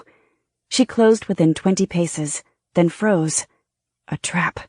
It was the most obvious place, a place she would have chosen to lay waiting with a scoped rifle. She could feel he was close, very close, and she would have to cross open ground to run him down. Lauren heard several sounds that brought her focus back on the night. Off to her right, an owl called. Over her, a large bird settled into a nearby tree. She heard the yip of a coyote a little way off. Her shoulders eased, and she exhaled a breath. He was gone. Then, from a distance, came the sound of a car engine starting. She ran to the prominence and looked down the hillside to a street 70 yards below. A car was pulling away and disappearing down the curving road. On Friday, Earl Sherman, Sorrentino's lawyer, called Pauline and asked for a meeting to discuss the purchase of the restaurant and its building. He had been informed that she was amenable to the sale. Sherman had a reputation for representing famous actors, mobsters, and businessmen, and always winning. She had known this call was coming. Her hand shook, and for several seconds she did not respond. "I am," she said into the receiver, barely audible. "Perhaps we can meet this afternoon at my office on Gower," Sherman said. "Clear up this unpleasantness and get it out of the way. Say 3 o'clock. Is that acceptable?" "No. Come to my house. We can take care of it here." She gave him her address and hung up abruptly. As 3 o'clock approached, Pauline sat nervously at the alcove window, working on her 5th gin and tonic in the last 2 hours. The rain had stopped. The window commanded a view of the driveway and front yard, which glistened from the dampness. In the lap of her print dress, she had placed the revolver. She was uncertain what she would do with it when Sherman came. Maybe shoot him. The thought of shooting the lawyer the second he stepped in the door gave her immense gratification. Thankfully, no one else was about. 2 days before Christmas, her mother was shopping with Knighton as bodyguard. Lauren was in town somewhere with Remy, secretively doing God knows what, searching for Sorrentino, she thought. Russell was at work across town, and the children playing in the backyard with Nanny Claire, surrounded by several guards. Pauline told them she had a terrible headache, and not to bother Mommy this afternoon. Claire was instructed to keep them outside. Only Raider lay nearby, awake, his paws crossed. He seemed to be recovering. She felt a sensation of great warmth for him. The dog had sensed her distress this afternoon, and it buoyed her how he wanted to protect her. Waiting for Sherman, Pauline suffered through competing emotions: anguish, rage, and fright. Someone had broken into her house and savagely mutilated one of the children's dogs. Her eyes watered as she thought about the poor, helpless creature. It had been a singularly cruel act. She hated these thugs. She hated Sorrentino now, and she hated herself. How could she have been so far wrong about him? He was a monster, and she had thought him a playful rogue. She drank and watched as Clyde Brady, a holstered .45 at his side, and the old-timer Wyatt Earp, with a long-barreled shotgun, patrolled along the hedgerow that bordered the front of her property. She was glad Brady was there. He barely went home. She knew he was in love with her, and though not reciprocated by her, she liked and trusted him. It made for a sense of unreality that she and her family were surrounded by a small army all the time. She had brought it on herself. She just prayed her children would not pay for her foolishness. She was afraid of Sorrentino now, deathly afraid. Not for herself, but her children, far more than she'd ever feared Columbini. She did not know what she was going to do to get her and her family out of this mess. Not knowing scared her. Everything scared her. When a beige Studebaker rolled up the driveway, she grabbed the gun and stood up abruptly. Brady and Earp approached the car as it stopped near the door. Pauline had told them to expect the lawyer, but even so, Earp held his shotgun aimed at the 3 men who stepped out of the car while Brady searched them. They appeared annoyed by the process, but also amused by the very old man with the Colt. "Careful with that, old-timer," one of the lawyers said with a smile. Earp's expression did not change. He cocked the shotgun, and the lawyer's smile froze, then disappeared. Brady demanded they open their briefcases, and they did. 2 of the lawyers were middle-aged, wearing expensive double-breasted suits. The third was younger and thinner, with a bow tie and curly brown hair. Surprisingly, this was Earl Sherman. When Brady ushered them into the house, he asked Pauline if she wanted him and Earp to stay. She nodded. Moments before, she'd stashed the gun in the chair in which she now sat. She did not offer them a seat, and they remained standing. Raider placed himself at her right, eyeing the men suspiciously. Brady came over to stand at her left, his hand on his .45. Earp leaned casually against the fireplace mantel, but his gray-blue eyes intense. "It is a pleasure to meet you, Miss Windsor," Sherman began with a practiced smile, his voice a smooth baritone. "You must know I am a big fan." "How would I know that?" His smile remained intact. "I see. Well then, shall we get to it?" He opened his briefcase and took out several sheets of paper. "These are all prepared. You just need to sign them to complete the sale of your property downtown, and we will be out of your way. We will, of course, deal with City Hall approving the sale. As I'm sure Mr. Sorrentino explained, you will be paid top dollar. Would you like to look them over?" "No, I don't need to look them over." "Then we can sign and be done?" Holding them out, Sherman started for Pauline. Rader gave a low growl and bared his teeth. Sherman stopped. Can you call off the dog? His reasonable tone cracking. No, I don't think so. He frowned. Don't play games, Miss Windsor. Mr. Sorrentino has been generous and will not be held up for more money. This is the offer. You must accept it. No, I don't. He gave a frustrated sigh.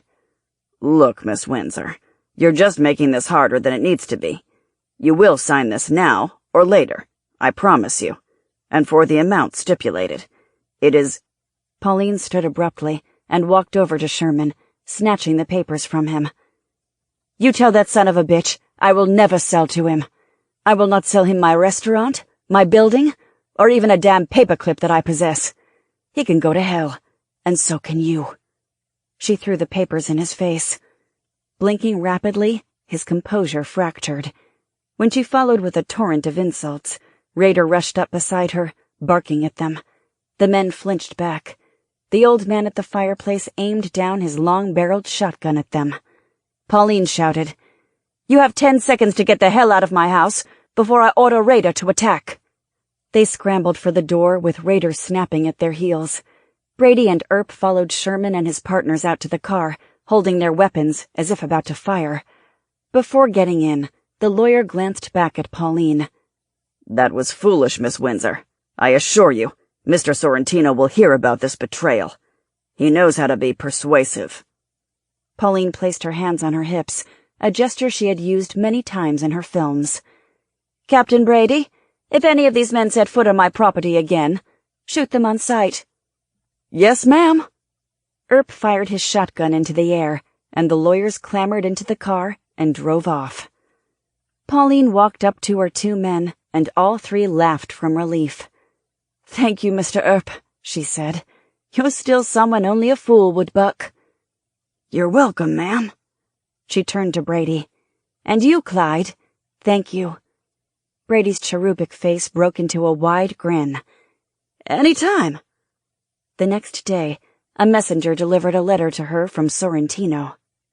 Dear Pauline, I am out of the country for a while on business. My lawyer told me what happened, which was very silly on your part. It accomplished nothing. Know that I have people watching you. All the guards in the world can't protect you. Know, too, that we will conclude our business together to my satisfaction, one way or another. Benny. P.S. And your sweet ass is still mine, for as long as I say it is. Chapter 47. A Tale of Two Movies. December 28th, 1927. Los Angeles. Just after Christmas on December 28th, 1927, a tsunami struck the movie industry. A great wave that had been rolling across the country since the October premiere of The Jazz Singer in New York City. That evening, the Hollywood premiere of the picture would take place at the Criterion Theater. Sound was coming. According to Matt, rumblings of it had been shaking the industry's foundations for months. The coming of sound would terrify everyone, destroy many, and expel stars from the Hollywood firmament. After tonight, nothing would ever be the same. It begins today, he said, winding up his diatribe on the coming of sound movies. He was waxing on and on about the importance of a single film in bringing about such a drastic change. I have seen 23 movies about the Jazz Singer, dealing in large part with its use of sound. It must be a great movie, Lauren said. Hardly. Important, though. He flashed a brief image in her head of a man in blackface singing a song called Mammy. This will be when many of the movie moguls see it for the first time and judge its impact. On this day, another film was scheduled to be shown in Hollywood as well. At 2 p.m., in the small theater on the Global Pictures lot, a preview screening of Romeo and Juliet was planned so Jerry Zelinsky could okay its release, order changes, or cancel it altogether. Pauline was worried about this screening far more than the Jazz Singer premiere. Just before 2, Adela Rogers St. John's, Photoplay's top writer, made her way into Global Studios Theater to see the movie. She'd heard that problems with the picture were insurmountable. Rumors were widespread that the rift between the actress and Jerry Zielinski had become a chasm. Their fierce battles before, during, and after filming were legendary now. She had written about some of them. Rumor had it this was a stink bomb of major proportions, and Zielinski wanted to end it right here before a regular audience saw it. Anything about Pauline Windsor was a story, but a great star's spectacular flameout would sell endless copies. Pauline denied the rumors, said it was a great movie, and invited all the movie critics and gossip columnists she could arm-twist into coming. A bold and risky move by the actress. Their responses could make the movie a hit when it was rolled out, if it was rolled out, or condemn it to the celluloid trash heap. Adela spotted Luella Parsons, but turned away as if she had not noticed her, having no interest in engaging in conversation. In the center armchair, Zielinski sat smoking a cigar. Up front by the orchestra were bowls of popcorn and fruit on a long table, along with illegal spirits, which the audience swarmed over. 2 cigarette girls with trays of the latest brands flanked the table. A haze of smoke hung in the air. When the doors were closed, Pauline and Michael Murray entered onto the stage to applause. "Hurry up, you two," Zielinski shouted. "We all got work to do. Time's wasting." "Coming, Mr. Zielinski," Michael said. Zielinski muttered for all to hear. "I never wanted to be in the Shakespeare business. Global is a movie company, not a damn university." He turned to the projectionist. "Start the damn picture, pal." An hour and a half later, as the film ended, Adela was aghast. She began writing in her head as she assessed what she had just seen. Throughout the last decade, filmmakers had put out greater and greater movies, extending the boundaries of what was possible, imagining and bringing to reality some of the most creative, most stunning visuals ever filmed. The art of movies was soaring toward a peak, and director Clarence Martin's Romeo and Juliet and Pauline Windsor's performance of Juliet may be that peak. It was the best movie Adela had ever seen. When the room lights came up, the audience burst into wild applause and cheered and didn't stop for 5 minutes.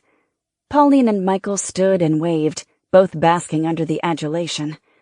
Zielinski stuck the cigar in his mouth, knitting his thick eyebrows, and fumed. When the applause ended, he said incredulously, "They died? What the hell? They both died! What kind of shit is that? I never saw such a thing. They both died!" "That's the story, Mr. Zielinski," said Martin. "We can hardly change that." Zielinski faced the director. "That's a dead hoofer! It's shit! I can't do nothing with that! What's the matter with you, Clarence? You can't end a movie with Pauline and Michael dying? Their fans won't stand for it. People will hate the movie." "But, Mr. Zielinski, that's how it ends. What can I—" Martin began. Holding up his hands, Zielinski cut him off. Okay. The movie's not bad. I'll concede that. Not nearly as bad as I thought, but I want a final scene. I want to see them two walking off hand in hand. That would be perfect. Like they escaped, you see? Then and only then can I put that drivel out to the public. Maybe as a second bill." Michael groaned and slumped down in his seat, but Pauline gave the studio boss that dazzling smile that melted the hearts of so many moviegoers. "By damn, I think you've really hit on it, Jerry," she said loudly for everyone to hear. She was the only one at Global that called him by his first name. "Of course, everyone knows Romeo and Juliet die in the end, so how do you change that? Perhaps you've showed us the best ending ever." "You're damn right. I'm no janitor here." But he looked skeptically at her.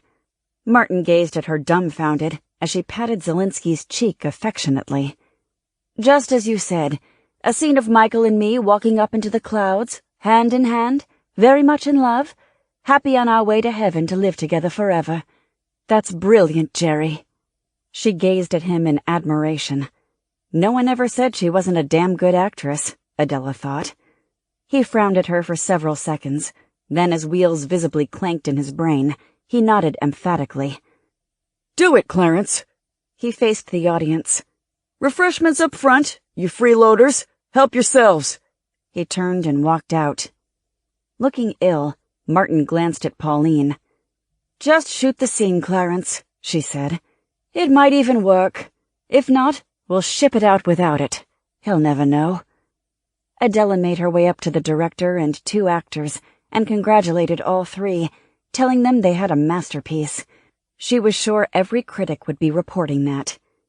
25 feet away, Lauren was sitting in the back row where she could watch Pauline and the entire auditorium. Remy, Brady, and Dave Arthur were placed about the theater. She was caught up in the good feeling about the movie. After all, she had been in the cast. She had found herself riveted when she came on the screen, her face a dark shadow in its cowl. She felt she did all right. "What do you know about this Romeo and Juliet?" she asked Matt. "Was it a hit?" "I know nothing about it," he said. "There is no record of it as a movie. It's as if it were never made. It just disappeared, completely forgotten."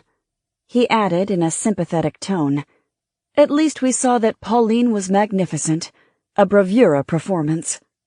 "You never saw it before today?" Lauren asked, surprised. "No, that might mean Glibble never released it, or more likely, it was lost." "Lost?" she asked. "How do you lose a movie?" "They are not digital. Silent movies were shot on cellulose nitrate film stock, which decayed and turned to dust over the years. 90% of all silent films have been lost, so likely this one was too." His voice sounded like a train whistle in its sudden anger. "It's a disgrace. All those movies lost. A real tragedy." "Yeah, a real shame," she responded sarcastically. "Most of Pauline's were lost." And Lauren realized it was a shame. The actress's life work, her talent, long forgotten. 2 hours before the Hollywood premiere of The Jazz Singer, Michael called to cancel as Pauline's escort, so she said to Brady, "I guess we'll have to throw a tux on you, Clyde, and you'll be my companion tonight. Is that all right with you?" He beamed. "Yes, ma'am. It'll be rough duty, but I'll do my best." That night, the movie that would have a profound effect on the movie industry had no effect on Lauren, except she squirmed at the blackface Al Jolson, the star, used. "They did that then," Matt said. "You were right. It wasn't even that good." With several months working in the movie business, she was beginning to think she knew as much as anyone else, which actually was not much. And to her, despite the enormous crowds eager to see additional showings of The Jazz Singer, it was a completely forgettable film. Al Jolson sang a few catchy tunes. A bit of dialogue was actually spoken. There was a strong relationship between mother and son, but the film centered around the conflict of a Jewish boy, torn between becoming a cantor or singing on stage. Not exactly riveting stuff. "It had a few lines of sound dialogue," Pauline said once they had gotten home. "So what? We're a visual medium. Always have been, always will be." "She's wrong," Matt said. "You must tell her she's wrong. She must prepare herself for the changes coming." Lauren thought back over the movie, Al Jolson finishing a song, then saying, wait a minute, you ain't heard nothin' yet." That startled the audience. They gasped when they heard him speak, then shouted and applauded. Matt was right. "Of course I'm right. This is it, the end of silent movies," he said. "It will come fast. The whole industry begins changing early next year. Studios, directors, actors will either adapt to sound or be cast aside. Many will not make it." Many would not make it, he'd said, and that would include Pauline, but not because she wasn't a great actress. She would be murdered tonight or sometime in the next month. Then, forgotten. Lauren had to prevent it before she went back to the 22nd century. She had to find Sorrentino and kill him. January 7th, Tijuana. Chapter 48. Twilight of the Gods. Saturday, December 31st, 1927, Los Angeles. On New Year's Eve, Esther Ralston's mansion glittered brightly from every window. Lights strung on the home, something new in Los Angeles, made it sparkle like a Christmas tree. Pauline sat in the back seat of her Doocy as Sergeant Knighton pulled the car snugly into the line of automobiles moving up the driveway. Brady sat in the front passenger seat. Ralston, Paramount's popular comedic actress, and her husband, David Webb, were famous for their New Year's Eve parties, each year topping the last. Bejeweled and decked in evening wear, over 150 famous Hollywood stars and prominent industry figures attended.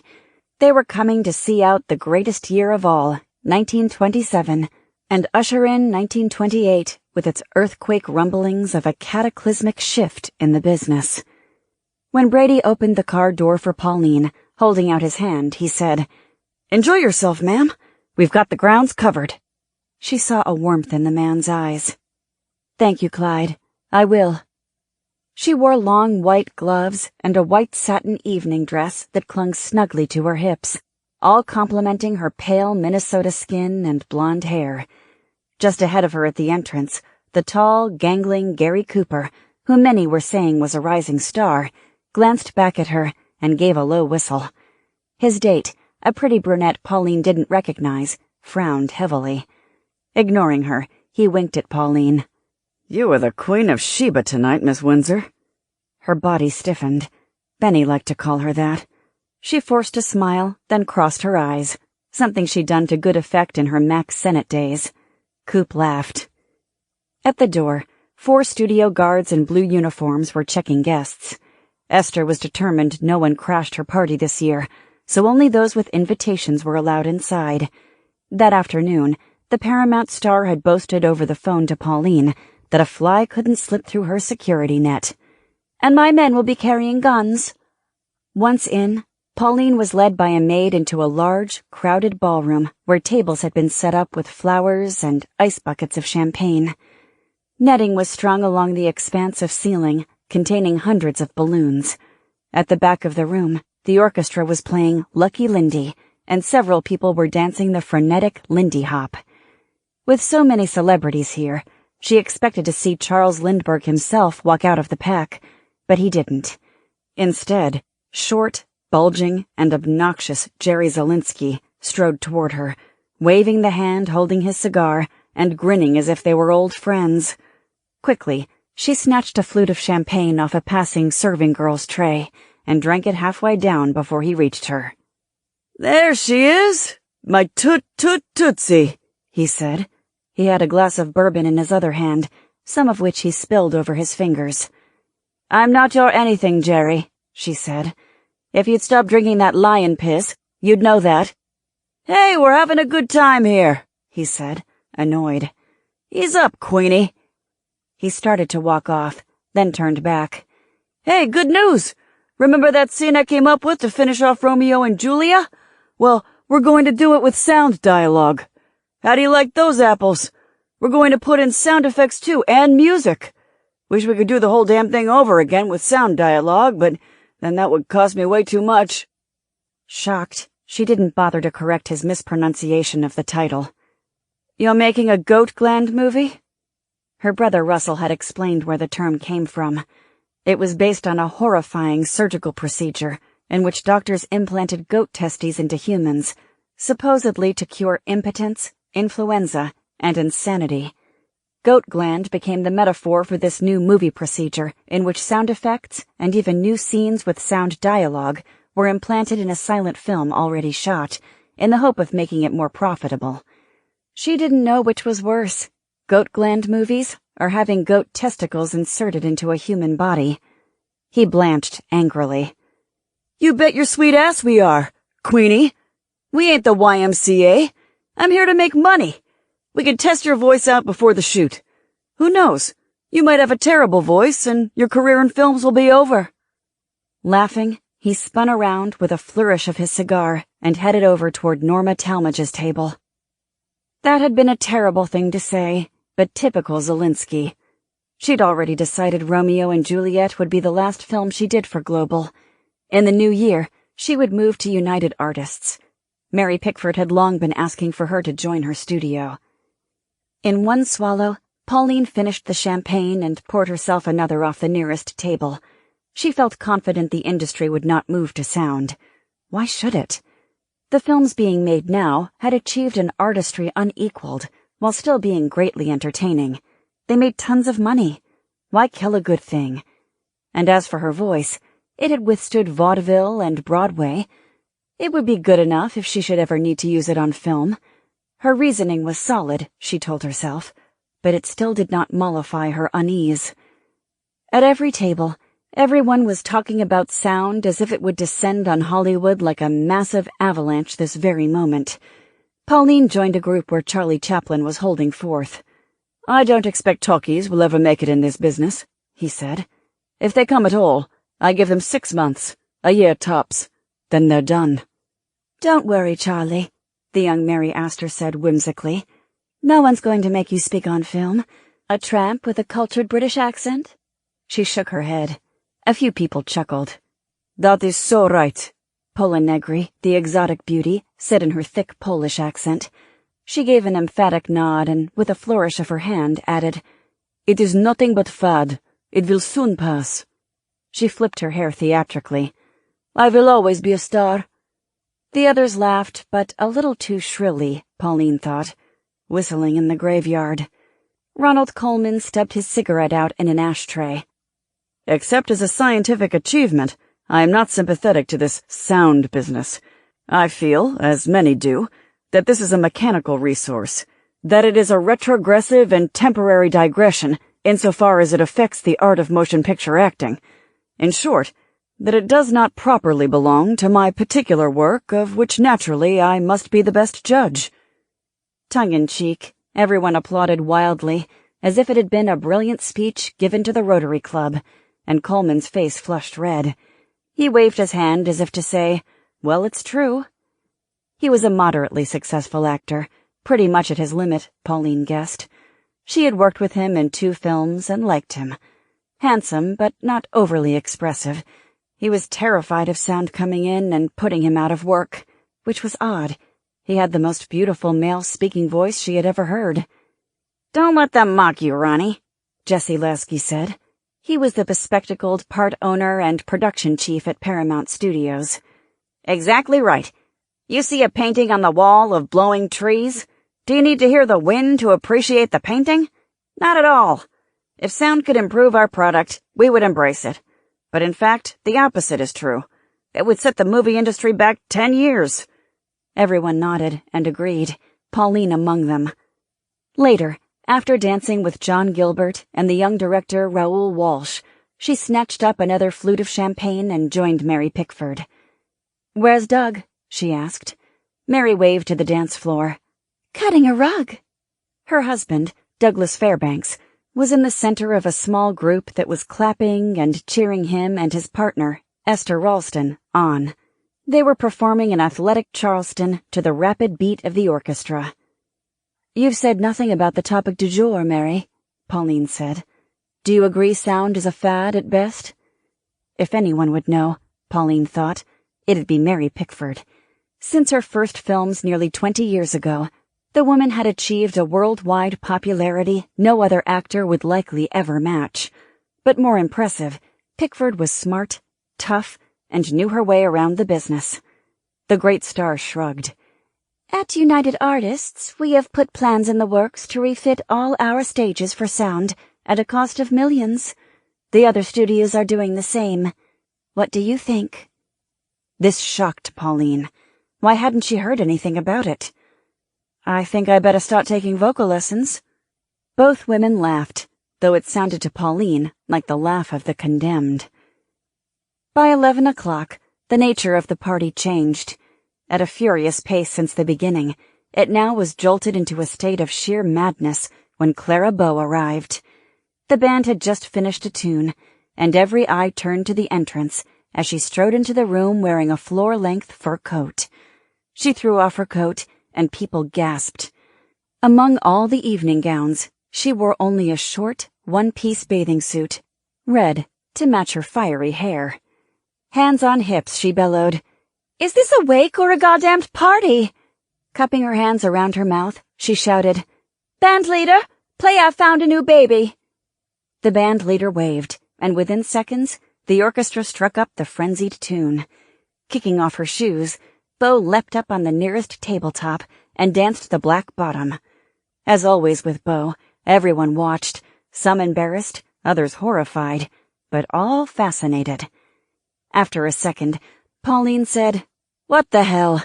and jumped up on the table, falling into perfectly synchronized steps with Bo. They flapped their arms in unison, did the unique steps in unison, and bumped bottoms. A few people laughed, others cheered. Then, more and more people elbowed their way up on tables, occasionally falling off and climbing back up. Everyone now wanted to dance the black bottom. It was madness, and for the first time in quite a while, Pauline felt her worries lifting from her shoulders like a flock of birds. After 20 minutes, she flopped down in her chair while the endlessly energetic Bo kept going on with other partners. Midnight approached. A minute to go, the band played a slow waltz, and couples filled the floor for the last dance of 1927. Having no desire to dance cheek to cheek with someone she didn't care about, Pauline was secluded alone in a corner and watched while sipping her 8th or 10th champagne. She wasn't sure. She watched them because she loved them. She had never stopped being a fan when she ascended into the heavens alongside them. They were the biggest stars in the universe, brighter than the brightest stars in the night skies. They would last forever. Mary and Doug were on the dance floor, John Gilbert and sometime fiancée Greta Garbo, the 3 Talmadge sisters, Norma, Constance, and Natalie, dancing with their husbands. Natalie's husband was comic Buster Keaton. The beautiful Hungarian actress Vilma Banki and her husband, handsome Rod LaRoque. The comedienne Marion Davies danced with Chaplin while her famous paramour, William Randolph Hearst, the rich newspaper magnate, watched forlornly from a nearby table. She saw the Gish sisters, Lillian and Dorothy, dancing, and so many others. How Pauline loved them all and saw herself fortunate to be one of them. Suddenly, a chill washed over her. She wondered if sound would sweep these people away like a tidal surge in a storm. Who would survive? The answer came to her just as suddenly. All of them. They were that talented. As if in a long shot from a great ballroom scene, they danced to the sweet strains of the music with an ethereal glow about them. Perhaps it was the champagne, Pauline thought, but she felt at that moment that these people were immortal. Out of the throng of dancers, Lauren walked toward her in a black strapless evening gown. It startled Pauline. How did the woman get through such tight security? "How long have you been here?" Pauline asked. "All night." "Really?" "I served you a drink.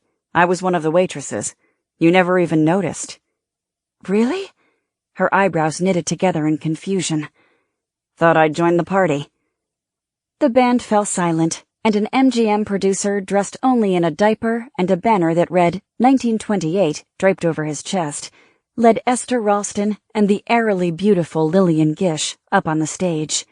The 2 women held hands. "It's almost time," Gish announced. "Irving wanted us to say a few words, so here goes. Our movies have developed into an art form every bit as compelling as painting, writing, or composing. In fact, we have produced a new art form, one without sound. Not just pantomime, as critics have claimed, but something wonderfully expressive." Ralston nodded her head in agreement, her blonde hair bobbing, and added, 1927 has been the greatest year in the history of movies. People came out to see our work in record numbers. We are getting pretty good at this business, are we not, my friends? Let us make 1928 as successful a year as this one has been." Quickly, she glanced at her watch and at Gish. Together, they took a deep breath and began counting. 10, 9, 8, 7, 6, 5, 4, 3, 2, 1. Happy New Year! The lights went out, the band blared, and the balloons fell from the ceiling. Throughout the room, couples were kissing. Pauline turned to Lauren, put both hands on the other woman's cheeks, brought her face to her, and kissed her deeply on the lips. When the lights came back on, she released her. She saw Lauren's surprise. "Don't worry," Pauline said. "I'm not that kind of gal. After everything that's happened, I just wanted someone to kiss tonight, and you were close. Lauren's eyebrows lifted. Well, in that case, that was the best kiss I've had in a long time. Don't tell Remy, but my toes are tingling. Pauline laughed. They stared at the crowd, still kissing and cheering and shouting Happy New Year. Then the actress said, "So, it's 1928. Thank God. Things could hardly get worse."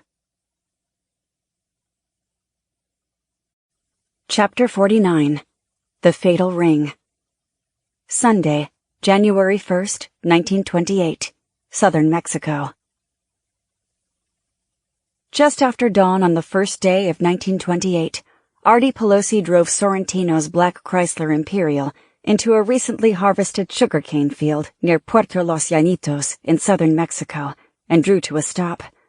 From the back seat, Sorrentino counted 9 heavily armed Mexicans standing with Carlos Obregon in front of 3 dusty cars. Several wore bandoliers. They were armed with shotguns, rifles, and pistols. El Jefe, Carlos Obregon, stood in front, broad-shouldered and pot-bellied, with a thick, drooping mustache. He ran the distribution of bootleg liquor to Los Angeles from the safety of his deep-water port in Los Llanitos.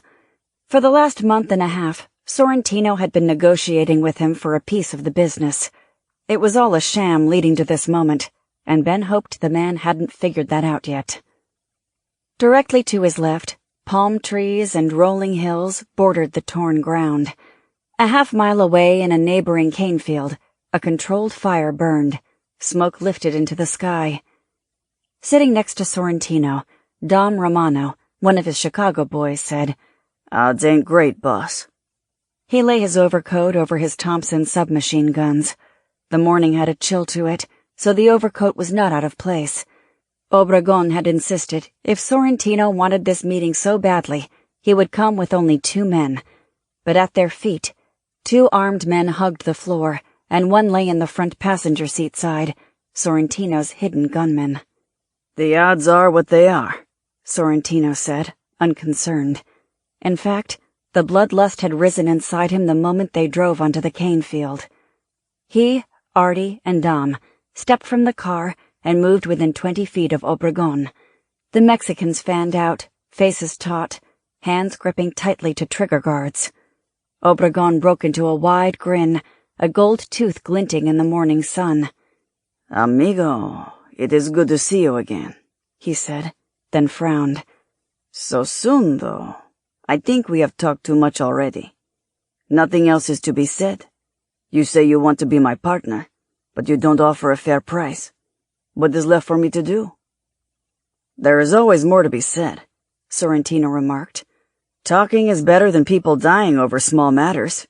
We don't want a war between us, Carlos. There's too much money to be made by everyone." Obregon hooked his thumbs in his belt and laughed. There was nothing pleasant about his laugh. "So you say, amigo. So you say. You should know. I hear of big gang war in the City of Angels." Sorrentino spoke softly. "No more. The Colombini brothers are rotting in the ground." Obregon's grin froze. In a swift motion, he drew his pistol and aimed it at Sorrentino. Unconcerned, Sorrentino shrugged, his palms up as if saying, "Bad way to treat a friend." At that moment, the side of Obregon's head exploded. Skull bits and blood flew into the air. In that stunned instant, Sorrentino and his 2 men flattened to the ground, drew their guns, and fired. In the Chrysler, the 3 men rose and opened up with their Thompsons, ripping the Mexicans apart. From the hills, the sniper picked men off in a rapid chain of kills. It was over in seconds. A few Mexicans staggered away, but the sniper quickly finished them. Dom and Artie went about the field, firing into each man's head to make sure they were dead. In the distance, by the line of palm trees, Sorrentino could see Jimmy Pelosi coming out of the hills and striding toward them, a sniper rifle slung over his shoulder. Later that day at Obregon's hacienda, now Sorrentino's hacienda, Benny met with a steady stream of dignitaries from Los Llanitos and the state of Michoacán. The chief of police, the alcalde of Los Llanitos, the captain of the local federales, the harbor master, and captains from several ships that had been part of Obregon's network.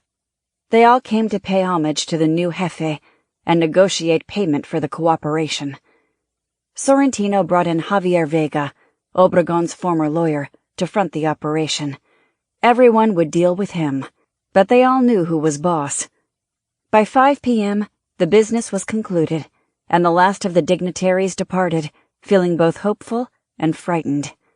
Sorrentino's operation promised far more mordidas, bribe money, than in the past, but the American mob boss's reputation for ruthlessness and his merciless ambush of Obregon left no doubt what would happen to them should they become expendable.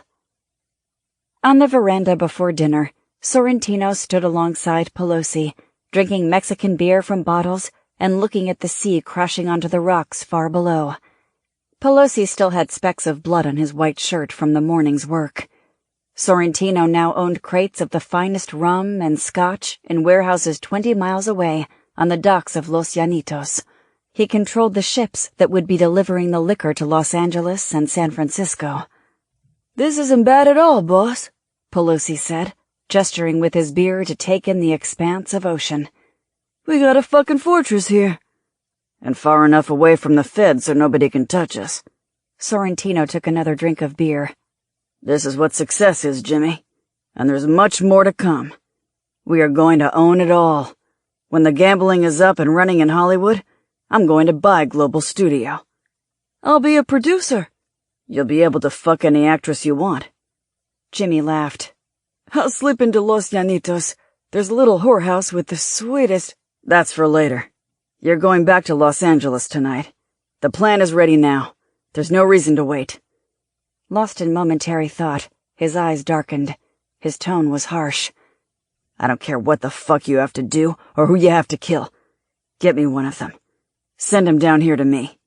If she knows I have one of her damn kids, she'll sign anything you put in front of her." Pelosi nodded. Sorrentino spat into the sea far below.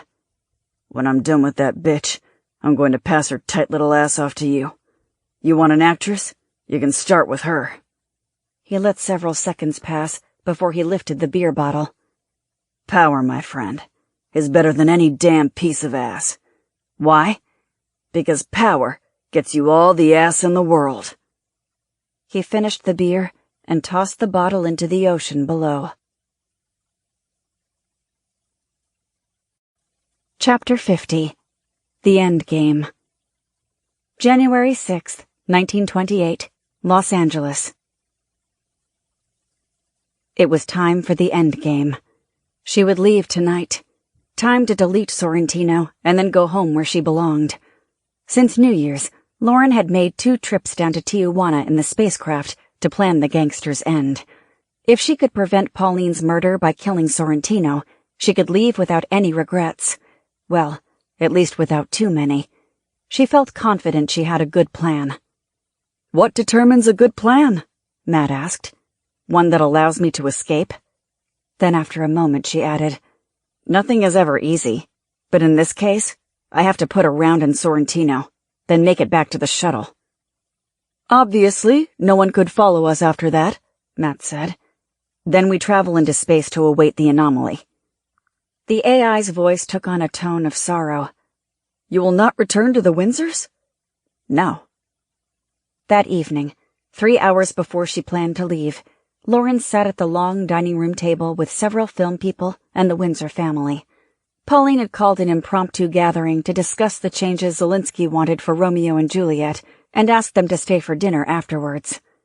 Seated at the table now, along with all the Windsor family, were Michael Murray and his boyfriend, a handsome costume designer at Global, Clarence Martin, the director, and his wife Constance, and Francis Marion, the great scenarist who had penned the Shakespeare adaptation, and Francis's husband, film cowboy Fred Thompson.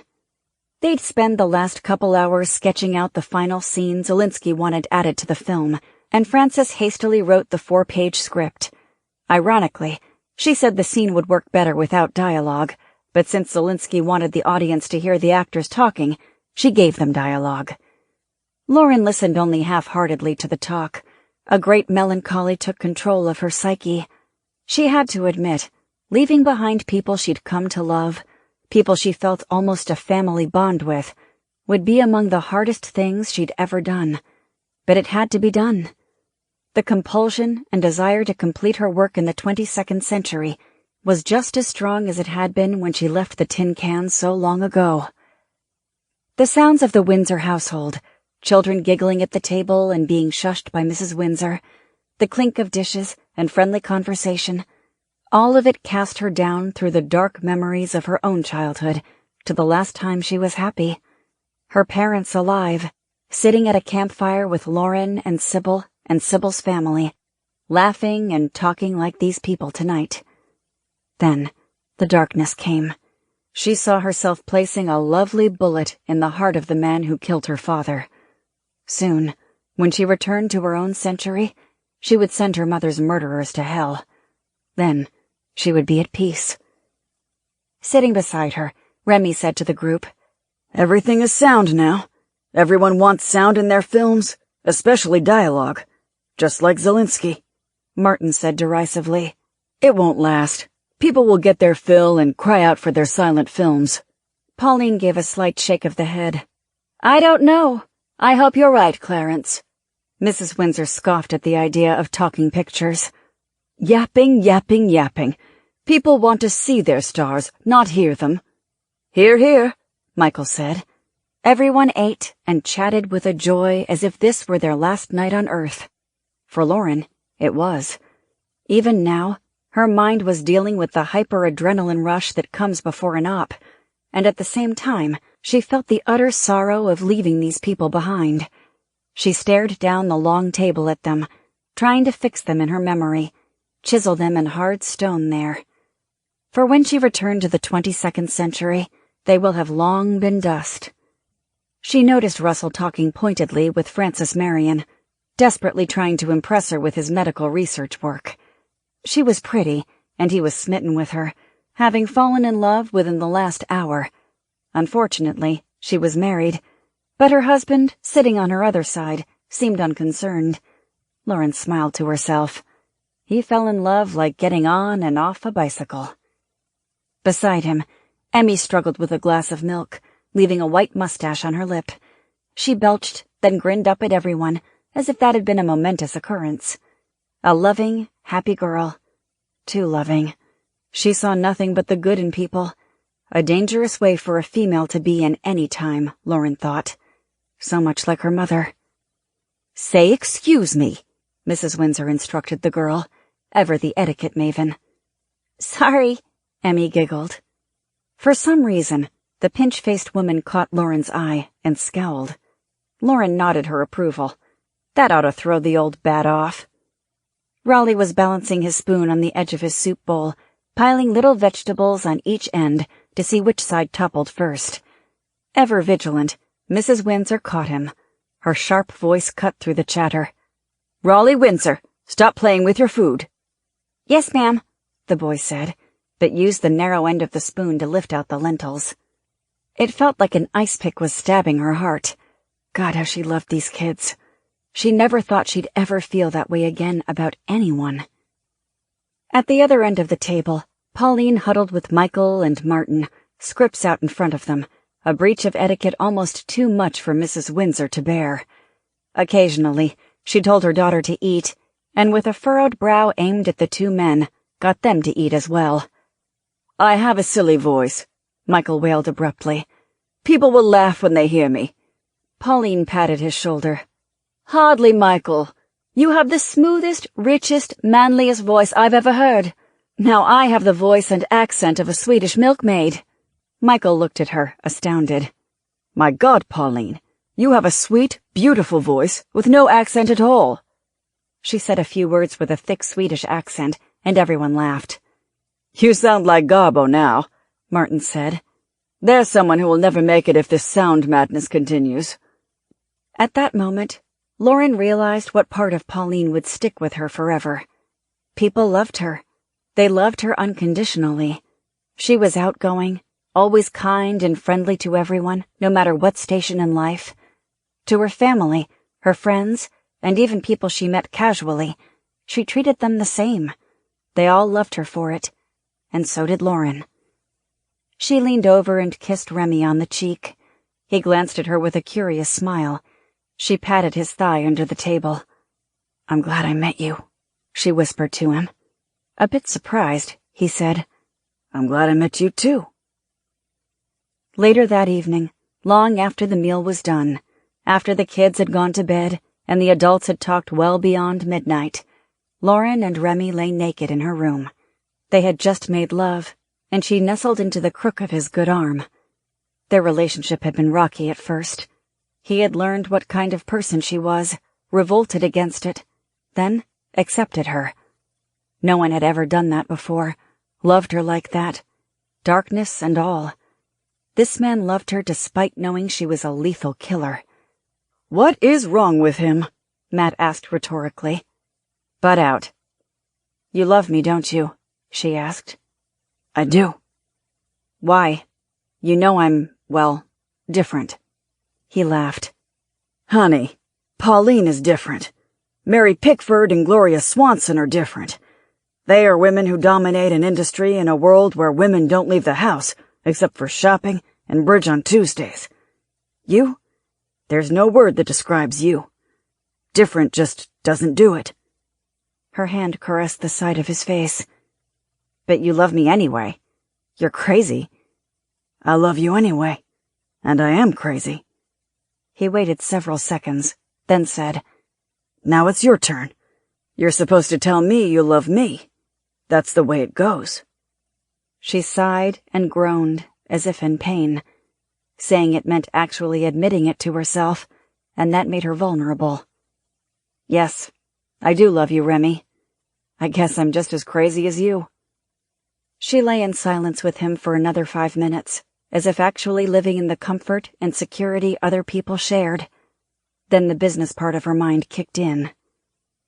"I might be going away for a little while. Just for a little while," she lied. She placed a hand on his mouth to stop him from speaking. "I cannot tell you how I know this. Sorrentino was going to murder Pauline, or attempt to do it.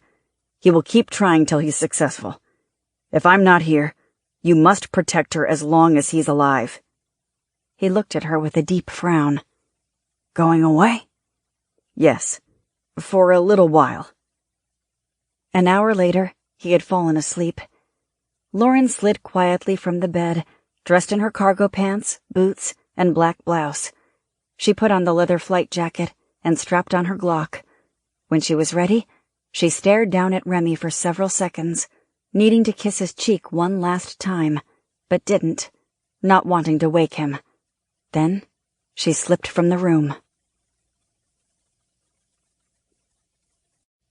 Chapter 51. Going Home. January 7th, 1928. Tijuana, Mexico. In the darkness before dawn, the shuttle hovered 500 feet above the Jockey Club racetrack in Tijuana. A full moon scudded in and out of black clouds, remnants of a storm that had run in from the sea. Lauren didn't like the glassy reflection below. The racetrack was flooded. It looked more like a lake. "Take us down," she ordered Matt. The AI navigated the craft into the hills that bordered the track to the east and set it down on an open plateau. Within 15 minutes, Lauren had hiked down to the track, which was inundated with water, fit for boating instead of horse racing. Following the lantern lights, she made her way to the stables in the back. They were crowded with trainers and exercise boys attempting to keep the stalls dry with sandbags and bales of hay. She found Top Outfit, Sorrentino's horse. A squat man in high boots stood at the stall door, directing the men inside to distribute more hay on the muddy ground. "Excuse me," Lauren said. "Are you the trainer?" He turned and eyed her suspiciously. "I am." "I drove all the way down from Los Angeles to watch Top Outfit race today," she said. "Will the horses run?" He pursed his lips in a grimace. "Does it look like we'll be running today?" When he saw her frown, he sighed. "I am sorry for your trip, ma'am. It's been raining for 3 days. You see, some fool built the Jockey Club racetrack on low ground, And when there's a bad rain, it floods. That's why the new track is being built on higher ground." An enormous lump of coal lodged itself in her chest and ignited. For a moment, she couldn't breathe. "I'm a friend of Mr. Sorrentino. I was expecting to meet him here today. Is he still coming?" The trainer shouted at one of the men inside the stall. "Careful with that damn shovel! Do you want to cripple the horse?" With a shake of the head, he turned back to Lauren. "Sorrentino? Are you kidding? He will not come just to see us clean the stall. The stakes race has been postponed till next Saturday. He'll be here then, unless it rains again." "Do you know where he is?" "No idea." "Do you know anyone who would?" "Nope. He has any instructions for me, he calls my office."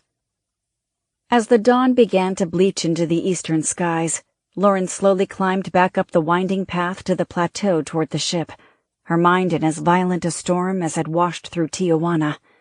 In 1928, she told herself, Ben Sorrentino murders Pauline Windsor. Even if Lauren stayed in this time, she might not be able to prevent it. And she would have failed both ways. Her mother's killers would escape retribution, and Pauline would be dead. "You're no help," she snapped at Matt. "I see no simple answer," he replied. "I see no complex answer. You are wrong no matter what you do." "I'm going home, to my century." She hurried into the spacecraft and lifted off just as the rising sun breached the horizon. Clouds rushed by at great speed. They reached the thermosphere in less than a minute. In the widescreen FOV, she could see the dark curve of the Earth framed by a sunlight glow through the haze of atmosphere. A packed field of stars sparkled beyond.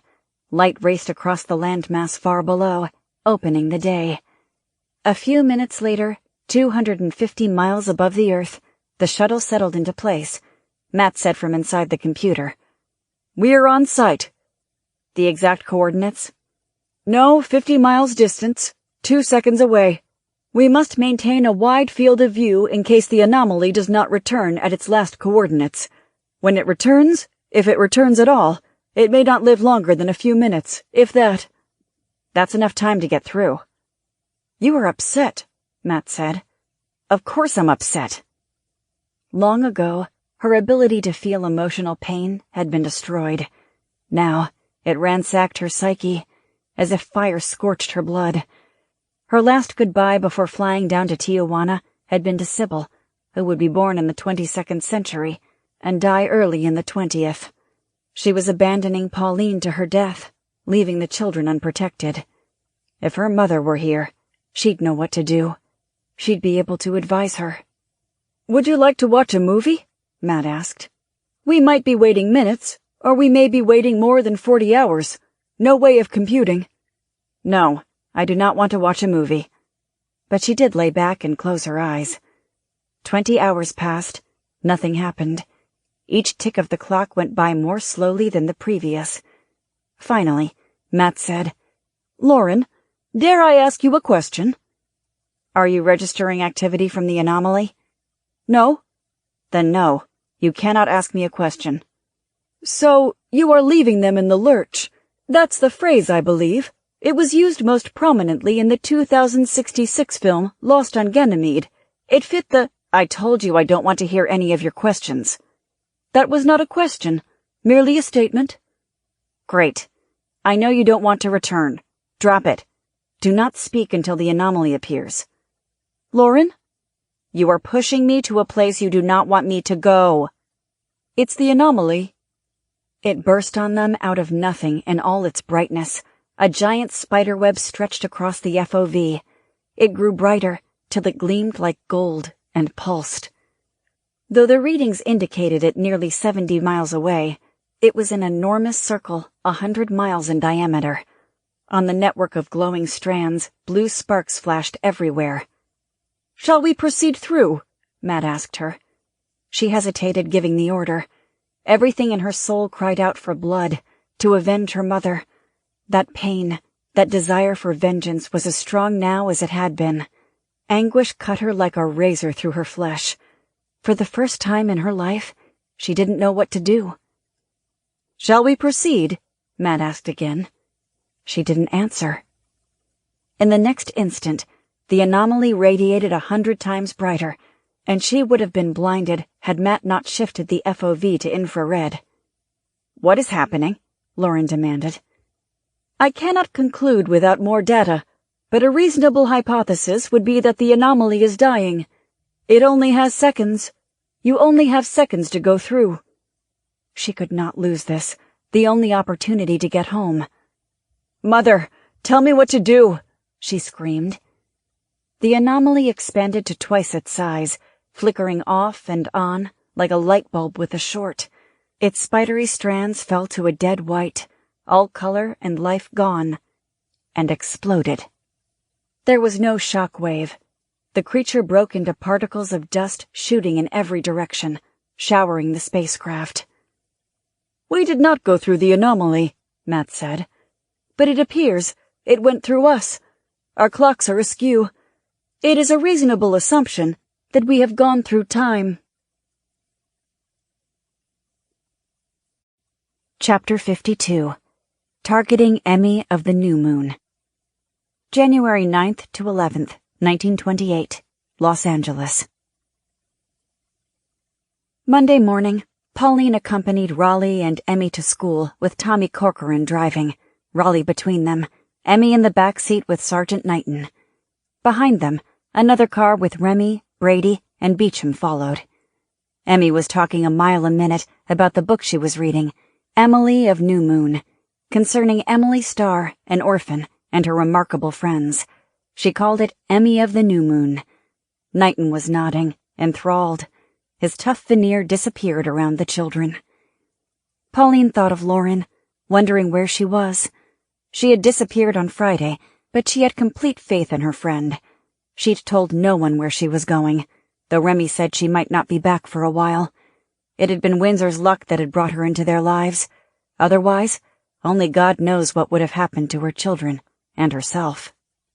Pauline was free for a few days while the studio attempted to jury-rig Stage 4 into a soundstage. Filming Zelinsky's final scene for Romeo and Juliet would have to wait till then. Michael was absolutely terrified to speak. He knew his voice wouldn't pass muster, but she'd done Broadway, so using her voice was not exactly new to her. When Corcoran turned onto Briar Summit Drive, Pauline felt a chill race down her spine. She studied the twisting road and the dry landscape and saw nothing untoward. Ahead, a Mercedes disappeared around a curve, the car of another parent. Nothing. Abruptly, 3 Model A Fords appeared ahead, approaching at a high rate of speed, driving in tandem like a fast-moving parade. Corcoran placed his hand on his army Colt. What the hell? The lead car slammed its brakes and swung into their path. Pauline screamed. Corcoran swung the wheel to go around it, but was clipped and driven onto the gravel shoulder. The second car blocked the way forward. Quickly, Corcoran shoved Raleigh to the floor as gunfire erupted into the windows, shattering glass and sending shards flying. In the back, Knighton threw himself over Emmy just as a bullet struck him on the side of the head, taking off much of his ear. He groaned and slumped over her, unconscious. Behind them, Remy, Beecham, and Brady scrambled out of their car to return fire. In the fog of the chaos, Pauline realized the gunmen were only firing into the back seat. With Raleigh safe on the floor, she tried to climb over the seat to Emmy, but Corcoran pulled her back. Stay down. Terror filled Raleigh's eyes. Squeezing down over him, Pauline held him tight and prayed for Emmy.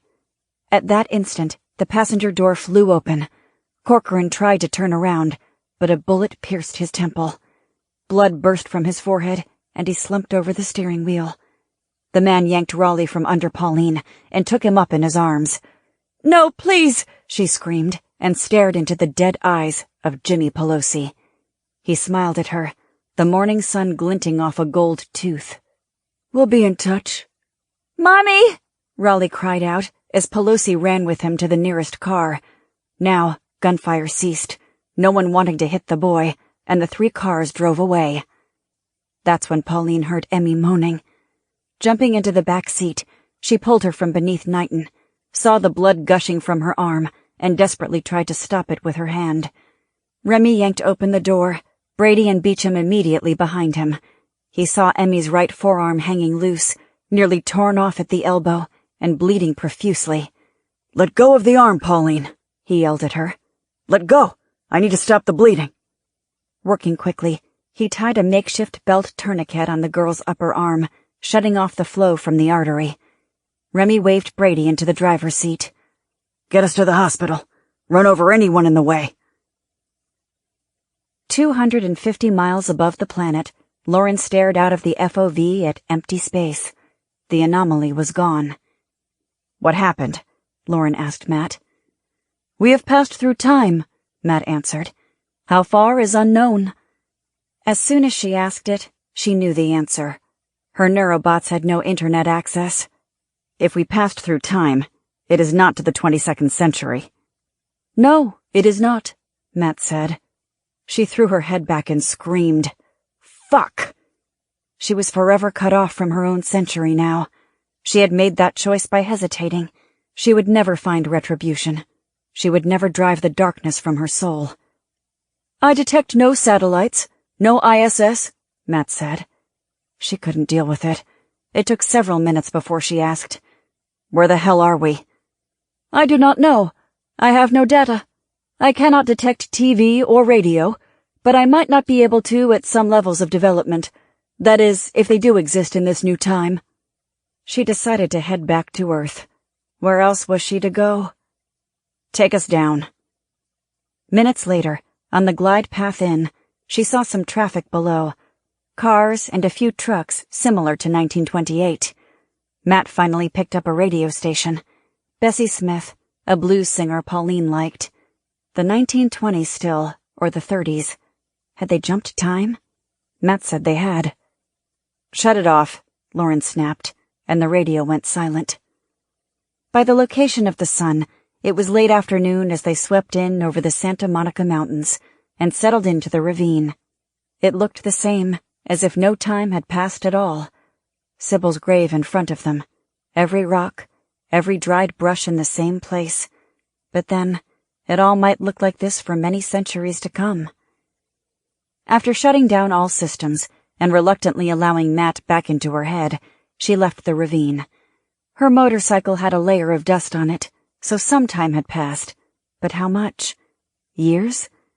They had passed through the anomaly, a ghost of it, but they had gone through it, so were they in the 1930s? And by then, Pauline would be long dead, murdered by Sorrentino. If that were the case, then Lauren was lost too. She would have failed in every respect. An hour later, when she rode the cycle up the driveway of Pauline's home, she found out exactly what time it was from the newspapers on the front porch. The latest was dated January 11th, 1928, Wednesday. In the dust of the dying anomaly, she'd been thrust forward just 3 days. She could see no security about, but 2 cars were parked in front. She went in and found Brady and Remy in the living room. Brady sat, his head buried into his hands. Remy stood, his head bowed also. He glanced up when she came in, but said nothing. He looked as if he hadn't slept for days. Mrs. Windsor entered the living room, carrying a small suitcase, and stopped abruptly when she saw Lauren. "Something has happened." "What?" Lauren asked. Mrs. Windsor's eyes blazed with fury. "For your information, while you were out getting drunk or catting around, Raleigh has been kidnapped, and poor Emmy lies right now on her deathbed at the hospital. She is not expected to survive the night." The old woman jabbed a finger at Lauren. "And it's your fault. You only had one job, to protect those children, and you have failed miserably." Stunned, Lauren took a step back as Mrs. Windsor pushed by her and out the door. "Come on," Remy said, as he and Brady followed. On the way to the hospital, Lauren learned what had happened from Brady. Corcoran was dead, Sergeant Knighton wounded, but not out of action. Emmy had an amputated arm. Blood poisoning had set in, and Raleigh had been taken. In the back seat, Remy was subdued, staring out the window. A stone-faced Mrs. Windsor rode in the back as well. She had come home to gather clothes for Pauline, who would not leave Emmy's side. "Has anyone contacted Pauline about ransom for Raleigh?" Lauren asked. No, Remy said. But we know who took him. Sorrentino's man, Jimmy Pelosi. Do you know where he is? Remy sighed and leaned back in the seat. No. I've been trying to locate him, but Sorrentino's gone and so's Raleigh. We don't know where they are. Don't you worry about Raleigh, Mrs. Windsor said. Pauline has taken care of it, no thanks to you. He will be all right. What does that mean? Remy said. It means Sorrentino contacted Pauline yesterday through his lawyer and said he'd heard about what happened. He promised he would use his contacts to find Raleigh and get him back. That is, if she signed over her downtown property to him. She did yesterday afternoon. A chill settled in the forward lobes of her brain. Mrs. Windsor said, "See? I told you it's taken care of." Remy shook his head. All BS. Sorrentino took Raleigh in the first place. I know that, Mrs. Windsor snapped. Now he is giving him back. That's all that matters. I don't care what flim-flam he plays at, just so my grandson comes home. Lauren said softly. Pauline has signed Raleigh's execution order. The woman's lower lip quivered. What are you talking about? Get this straight. When Sorrentino gets those documents, he must kill Raleigh. If the boy lives, he can prove Sorrentino is behind this. That's the death penalty for him. Without Raleigh, no one can prove anything. What about Pelosi? Brady said. We all saw him snatch Raleigh. Lauren gave a small shake of the head. Sorrentino will claim he no longer works for him, and no one can prove otherwise, except Raleigh. Staring at Lauren, Mrs. Windsor's face went white. You seem to know these people all too well. A person might think you were one of them. Lauren knew Mrs. Windsor was frightened, and her voice softened. Not exactly, but close. So believe what I tell you. Once Sorrentino gets those papers in his hands, he can no longer afford to keep Raleigh alive. She thought Sorrentino would wait till he had the papers himself before eliminating his prize bargaining chip, but she couldn't be sure. The boy might already be dead. At the hospital, Mrs. Windsor and Brady hurried inside. Lauren held Remy back. You look tired. I am tired. We don't have time for you to rest. I need you to find Sorrentino. I don't know how you're going to do it, but it's our only chance to save Raleigh. He nodded. I'll find him. Chapter 53. The Cabinet of Dr. Caligari. January 11th, 1928. Los Angeles. In Emmy's hospital room, tears ran down Pauline's cheeks. She sat beside her daughter's bed, holding her left hand. The girl had no right hand. Her arm had been amputated at the elbow. A single table lamp cast a funereal light against the gray walls. The smell of rubbing alcohol and ether was overwhelming. A merciless sorrow burned through Pauline. She had been such a fool. She had brought all this on her daughter and son. Even if God forgave fools, she would never forgive herself. She had not left her daughter's side since they'd come to the hospital more than 50 hours ago. Her dress was splotched with dried blood, the blood of her daughter and Tommy Corcoran and Sergeant Knighton. When people attempted to draw her away, she angrily refused. Sergeant Knighton was sitting in a nearby chair, his arm in a sling, his head swathed in bandages to cover the raw area where his ear had been. His face looked drained. He had sent the rest of the men to the lobby to wait out the vigil. They too had been devastated by the attack on Pauline and the children. The hospital administration was upset at so many men hanging around the halls and in the lobby, but no one dared tell them to leave. A groan came from the bed, and Pauline glanced over, immediately hopeful, but Emmy remained in her coma. Pauline's heart lurched, as it did every time she looked at her daughter. In sleep, Emmy's face was deathly pale. Her right arm had been amputated at the elbow and was swathed in white bandages. Blood drained through at the nub. She looked so small and frail, as if a broken flower. At that moment, Dr. Wallace came in. I'll see if her situation has changed. He went to the bedside, rolled up the sleeve of Emmy's hospital gown, and placed a thermometer in her armpit. He was smoking a cigarette, exhaling to the side, away from his patient. It will be a few minutes, he said to Pauline. Her temperature will tell us if there's been any improvement. In his three-piece gabardine suit, he appeared distinguished, with gray hair and mustache adding to a sense of competence, one she didn't feel about him. Suddenly, Pauline slid from the chair to her knees, her hands folded in prayer.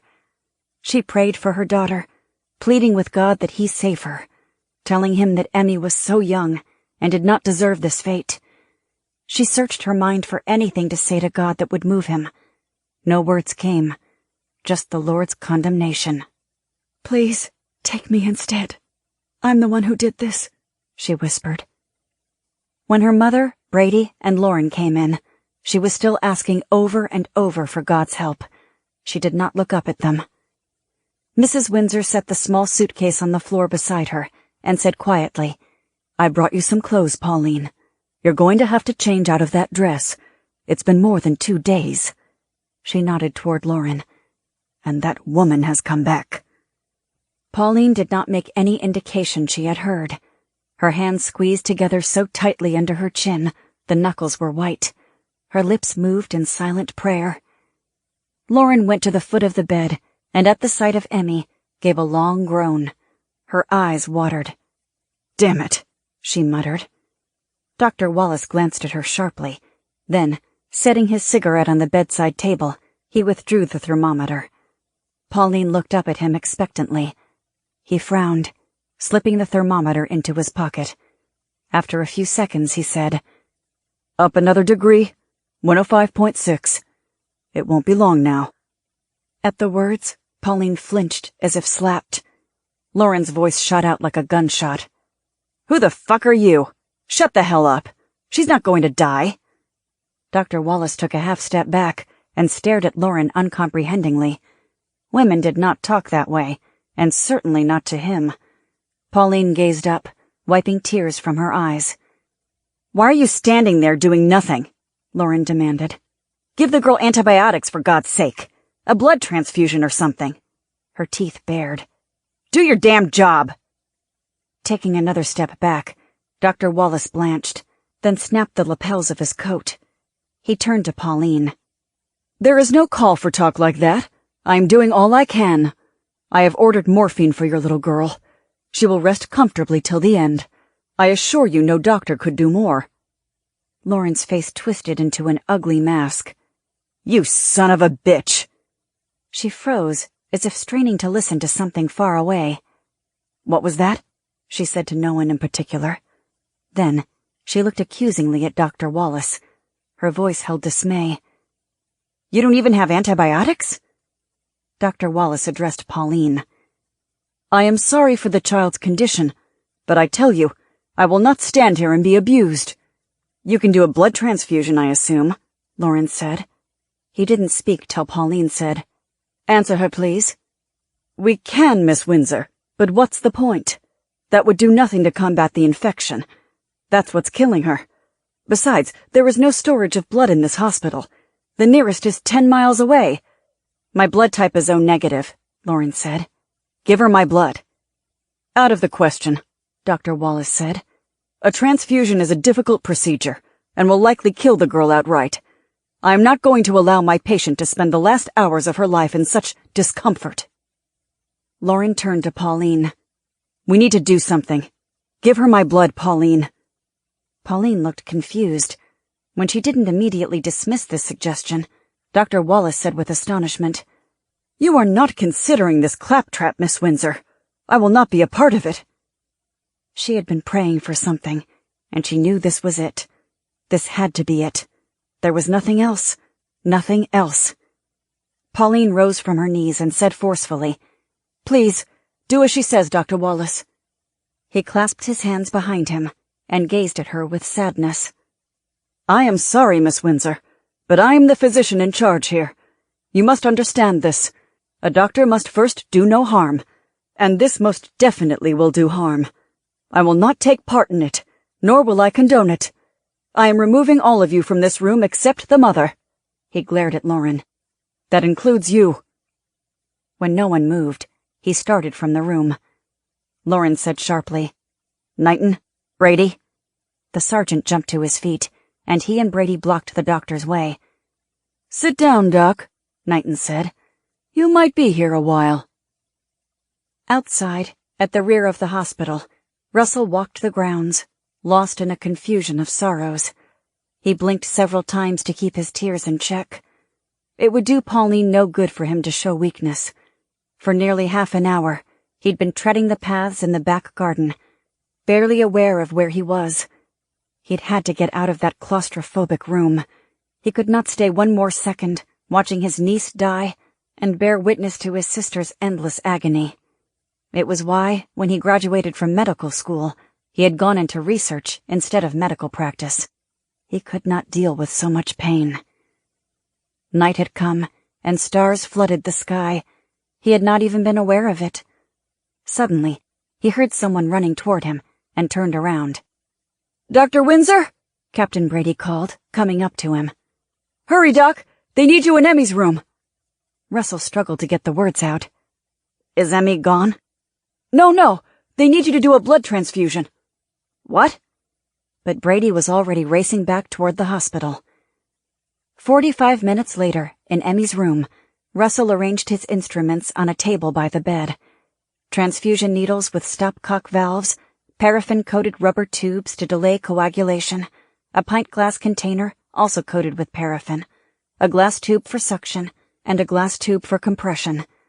All to draw blood from Lauren's cephalic vein at the elbow and conduct it to the glass container, where it would be drawn out into more tubing and compressed into Emmy's same cephalic vein.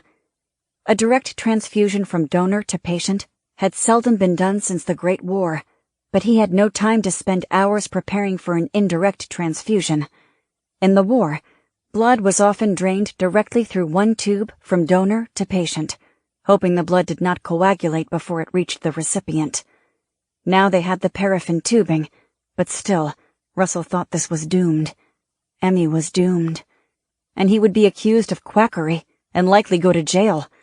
Worse yet, Emmy would be dead. He knew in his heart she was going to die anyway, but he could not deny Pauline this last hope. Holding tightly to each other's hands, his mother and sister watched, tension etching their faces. He should tell them to leave, but knew they wouldn't go. Knighton and Brady stood near the door. Dr. Wallace sat back by the window, fuming. In the chair next to Russell, Lauren placed her arm on the tabletop. "Let's get it done," he said. "Another minute, then I'll have it set up." "If you go through with this abomination, Dr. Windsor," Dr. Wallace exclaimed indignantly, "I promise you, you will be a pariah in the medical community. You have not even taken precaution against further infection. This is hardly a sterile setting." Uncertain about his ability to complete this procedure, Russell glanced over at him. "I've done what I can to sterilize my hands and the environment, Dr. Wallace. If this is going to work, it must be done now." Knighton stepped over to Wallace and put a hand on his shoulder. "Quiet, Doc. I'll stuff a rag in your mouth if you don't shut up." Dr. Wallace blanched. Everything was finally set up. Russell stared at Lauren for a second, then said, "I'm ready. Let's begin." His hands shaking, he leaned toward her with the needle. She took his hand and steadied it. "You can't hurt me," she said. He nodded. Then he inserted the needle into her vein. At once, blood began filling the glass container. Immediately, he inserted the second needle into Emmy's vein and turned the valve. Blood began flowing out of the glass and into his niece. An hour after the transfusion, Emmy's temperature had dropped slightly. By 9 o'clock, it had come down a full degree. Everyone but Dr. Wallace cheered when Russell announced it. "You know that it means nothing," Dr. Wallace said. He lit a cigarette and blew smoke into the air. "There are many reasons such a reading could occur. The prognosis is still the same." Lauren strode over to him, snatched the cigarette from his mouth, and flicked it out the open window. "This is a no-smoking zone, as of now." Knighton had placed all the men, including the old-timer Earp, in the hall outside Emmy's room. Only Pauline's people were allowed to come in or out. The night staff obviously knew something was wrong, but Russell kept explaining to them that Dr. Wallace did not want to be disturbed, and for now, they went along with it. By 11 p.m., Emmy's temperature had dropped below 104 degrees to 103.8. When Russell removed Emmy's bandages on her elbow and washed the stub, pus oozed from the open wounds.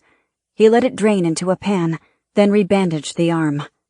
At midnight, the progress could not be denied by even Dr. Wallace, who finally deigned to examine her and seemed surprised when he found her temperature at 101.7. With his stethoscope, he checked her chest. Her heartbeat is stronger, he said. I don't understand this. How could this happen? I've never seen the like. Somehow she is improving, but it can't be from just a blood transfusion. It can't. Pauline and even Mrs. Windsor were crying now from relief and joy. Lauren felt her own eyes moisten. It had worked. She hadn't been sure it would. Ever the great actress, Pauline convinced Dr. Wallace that Emmy's improvement was due to his fine care. She called him a miracle healer. He was no fool. He knew what was going on. They had committed a crime by holding him here against his will, while Dr. Windsor performed an unauthorized medical procedure. Yet somehow, the girl was healing.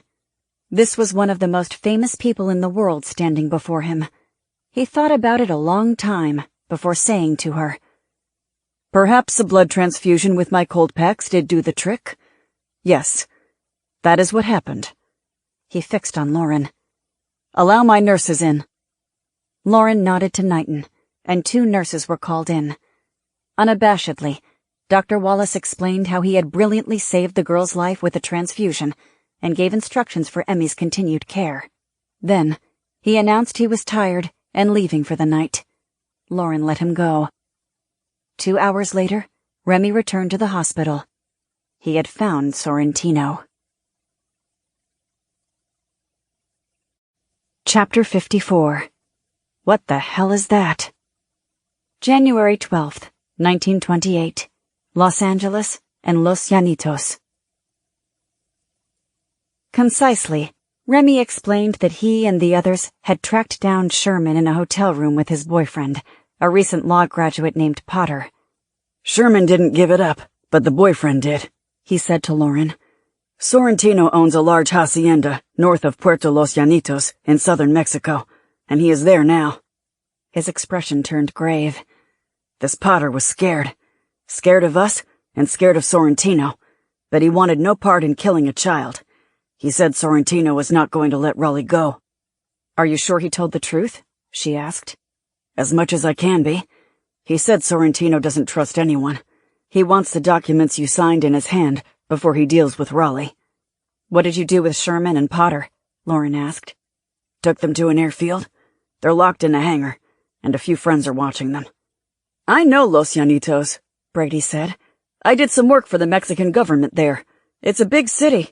It takes a long while to get there from here by car. By the speed of current automobiles, my calculation is 36 to 40 hours, depending on several variables, Matt said. Lauren repeated his estimate aloud. Brady nodded.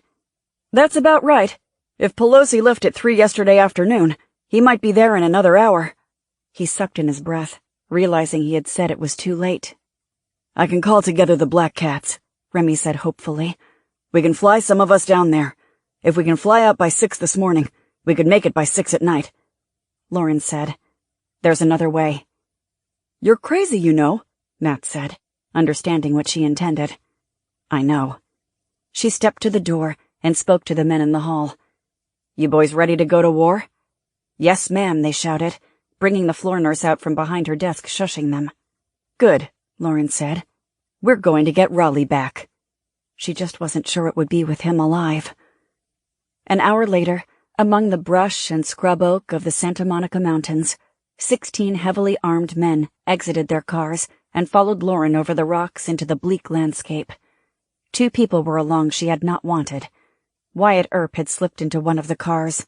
She had left him with the 6 men who were guarding Emmy and Mrs. Windsor at the hospital. The second person was Pauline.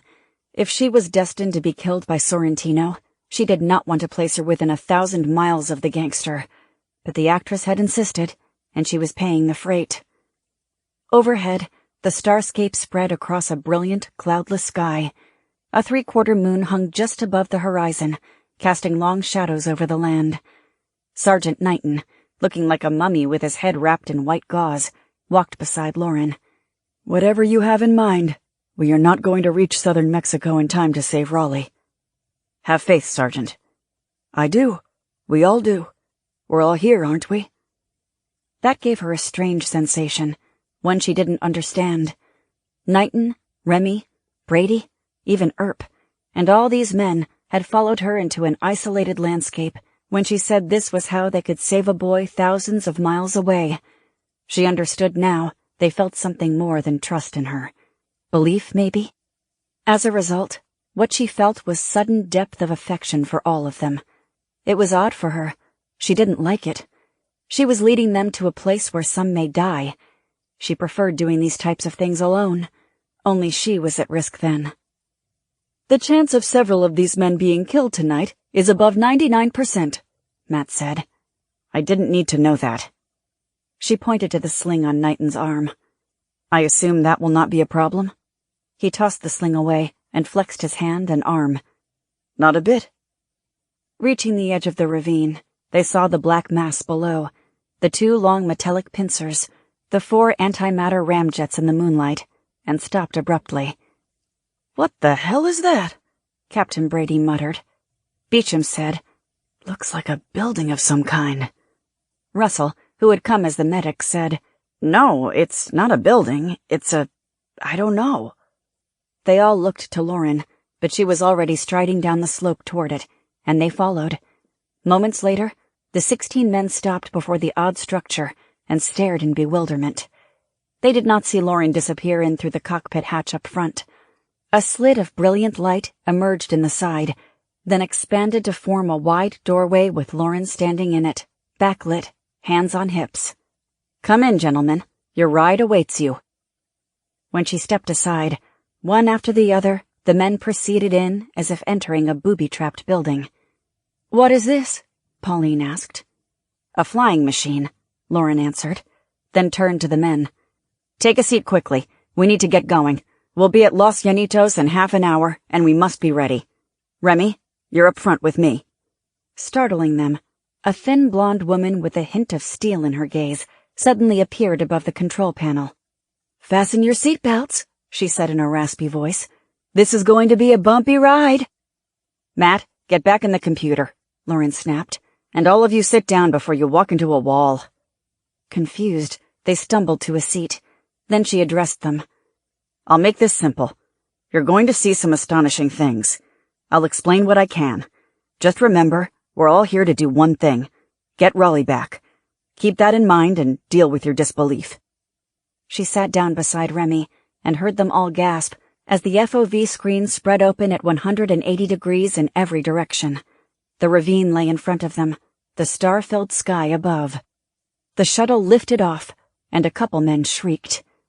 What the hell? Remy said, gripping the arms of the chair. She heard mutterings and the shuffling of feet behind her as people tried to brace themselves or look for an avenue of escape. The spacecraft shot forward, gaining sonic speed in seconds. The nighttime lights of Los Angeles flashed past beneath them in an instant. Lauren glanced back at the men to see how they were dealing with the technology that would seem like magic to them. They were the strongest and toughest group of men she had ever met, and they had terror in their eyes. This is just a flying machine, she said calmly. Like Remy's. This is not like mine, he sputtered. For several seconds, he stared at her, as if hoping to find answers to the impossible. After a moment, though still pale, he visibly relaxed. He leaned toward her. Okay, we are flying. I can see that. And fast, really fast. But no sensation of speed. I wouldn't spill my coffee. This craft has an inertia dampening system. Remy looked blank. A what? An inertia damp. Never mind, he said. Are you the pilot? No, Matt is the pilot. Matt? He's inside the computer. Utterly baffled, Remy nodded slowly. I see. She heard a couple men vomiting, though it couldn't have been motion sickness. The others began shooting questions at her. She held up her hand to quiet them. One at a time. I'll take questions for 5 minutes, then we must prepare. First Lady, who the hell are you? Knighton said, then gestured, indicating the ship's interior. And what is this thing? She called, Matt, come out here. Suddenly, the AI appeared above the panel in a tuxedo, startling them again. His face was painted white, his mouth thick with red lipstick. A movie character from some long-forgotten future movie. His mouth split into a hellish grin. Meine Damen und Herren, Mesdames et Messieurs, ladies and gentlemen, I give you that international sensation, Fräulein Sally Bowles. I mean the famous, or should I say infamous, Malinche. They stared at him, clearly without understanding. Brady muttered, What? Let's be a little less flamboyant, Lauren said to Matt. This is tough enough on them as is. Immediately, Matt morphed into a more acceptable apparition, a stern, gray-haired man in a military uniform, including a helmet with 2 stars on it, and a pearl-handled Colt at the waist. I am sorry, I should be clearer. In our time, Lauren Ramirez is known as Malinche, the 22nd century's most feared assassin. She is master of the art of death. Yes, we are from the 22nd century. I will remain silent for 3 seconds while you attempt to comprehend what I have just told you. She could not identify what stunned them the most, that she was an assassin, or that she and Matt were from the future. Probably the latter. They already knew she was not a nun, or maybe they didn't believe any of it. She glanced at Pauline, who was staring back at her with an almost unfathomable look. Was that disappointment in her eyes? Disgust? Contempt? Usually good at reading other people, Lauren could not tell. It bothered her far more than she believed it could, that she might have lost Pauline's friendship. After 3 seconds, Matt continued. This flying machine can travel at speeds in excess of 50,000 miles an hour, though we are hardly producing that rate at the moment. We were stranded in this time when we passed through a time displacement anomaly. As for me, I am a sentient AI. That stands for Artificial Intelligence. I think that should make everything clear. He went back into the computer. Is this a magician's trick? Russell demanded, and several men nodded their agreement. Lauren said, I assure you it is not. Then, taking them all in at a glance, she could see they could still not process everything. She fixed them with that cool gaze that could chill polar bears. Now we need to leave explanations behind. We can do science, or we can prepare for what's to come. In less than 30 minutes, you will be in a fight for your lives. Focus on that, and on getting Raleigh back. Her gesture encompassed the hull. On the view screen, occasional city lights flashed by below. When the job is done, then you can try to figure all this out. You heard the lady, Knighton said. Break into your 2 teams. When they did, he stepped up to her. So you're an assassin? Lauren responded, her eyes flat. I am. He grinned. Son of a bitch. Chapter 55. The Ice Woman Cometh. January 12th, 1928. Los Llanitos, Mexico. Jimmy Pelosi arrived just before 4 a.m. Already up, Sorrentino met him in the massive cathedral-like living room. A vast window took up the entire part of the house facing the sea. Light reflected off the glass, creating a mirror image of the 20 or so people in the room. In various stages of wakefulness, his men had gathered, a few with suitcases. It would be a busy day. Some staying on here, some traveling up to Los Angeles by car, others taking passage with the freighter heading up to Long Beach, loaded with cases of rum and bourbon. You took your time, Sorrentino said to Pelosi. You got it with you? Yeah, boss, I got it. Pelosi handed Pauline's papers to Sorrentino. Piece of cake. It's all over. We got the fucking place. Everything's set now. Sorrentino grasped the papers like holy objects. Yeah, everything's set now. He held the documents in the air and addressed the men. See these? These are the future. These will make us all rich. There's nothing stopping us now. Several more men had made their way into the big room from outside. They all cheered. At that moment, Artie Pelosi led Raleigh in by the hand. The boy was frightened, his eyes darting about the room at the men. After several days, he still wore his rumpled breeches, coat, and tie. Jimmy said, "The woman wasn't even around. She was gone who knows where. She won't be a problem." Artie said to him, "We got a call last night from one of the hospital staff. He said she finally showed up." "So what? She gets here in a day or two? I'll take care of her," Jimmy said. "I'm sure the boys will be glad to give her what she really needs." They laughed. Sorrentino looked from the documents to Raleigh. "You say something, kid?" Shrill with fright, Raleigh said, "Boy, you guys are in big trouble now." Artie snickered. "Yeah, kid, we're terrified." Sorrentino went over to the boy and leaned down to his face. "Kid, here's some advice for you. Don't worry about dumb broads." "She has a spaceship." Not knowing what that meant, Sorrentino frowned, then said, "You scared of me, kid?" "Not now." Sorrentino could tell the boy was lying. He didn't like having to kill kids, but he had no choice. The boy could blow up his entire operation. "That's good, kid. That's real good." He turned to Artie. "Get it done." As the minutes passed, Lauren grew more frustrated at their inability to find Sorrentino's seaside home. The spacecraft was 10,000 feet in the air, and Matt had directed the infrared imaging array down to the Mexican coastline. On the screen, magnified images of sleeping bodies and small homes flowed swiftly by like a stream of corpses. She wondered if Sherman's boyfriend had lied. Everything rested on his information. If he had fooled Remy, then Raleigh was dead. She hated that the boy's life depended on someone she could not trust or believe, but there was no other choice. Standing beside her, Remy ran his hand through his hair, his face showing strain. Potter had said the hacienda was on the north coast of Los Llanitos, but that could be 100 yards to 100 miles. They were taking too long to find it.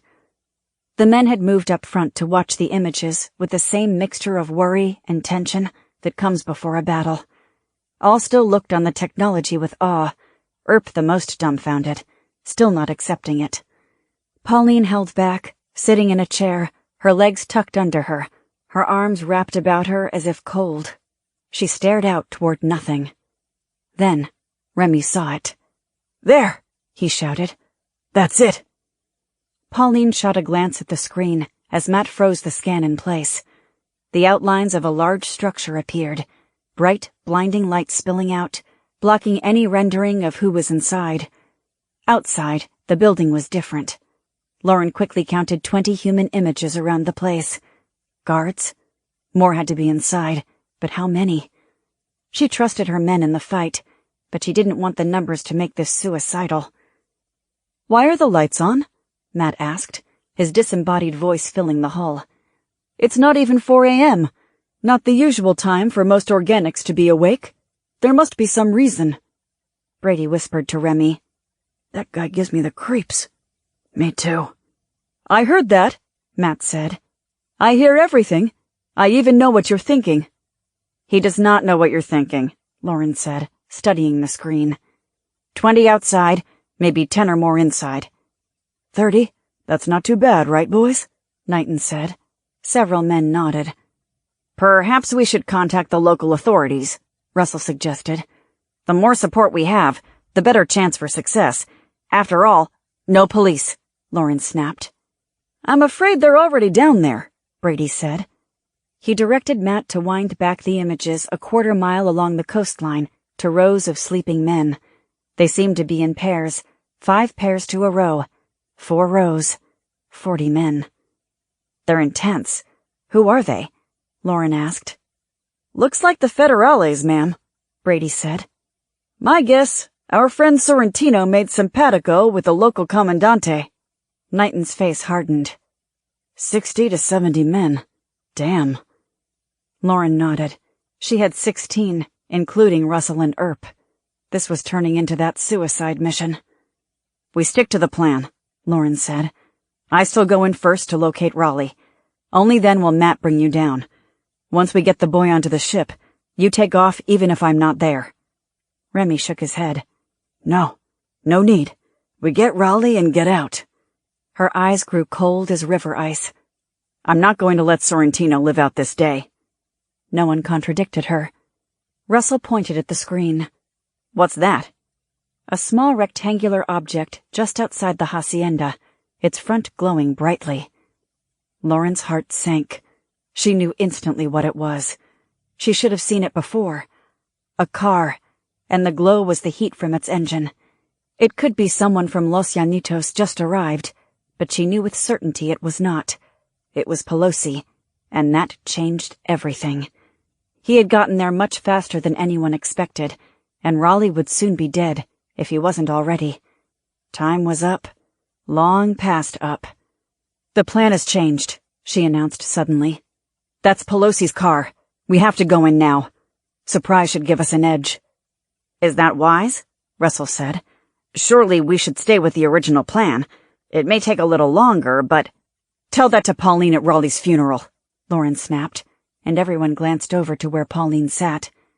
She rose and came up to them to get a better look at the screen. Then the actress said, "Get us down there, Matt. Now." Inside Sorrentino's hacienda, Artie began to lead Raleigh from the room. The boy stopped and stared out the massive front window into the blackness beyond. His eyes widened. His expression grew excited.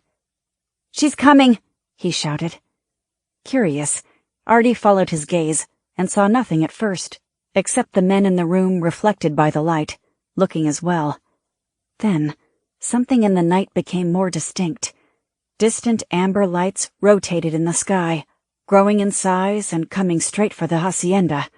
Sorrentino saw it too. "What the hell is that?"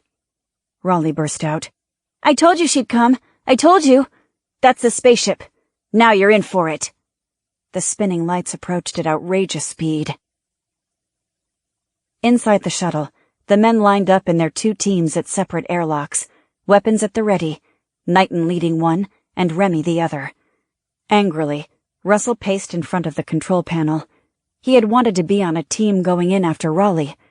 Lauren had forbidden it, forbidden him and Pauline to leave the shuttle, telling him his medical training could save lives tonight. "Cut the lights," Lauren ordered. The ship went dark. Magnified on screen, they could see inside the living room. No Raleigh. She searched the screen's infrared imagery outside the house. She saw figures of men running, but nothing resembling a small boy. She felt the first hint of panic. The bright lights of the hacienda rushed toward them. Lauren commanded Matt, "Crash the building." His voice came back mechanically.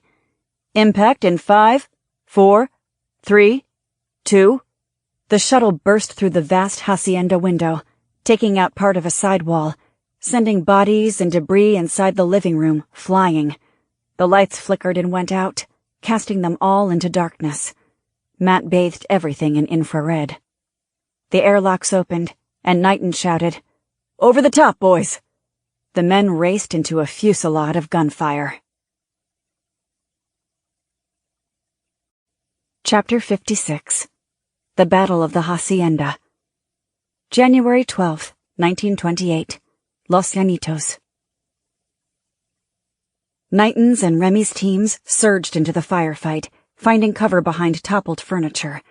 Bursts of Thompsons, handguns, and shotguns rumbled and flashed like a summer storm, including loud blasts of Wyatt Earp's long-barreled Colt. The nose of the shuttle had penetrated the hacienda, leaving the airlock just outside on the patio. Lauren drew her Glock and waited in the darkness just outside, taking in everything, trying to get a sense of where Raleigh might be. A stiff wind whipped in off the ocean, and amid the gunfire, she could hear the surf below, crashing on the rocks. Could Raleigh still be in the house somewhere? Nothing resembling a small boy was picked up outside. If Sorrentino had already killed him, she'd unleash a hell upon him and his thugs, never seen in this century. A second later, 3 figures leapt over the stone railing and ducked into a crouch. They moved forward to come up behind Remy's team. In the moonlight, she recognized one of them, Artie Pelosi, and slunk back deeper in the shadows. They hesitated, taking in the craft. "What the hell is that, Artie?" one muttered. "How the hell should I know?" Pelosi shot back in a whisper.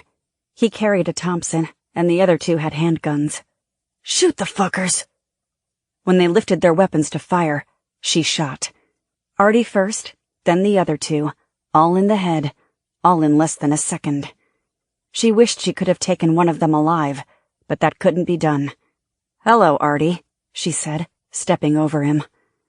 In the living room, visibility was limited to amorphous shapes in the smoke. The gunfire from the gangsters was erratic.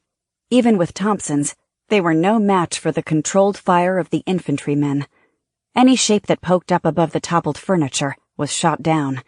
The toll was devastating to the gangsters, yet more of them rushed into the house.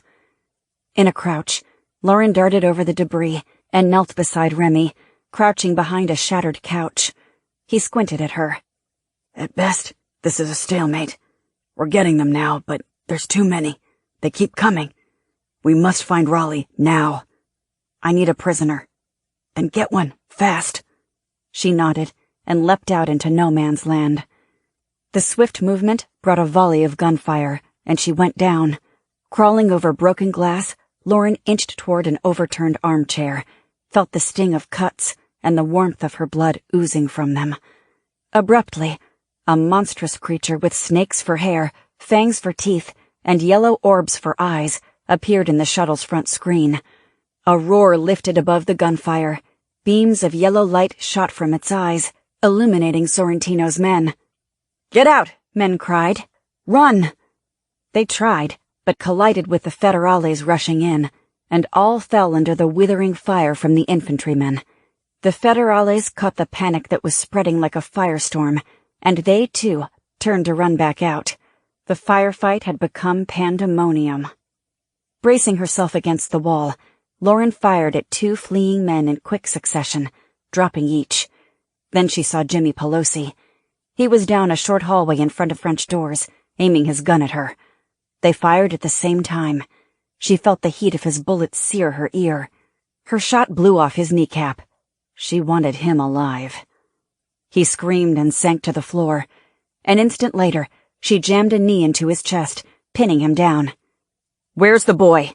she demanded. His face twisted in agony. "What boy?" he choked out. He gripped his gun and tried to bring it up. She shot him in the hand, severing 2 fingers. He shrieked again. Grabbing his hair, she jerked up his head. "Tell me where Raleigh is. I'll get you medical assistance. You can survive this, Jimmy. I won't ask you again." Through clenched teeth, he hissed, "Fuck you." She put the barrel of the gun to his forehead as Remy rushed up beside her and gently pulled Lauren's gun arm back. Over the din of chaos, he spoke in a friendly voice. "We have your brother, Jimmy. He's in our flying machine right now with our medic. He'll be fine." "Take me to him," Jimmy said. "The pain is killing me." "We will. If you tell us where Raleigh is, you can join your brother. You both can live. If not, I'm afraid you both die here. I guarantee you we will find someone with the answer, and he will get to live. You won't." Christ, Lauren thought. He was giving him a Shakespearean monologue. Then, as an explosion went off, Knighton dove into the short hallway and rolled to a kneeling position beside them. He fired his army Colt back into the living room. "That son of a bitch Brady," Knighton said. "He got a hold of several pineapples and brought them in a pack." At her puzzled look, he said, "Hand grenades. We got the bastards running." He turned back to Pelosi. "Last chance." He chuckled, winced, then groaned in pain. Sweat beads clung to his forehead. "What the hell? It's too fucking late anyway. You can't pin it on us 'cause you'll never find him. Sorrentino took him. He's in the drink by now." He winced and groaned again, then focused back on Lauren. "I told you what I know. Now do something about this fucking pain." "Sure, Jimmy." Lauren jammed her gun to his forehead and pulled the trigger, obliterating the top of his head. Remy jumped back in shock. "Finish this, Remy," she ordered. "Knighton, you're with me." While explosions from Brady's grenades shook the house, Lauren and Knighton raced through the French doors. Outside, there was no one on this side of the house but the commotion of the firefight spilling out in the front. 30 feet away, A mangrove forest abutted the cliff's edge. About 100 feet below, the surf crashed up on the rocks in a scene of reflected moonlight and sea spray. Ahead of them was a trail that split, one path continuing along the cliff edge through the mangrove trees, and the other traversing down toward the sea. If Raleigh was out here, he could be on either one of them. Lauren said, "You take the top. Shoot anyone who gets in your way." With a barely perceptible nod, Knighton sprinted off, while she broke into a run down toward the sea. Moist, cool air rose from the ocean spray, covering the rocky path with a damp sheen. One slip would be a death tumble. While not easing her pace, she assessed Raleigh's situation. Sorrentino had to kill him, and he would have to do it far enough away from the hacienda so that the body would never wash up on a beach nearby. That would blow all his claims of innocence apart. Likely, Sorrentino would use a boat to take Raleigh far out to sea. There, the boy would disappear forever. That's when she saw it, and knew she was right. The vague shape of a boat anchored near shore, a half-mile down along the coastline. She picked up her pace. After a quarter of a mile, the path reached sea level and flattened out. The surf burst over large boulders some 20 or 30 feet away, snaking through smaller rocks in toward her, rolling up over the path. High tide was coming in. Each stride took her past crags and caves carved out over the eons by the water. Ahead, something was snagged on a rock and flapping in a gust of wind. When she snatched it up, she choked back a gasp. It was Raleigh's suit jacket, with the stickiness of fresh blood on the sleeve. Bile rose in her throat. "Where are you, Raleigh?" she whispered. That's when she heard a voice, made faint and indistinct by the roar of the surf. A man's voice, angry, demanding. It was Sorrentino. She broke into a sprint. Furious, Sorrentino stuck his head into the narrow crevice. It was too small for him to enter. In the darkness, he couldn't even see the brat. "I told you, kid. I'm just taking you down to a boat. I'm taking you back to your mama. That's all. For Christ's sake, don't you want to see your mama?"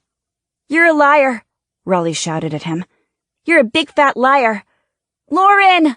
His scream echoed out of the crevice. "She's not coming, boy. She's dead. Get that through your thick head." Sorrentino considered firing into the small space. Ricochets might get him, but he needed to be sure.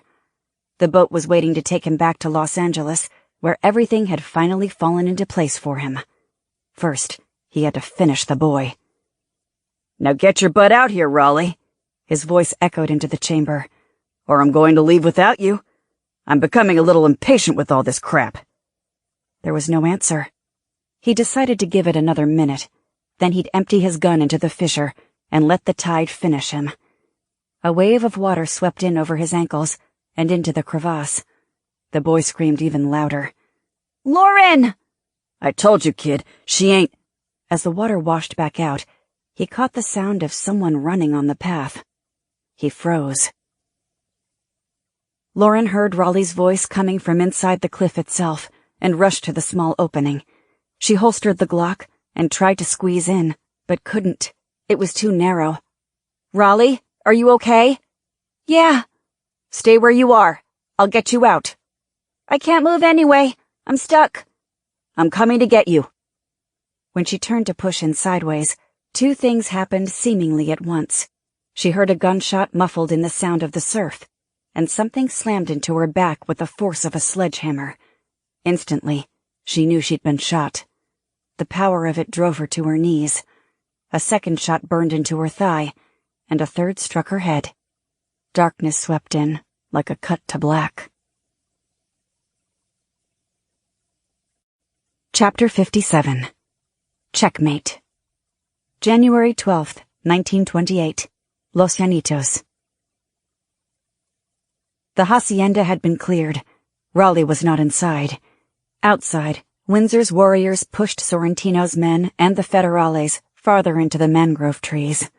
Brady pulled the pin on a grenade and drew his arm back to throw it when a bullet struck his chest. The grenade dropped from his hand and rolled next to Remy, who was aiming his army Colt. An infinite night closed in. Brady blinked, uncertain what was happening, Then his head cleared for a moment. With his last strength, he shoved Remy aside and fell on the grenade just as it went off. "Wake up! Lauren! Wake up!" Having no concept of elapsed time, she groped back to consciousness. She knew gunshot wounds, even ones to the extremities, were devastating and lethal. You did not shrug them off like in all of Matt's movies. Sometimes, adrenaline pumped seconds of strength into the body, but when that faded, the body went down and stayed down, and if you didn't receive immediate care, you bled out. Like a shock wave, excruciating pain hit her body. Wincing, she burrowed her face into the damp sand and rocks of the path. She had been stupid. Concern for Raleigh had stolen her edge. Another wave of pain ratcheted up the agony tenfold as a small wall of water washed over her, then drained back out to sea. Lauren drove the pain into a deep vault in her mind and banged an iron door shut on it. Then, as she always did when hurt, she assessed the damage to her body. Since the injection of nanobots years ago, that assessment had become clinical. Her neurobots drew data from the injured areas and gave her a precise reading. A .32 caliber bullet had struck the upper left side of her back, cracking 2 ribs and gouging a tunnel at 45 degrees down her side to come around the front. The round now pressed against the skin of her lower abdomen. The second round had punched through her thigh high up near the glute, missing the femoral artery and leaving a ragged exit wound. Striking the artery would have killed her before her nanobots could heal her. The third had hit her head a glancing blow on the right side above the ear, cutting open her scalp along a 3-inch groove. She bled profusely. "Lauren, you must do something," Matt said, his words frantic. "I hear someone just a few feet away approaching us. Get up! You must get up!" She was severely damaged, but not mortally so. Her nanobots were shutting off the hemorrhaging and regenerating the cell tissue at a speed 100-fold faster than normal. The blood flow from her wounds diminished. Extra adrenaline pumped into her. In the moonlight, the shadow of a figure fell over her. She heard his laughter and knew it was Sorrentino. He flicked a cigarette lighter and lit a cigarette against the wind. Out of the corner of her eye, she watched as he puffed several times on the cigarette, letting water wash over her, shifting her body, then flow back out. He holstered his revolver and snatched her Glock from its holster. He studied the weapon a moment and gave a low whistle. He grabbed her shoulder and flipped her onto her back. He saw she was alive. "What the hell did you think you were going to do to me, Toots? I'm not a priest. I'm Benny Sorrentino. I've capped the toughest hoods around, and you think you can match me?" With a smirk, he stuck the gun in her face. "What are you going to do?" she asked. "Talk me to death?" With a quizzical look, he gave a grunt and pulled the trigger. Nothing happened. He jerked the trigger several more times, but the gun wouldn't fire. Her left hand shot out and grabbed his gun wrist, jerking him down toward her. With her elbow, she popped a jab to the face, bursting his nose. Then, she swung her leg up around him and hurled him against the cliff face. The Glock bounced several feet away along the path. Sorrentino reached for his revolver. In one swift motion, Lauren sprang up and slammed her fist into his solar plexus. He bent double. The next punch took him down hard. Another wave of pain swept through her, stopping her for a moment. Gasping, he groped up to his feet. His right hook caught her in the jaw, staggering her back. Bright white sparks exploded in her head. "Bitch," Sorrentino swore. "I'm going to tear you ass from limbs." Like a bull, he charged, throwing another right hook. Stepping to the side, she deflected it and lifted a lightning kick to his nose as he passed. It exploded again with blood spray. He staggered a fraction of a second, enough time for her to drive her boot through the back of his left kneecap with such force it dislocated. Then, she snapped off 2 savage punches to his jaw that dropped him to his knees. Spitting blood, he gazed up at her with a mixture of shock and black rage. She drove her boot into his chest, hurling him into the water. Lauren grabbed the Glock. With the oncoming wave, he struggled to the shore and pulled himself up. "I shot you. I know I shot you. His voice baffled, angry. When she aimed the Glock at him, he chuckled. It won't fire. Oh, it will fire. You just have to be me. He reached for his revolver. She pulled the trigger, exploding a canal through his chest. He tumbled back into the sea.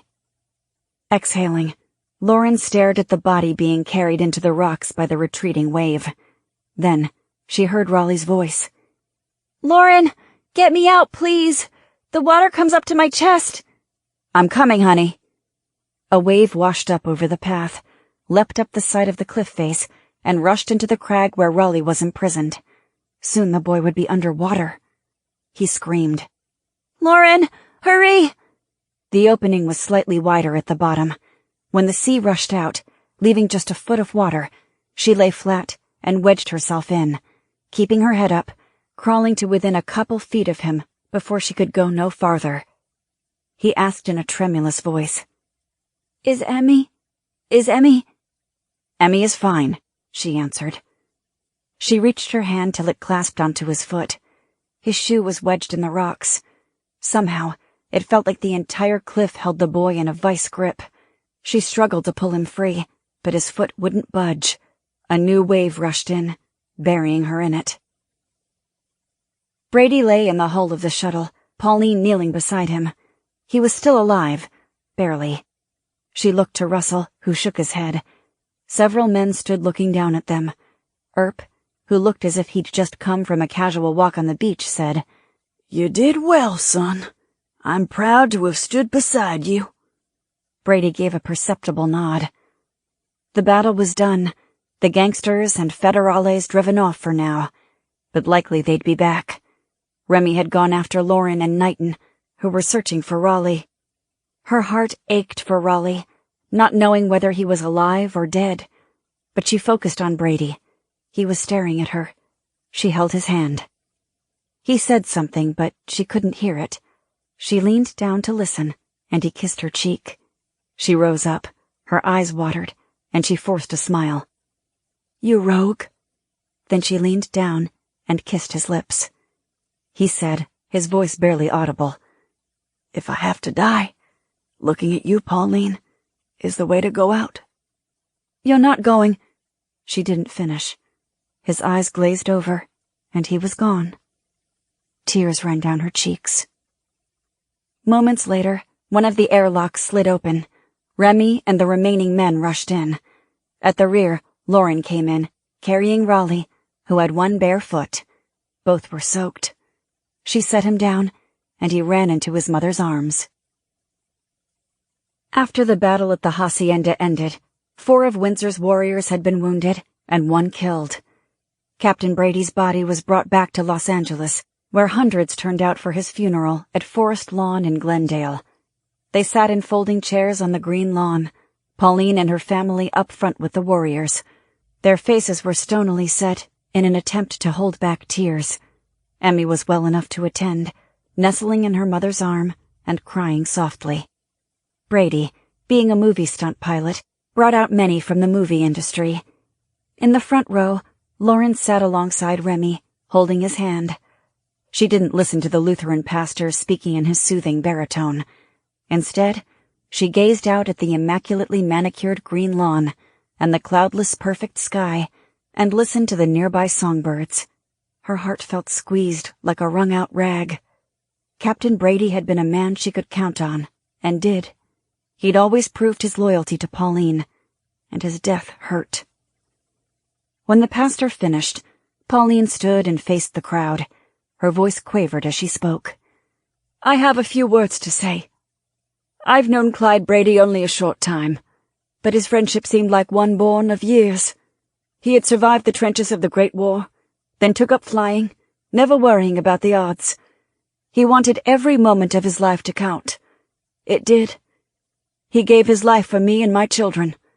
A more unselfish act of friendship God has never seen. The actress stepped up to the casket and placed a single white rose on it. Thank you. For my family, she said softly. Captain Brady was lowered into the ground. Remy sighed deeply, and Lauren squeezed his hand. While the pastor gave a final benediction, She glanced at the audience. Her friends. What a strange word for her. Friends. Indeed, she loved these people.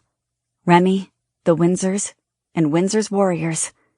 Not since the Misfits had she so recklessly given her heart over to others. It made her feel strange and vulnerable, as if she were walking on a wire stretched between two biplanes at 10,000 feet. Next to her, Raleigh sniffled. Lauren shuddered. She had almost left him and Emmy to die. Lauren knew her mother would not blame her for failing. Still, the hole in her soul that only vengeance could fill gaped wide and deep, and would so for the rest of her life. Without the anomaly, there was no way back. Yet, she would never stop searching for a way. She did not give up. Nearly 12 years would pass before Lauren finally discovered the way back to the 22nd century, and she couldn't have been more shocked. It happened when she was in Atlanta, Georgia, for the premiere of Gone with the Wind. Chapter 58. You Can Go Home Again. December 15th, 1939, Atlanta, Georgia. In her suite at the Georgian Terrace Hotel in Atlanta, Lauren was rushing to get ready for the premiere of Gone with the Wind. She slid into her black evening gown and sat at the dresser to begin applying a light touch of makeup in the mirror. She needed very little. A towel wrapped around his waist, Remy poked his head out of the bathroom. Tell me again why we must arrive an hour and a half before the movie even starts? His hair was graying, but the undamaged part of his body was still strong and fit. She liked that he kept himself in shape and didn't let himself grow to flab like many men in their 40s. Surprising, since he spent most of his time in an office now. In 1929, he had begun Grand Express Airlines, which now dominated the West Coast market. She closed her compact and glanced over her shoulder at him. We can't arrive after Gable or Lee. That would be so gauche, don't you know? Well, if you'd gotten the role of Scarlet, we could be the last to arrive. He looked to the canopied bed, then back to her, and raised his eyebrow in an exaggerated leer. And then we could utilize the furniture for another hour. She laughed, as Remy ducked back into the bathroom. You're so lecherous. Like most actresses in Hollywood, Lauren took a screen test for the role of Scarlett O'Hara, but ended up playing one of her sisters instead. As she applied her lipstick, she thought of how ironic it was that she was acting, while Pauline had long since left the profession. Instead, after Lauren warned her and others about the 1929 stock market crash, Pauline ended her movie career and turned to business. She began buying real estate and investing in everything from hotels to Remy's airline. In those days, she was in a friendly competition with Mary Pickford, who had also retired from pictures. Both had survived the coming of sound, but many hadn't. The motion picture world had altered, becoming an alien landscape. It had begun with The Jazz Singer in 1927, but the first half of the next year, many thought of sound as a temporary fad. That is, till July 6th. On that date, the movie Lights of New York, the first all-talking movie, opened in New York. It was an appallingly bad movie, perhaps the worst I've ever seen, Matt said, with wooden acting and a plodding story. Yet everywhere it played, lines stretched around the blocks. The situation was finally clear to all. Sound movies were here to stay, and silent movies were dead. Panic swept Hollywood. Actors and actresses who earned $5,000 to $10,000 a week, many times the yearly wage of most Americans, feared that their dream lives would crumble. To make it worse, studios demanded that every one of them, no matter how big a star, take a recorded voice test to see if they could fit into this new world. When Pauline had taken her voice test, a stagehand burst out the door and screamed to everyone nearby, "Pauline Windsor has a voice! Pauline Windsor has a voice!" By the latter part of 1929, the studios were making only sound movies.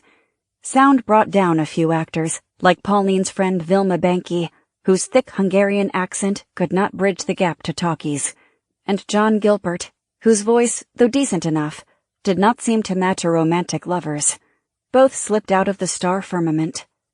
The Hollywood landscape was changing for everyone, and soon new stars took place of the old. A few silent film stars continued on as big as ever, but most did not. Mary Pickford, Pauline, and Clara Bow, the reigning queens of Hollywood, found the new way of making pictures not to their liking. While at the very top, they all walked away from acting. Lauren was one of those new stars. She had never reached the same heights as Pauline had, but she had appeared in nearly 30 movies by 1939, mostly as the hero's love interest or the second female lead. Now, she was in Atlanta to attend the premiere of the most important movie of the sound era. As she attached her diamond earrings, Remy called from the bathroom. "Look at all my gray hairs. I'm getting too damn old. Pretty soon you won't want to be seen with me anymore." "Will you quit whining?" she chided. "You look distinguished. More handsome than ever." "How do you do it?" "Do what?" "You never seem to age. You look the same as the day I met you. What's your secret?"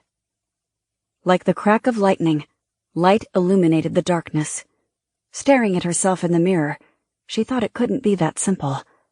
She studied her face closely. Since the day nanobots were injected into her body, she had not aged.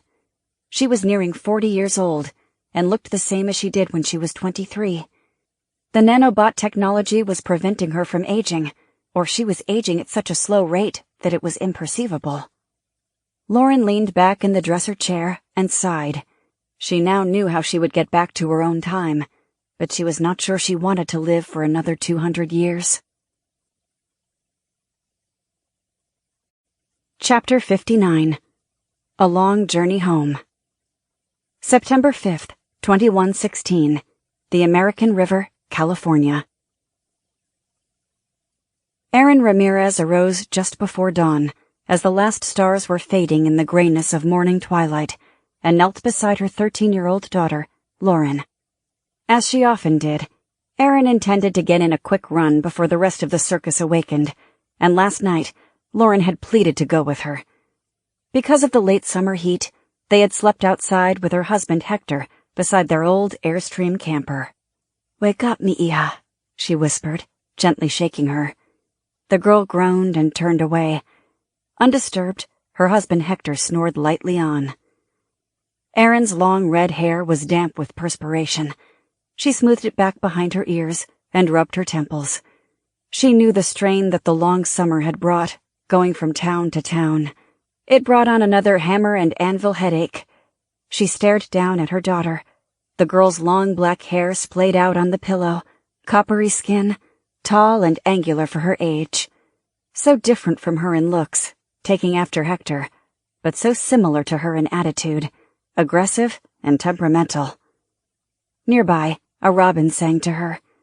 Then she heard the sounds of the camp beginning to come awake, people rousing from their tents. They were the Misfits, a pitiful excuse for a circus. 3 days ago, they had stopped here in the foothills of the High Sierras next to the American River, where, it was said, gold had been discovered sometime in the far distant past. Erin loved the Misfits because they'd become her daughter's family, and so hers as well. They advertised themselves as a circus, but they weren't much of one. 50 people and an elephant named Ralph. They traveled in an old yellow school bus, several pickup trucks, campers, and a few wagons, all drawn by horses. No one could afford gas anymore. The first shards of sunlight glinted off the silver camper. Painted on its side were the images of herself, her husband, and Lauren, all in fierce combative poses. In large print were the words, Montezuma, the Irish Banshee, and Little Malinche. No holds barred fighting. Take on all comers. Win big money. Lauren was Little Malinche. It was Hector and Lauren who made the money and barter that kept them alive and much of the circus going, not Erin. No woman was brave enough to step in the octagon against a world champion in judo, but Hector and Lauren were different. Everyone thought they could win against them. Hector was such a good actor, he always seemed on the brink of defeat, and Lauren, a tall, skinny girl, seemed easy money for teenage boys. As always, Erin felt both a sense of pride in her daughter and guilt. A good mother would not use her daughter to fight other young people for money, but Lauren was a natural at it. She loved it, and if she didn't play the game, they wouldn't eat. Alongside the American River, Erin stared down at her daughter. The girl had 12 fights last night, including one unusually tough one. She went to bed exhausted and a little bruised. Erin decided to let her sleep. She leaned down, gently kissing her daughter's forehead for the last time. Pouring off the distant mountain peaks, the air was crystalline. A perfect day for a run. She drew on her shorts and t-shirt and pinned her red hair back in a braid. Strapping on her old .44 Magnum in case of bears, Erin grabbed a canteen of water, set off westward along the river. In the trees, the wind died down. A footpath hugged the riverbank, and she kept to that, leaping over the occasional fallen tree. Her ponytail bounced as she ran, her stride long and graceful. She broke out of the trees, crossed an open field, and back into the trees. Maybe 2 miles out and 2 miles back this morning, she thought.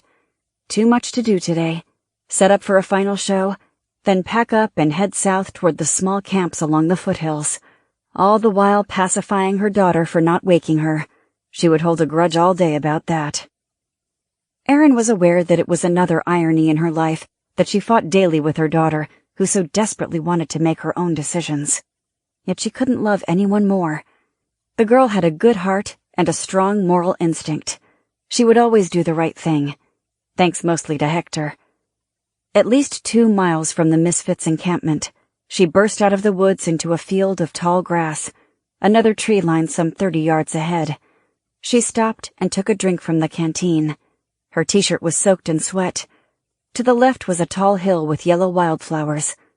2 hunters wearing orange vests and carrying rifles slung over their shoulders were striding down the slope toward her. One of them waved. He was a lean man with a fake grin. The other was bald, no hat, and had disconcertingly intense, bulging eyes. She felt a pulse of fear shoot through her. The lean man called out, "Wait! Please, can you wait? We need help. I'm afraid we're lost." Something told her he was lying, but she stopped, her hand resting on the Magnum. As they approached, she held up a hand. "Stop there. Don't come any closer." Exchanging glances, they halted some 15 feet away. "If you actually need help," she said, "I'll do what I can. But if you step any closer, I will shoot without another warning." The lean man's eyes went wide with surprise. "Whoa there, ma'am. We mean you no harm." "Nevertheless, stay where you are." The bald man now grinned and began to take a step forward. She drew her Magnum, and he stepped back. "If you're lost, which I doubt," she said, gesturing to the water, "follow this back to town." "Why, thank you. That's all we needed," the lean man said. Neither man moved, just continued to stare at her. She did not want to turn her back on them. She glanced back at the tree line she'd just come out of. Her heart squeezed as if gripped by a fist. 2 more men stood there, rifles aimed at her. The bald man chuckled, and the lean one said, "We saw you running from the hill. I said, now that's a woman I gotta meet." He indicated the Magnum. "Drop that piece or my friends will drop you." She dropped the gun to the grass. She felt the fear coursing through her blood, along with the fury. She knew what they intended, and doubted if she would survive. She was not going to let them touch her without fighting back. All 4 closed in on her. She took a step toward the water, but stopped. She could not outrun the rifles. The bald man grinned. "Love your hair, dearie." The lean man spoke to one of the other men. "Lad, introduce yourself to this woman. This weekend is your graduation celebration. This one's for you." A young, broad-shouldered man about 20 came forward with a shuffling, hesitant gait. He was grinning, though. His tongue shot around his lips. When he set his rifle on the ground, a gold medallion on a chain slipped out from the neck of his shirt. He stuffed it back in and stepped behind her. The moment he reached around to grab her breast, she clutched his hand and flipped him instantly to the ground. She reached for her Magnum. The other 3 men lifted their rifles. The lean man eyed her darkly over the barrel of his weapon. Then his lower jaw disappeared, and blood erupted from where it had been. He pitched forward onto the grass. A gaping hole emerged in the bald man's chest, and he collapsed, while the 3rd man turned to run. He got no more than 2 steps before the back of his head blew off, and he went face down onto the ground. Erin felt the cold metal of a handgun pressed to her temple. The young one had jumped up, and in the chaos, drawn a weapon. His arm slid around her waist to hold her against him, turning her to keep her between him and whoever was firing. "I'll blow her head off," he shouted. "I swear I will. Show yourself." A second later, a woman stepped from the tree line ahead, a gun in her left hand pointing casually to the ground. She was tall, with raven black hair, about 40 years of age. She wore black jeans, boots, and an old leather flight jacket. "Who are you?" he shouted at the woman. "I've waited 4 or 5 lifetimes to meet you, Eric." "What the hell?" he shouted, his voice shrill. "How do you know my name?" She gave a gentle laugh. "Don't worry, I'm not going to hurt you." She slipped the gun into the front of her belt. "That is, if you walk away now." Eric hesitated, then aimed his gun at the woman. Instantly, Erin twisted his wrist down, causing him to scream, and the gun fell. Then she flipped him onto the ground again. When he scrambled for the weapon, the woman strode forward and pumped 4 quick bullets into him. Reaching down, she yanked the medallion and chain from his neck. She retrieved the gold medallions from the other 3 and tossed them all in the creek. Next, she took one from around her own neck, stared at it for nearly a minute, then threw it in as well. To Erin's utter surprise, the woman squatted on her haunches, buried her face in her hands, and cried. After a couple minutes, Erin stepped over beside her. "I need to bring some people up here to bury the bodies." "No, I'll take care of them." The woman was so insistent, Erin decided not to argue. "We ought to leave. There may be more." The woman rose, wiping her eyes, and nodded. "Yes, you're right. There are more." Quickly, she carried the bodies to the river and tossed them in. Erin knew she should be appalled, but felt they deserved nothing more. Something about the woman struck her as familiar, as if this was someone she met before, but in fact, she was sure she'd never seen her before. When the woman finished with the bodies, she said, "Wait," and went back into the tree line. Moments later came the sound of an engine roaring to life. Then the woman reappeared riding a motorcycle. "Hop on," she said. "I'll take you back. We should get the misfits moving south right away." Erin climbed on behind her, and they started down the path. "You should come with us," Erin said, "at least till we get away from here." "Not in my plans." As they weaved slowly through the trees, Erin asked, "How did you know about the misfits? Have you seen us before?" "Yes, that's it. I've seen you before." "I'm Erin Ramirez." "Pauline Windsor." Erin couldn't be sure, but she thought Pauline said, "I know, Matt." "Pauline, have we met before?" "I told you I've seen the misfits. You probably saw me then." "Where did you see us?"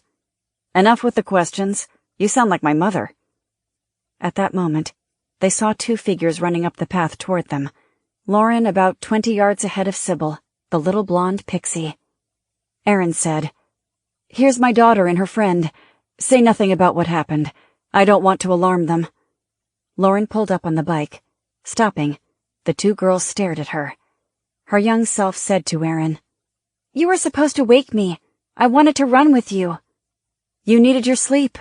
She climbed off the motorcycle and put a hand on the woman's shoulder. "Girls, this is Pauline Windsor. Pauline, this is my daughter Lauren, and this—" she gestured toward the little blonde girl. "This is her friend Sybil. Pauline helped me run off some coyotes." Young Lauren stuck out her hand. "Pleased to meet you, Pauline. Are you going to stay with us a while? Become a misfit, maybe? Please say you will." "That's an interesting idea. I'll have to think on it. Now you folks get on. Sybil, you in front with me. Lauren, squeeze in between your mom and me." The 2 children climbed on, and Lauren headed the bike on down the path toward the misfits and home. The end.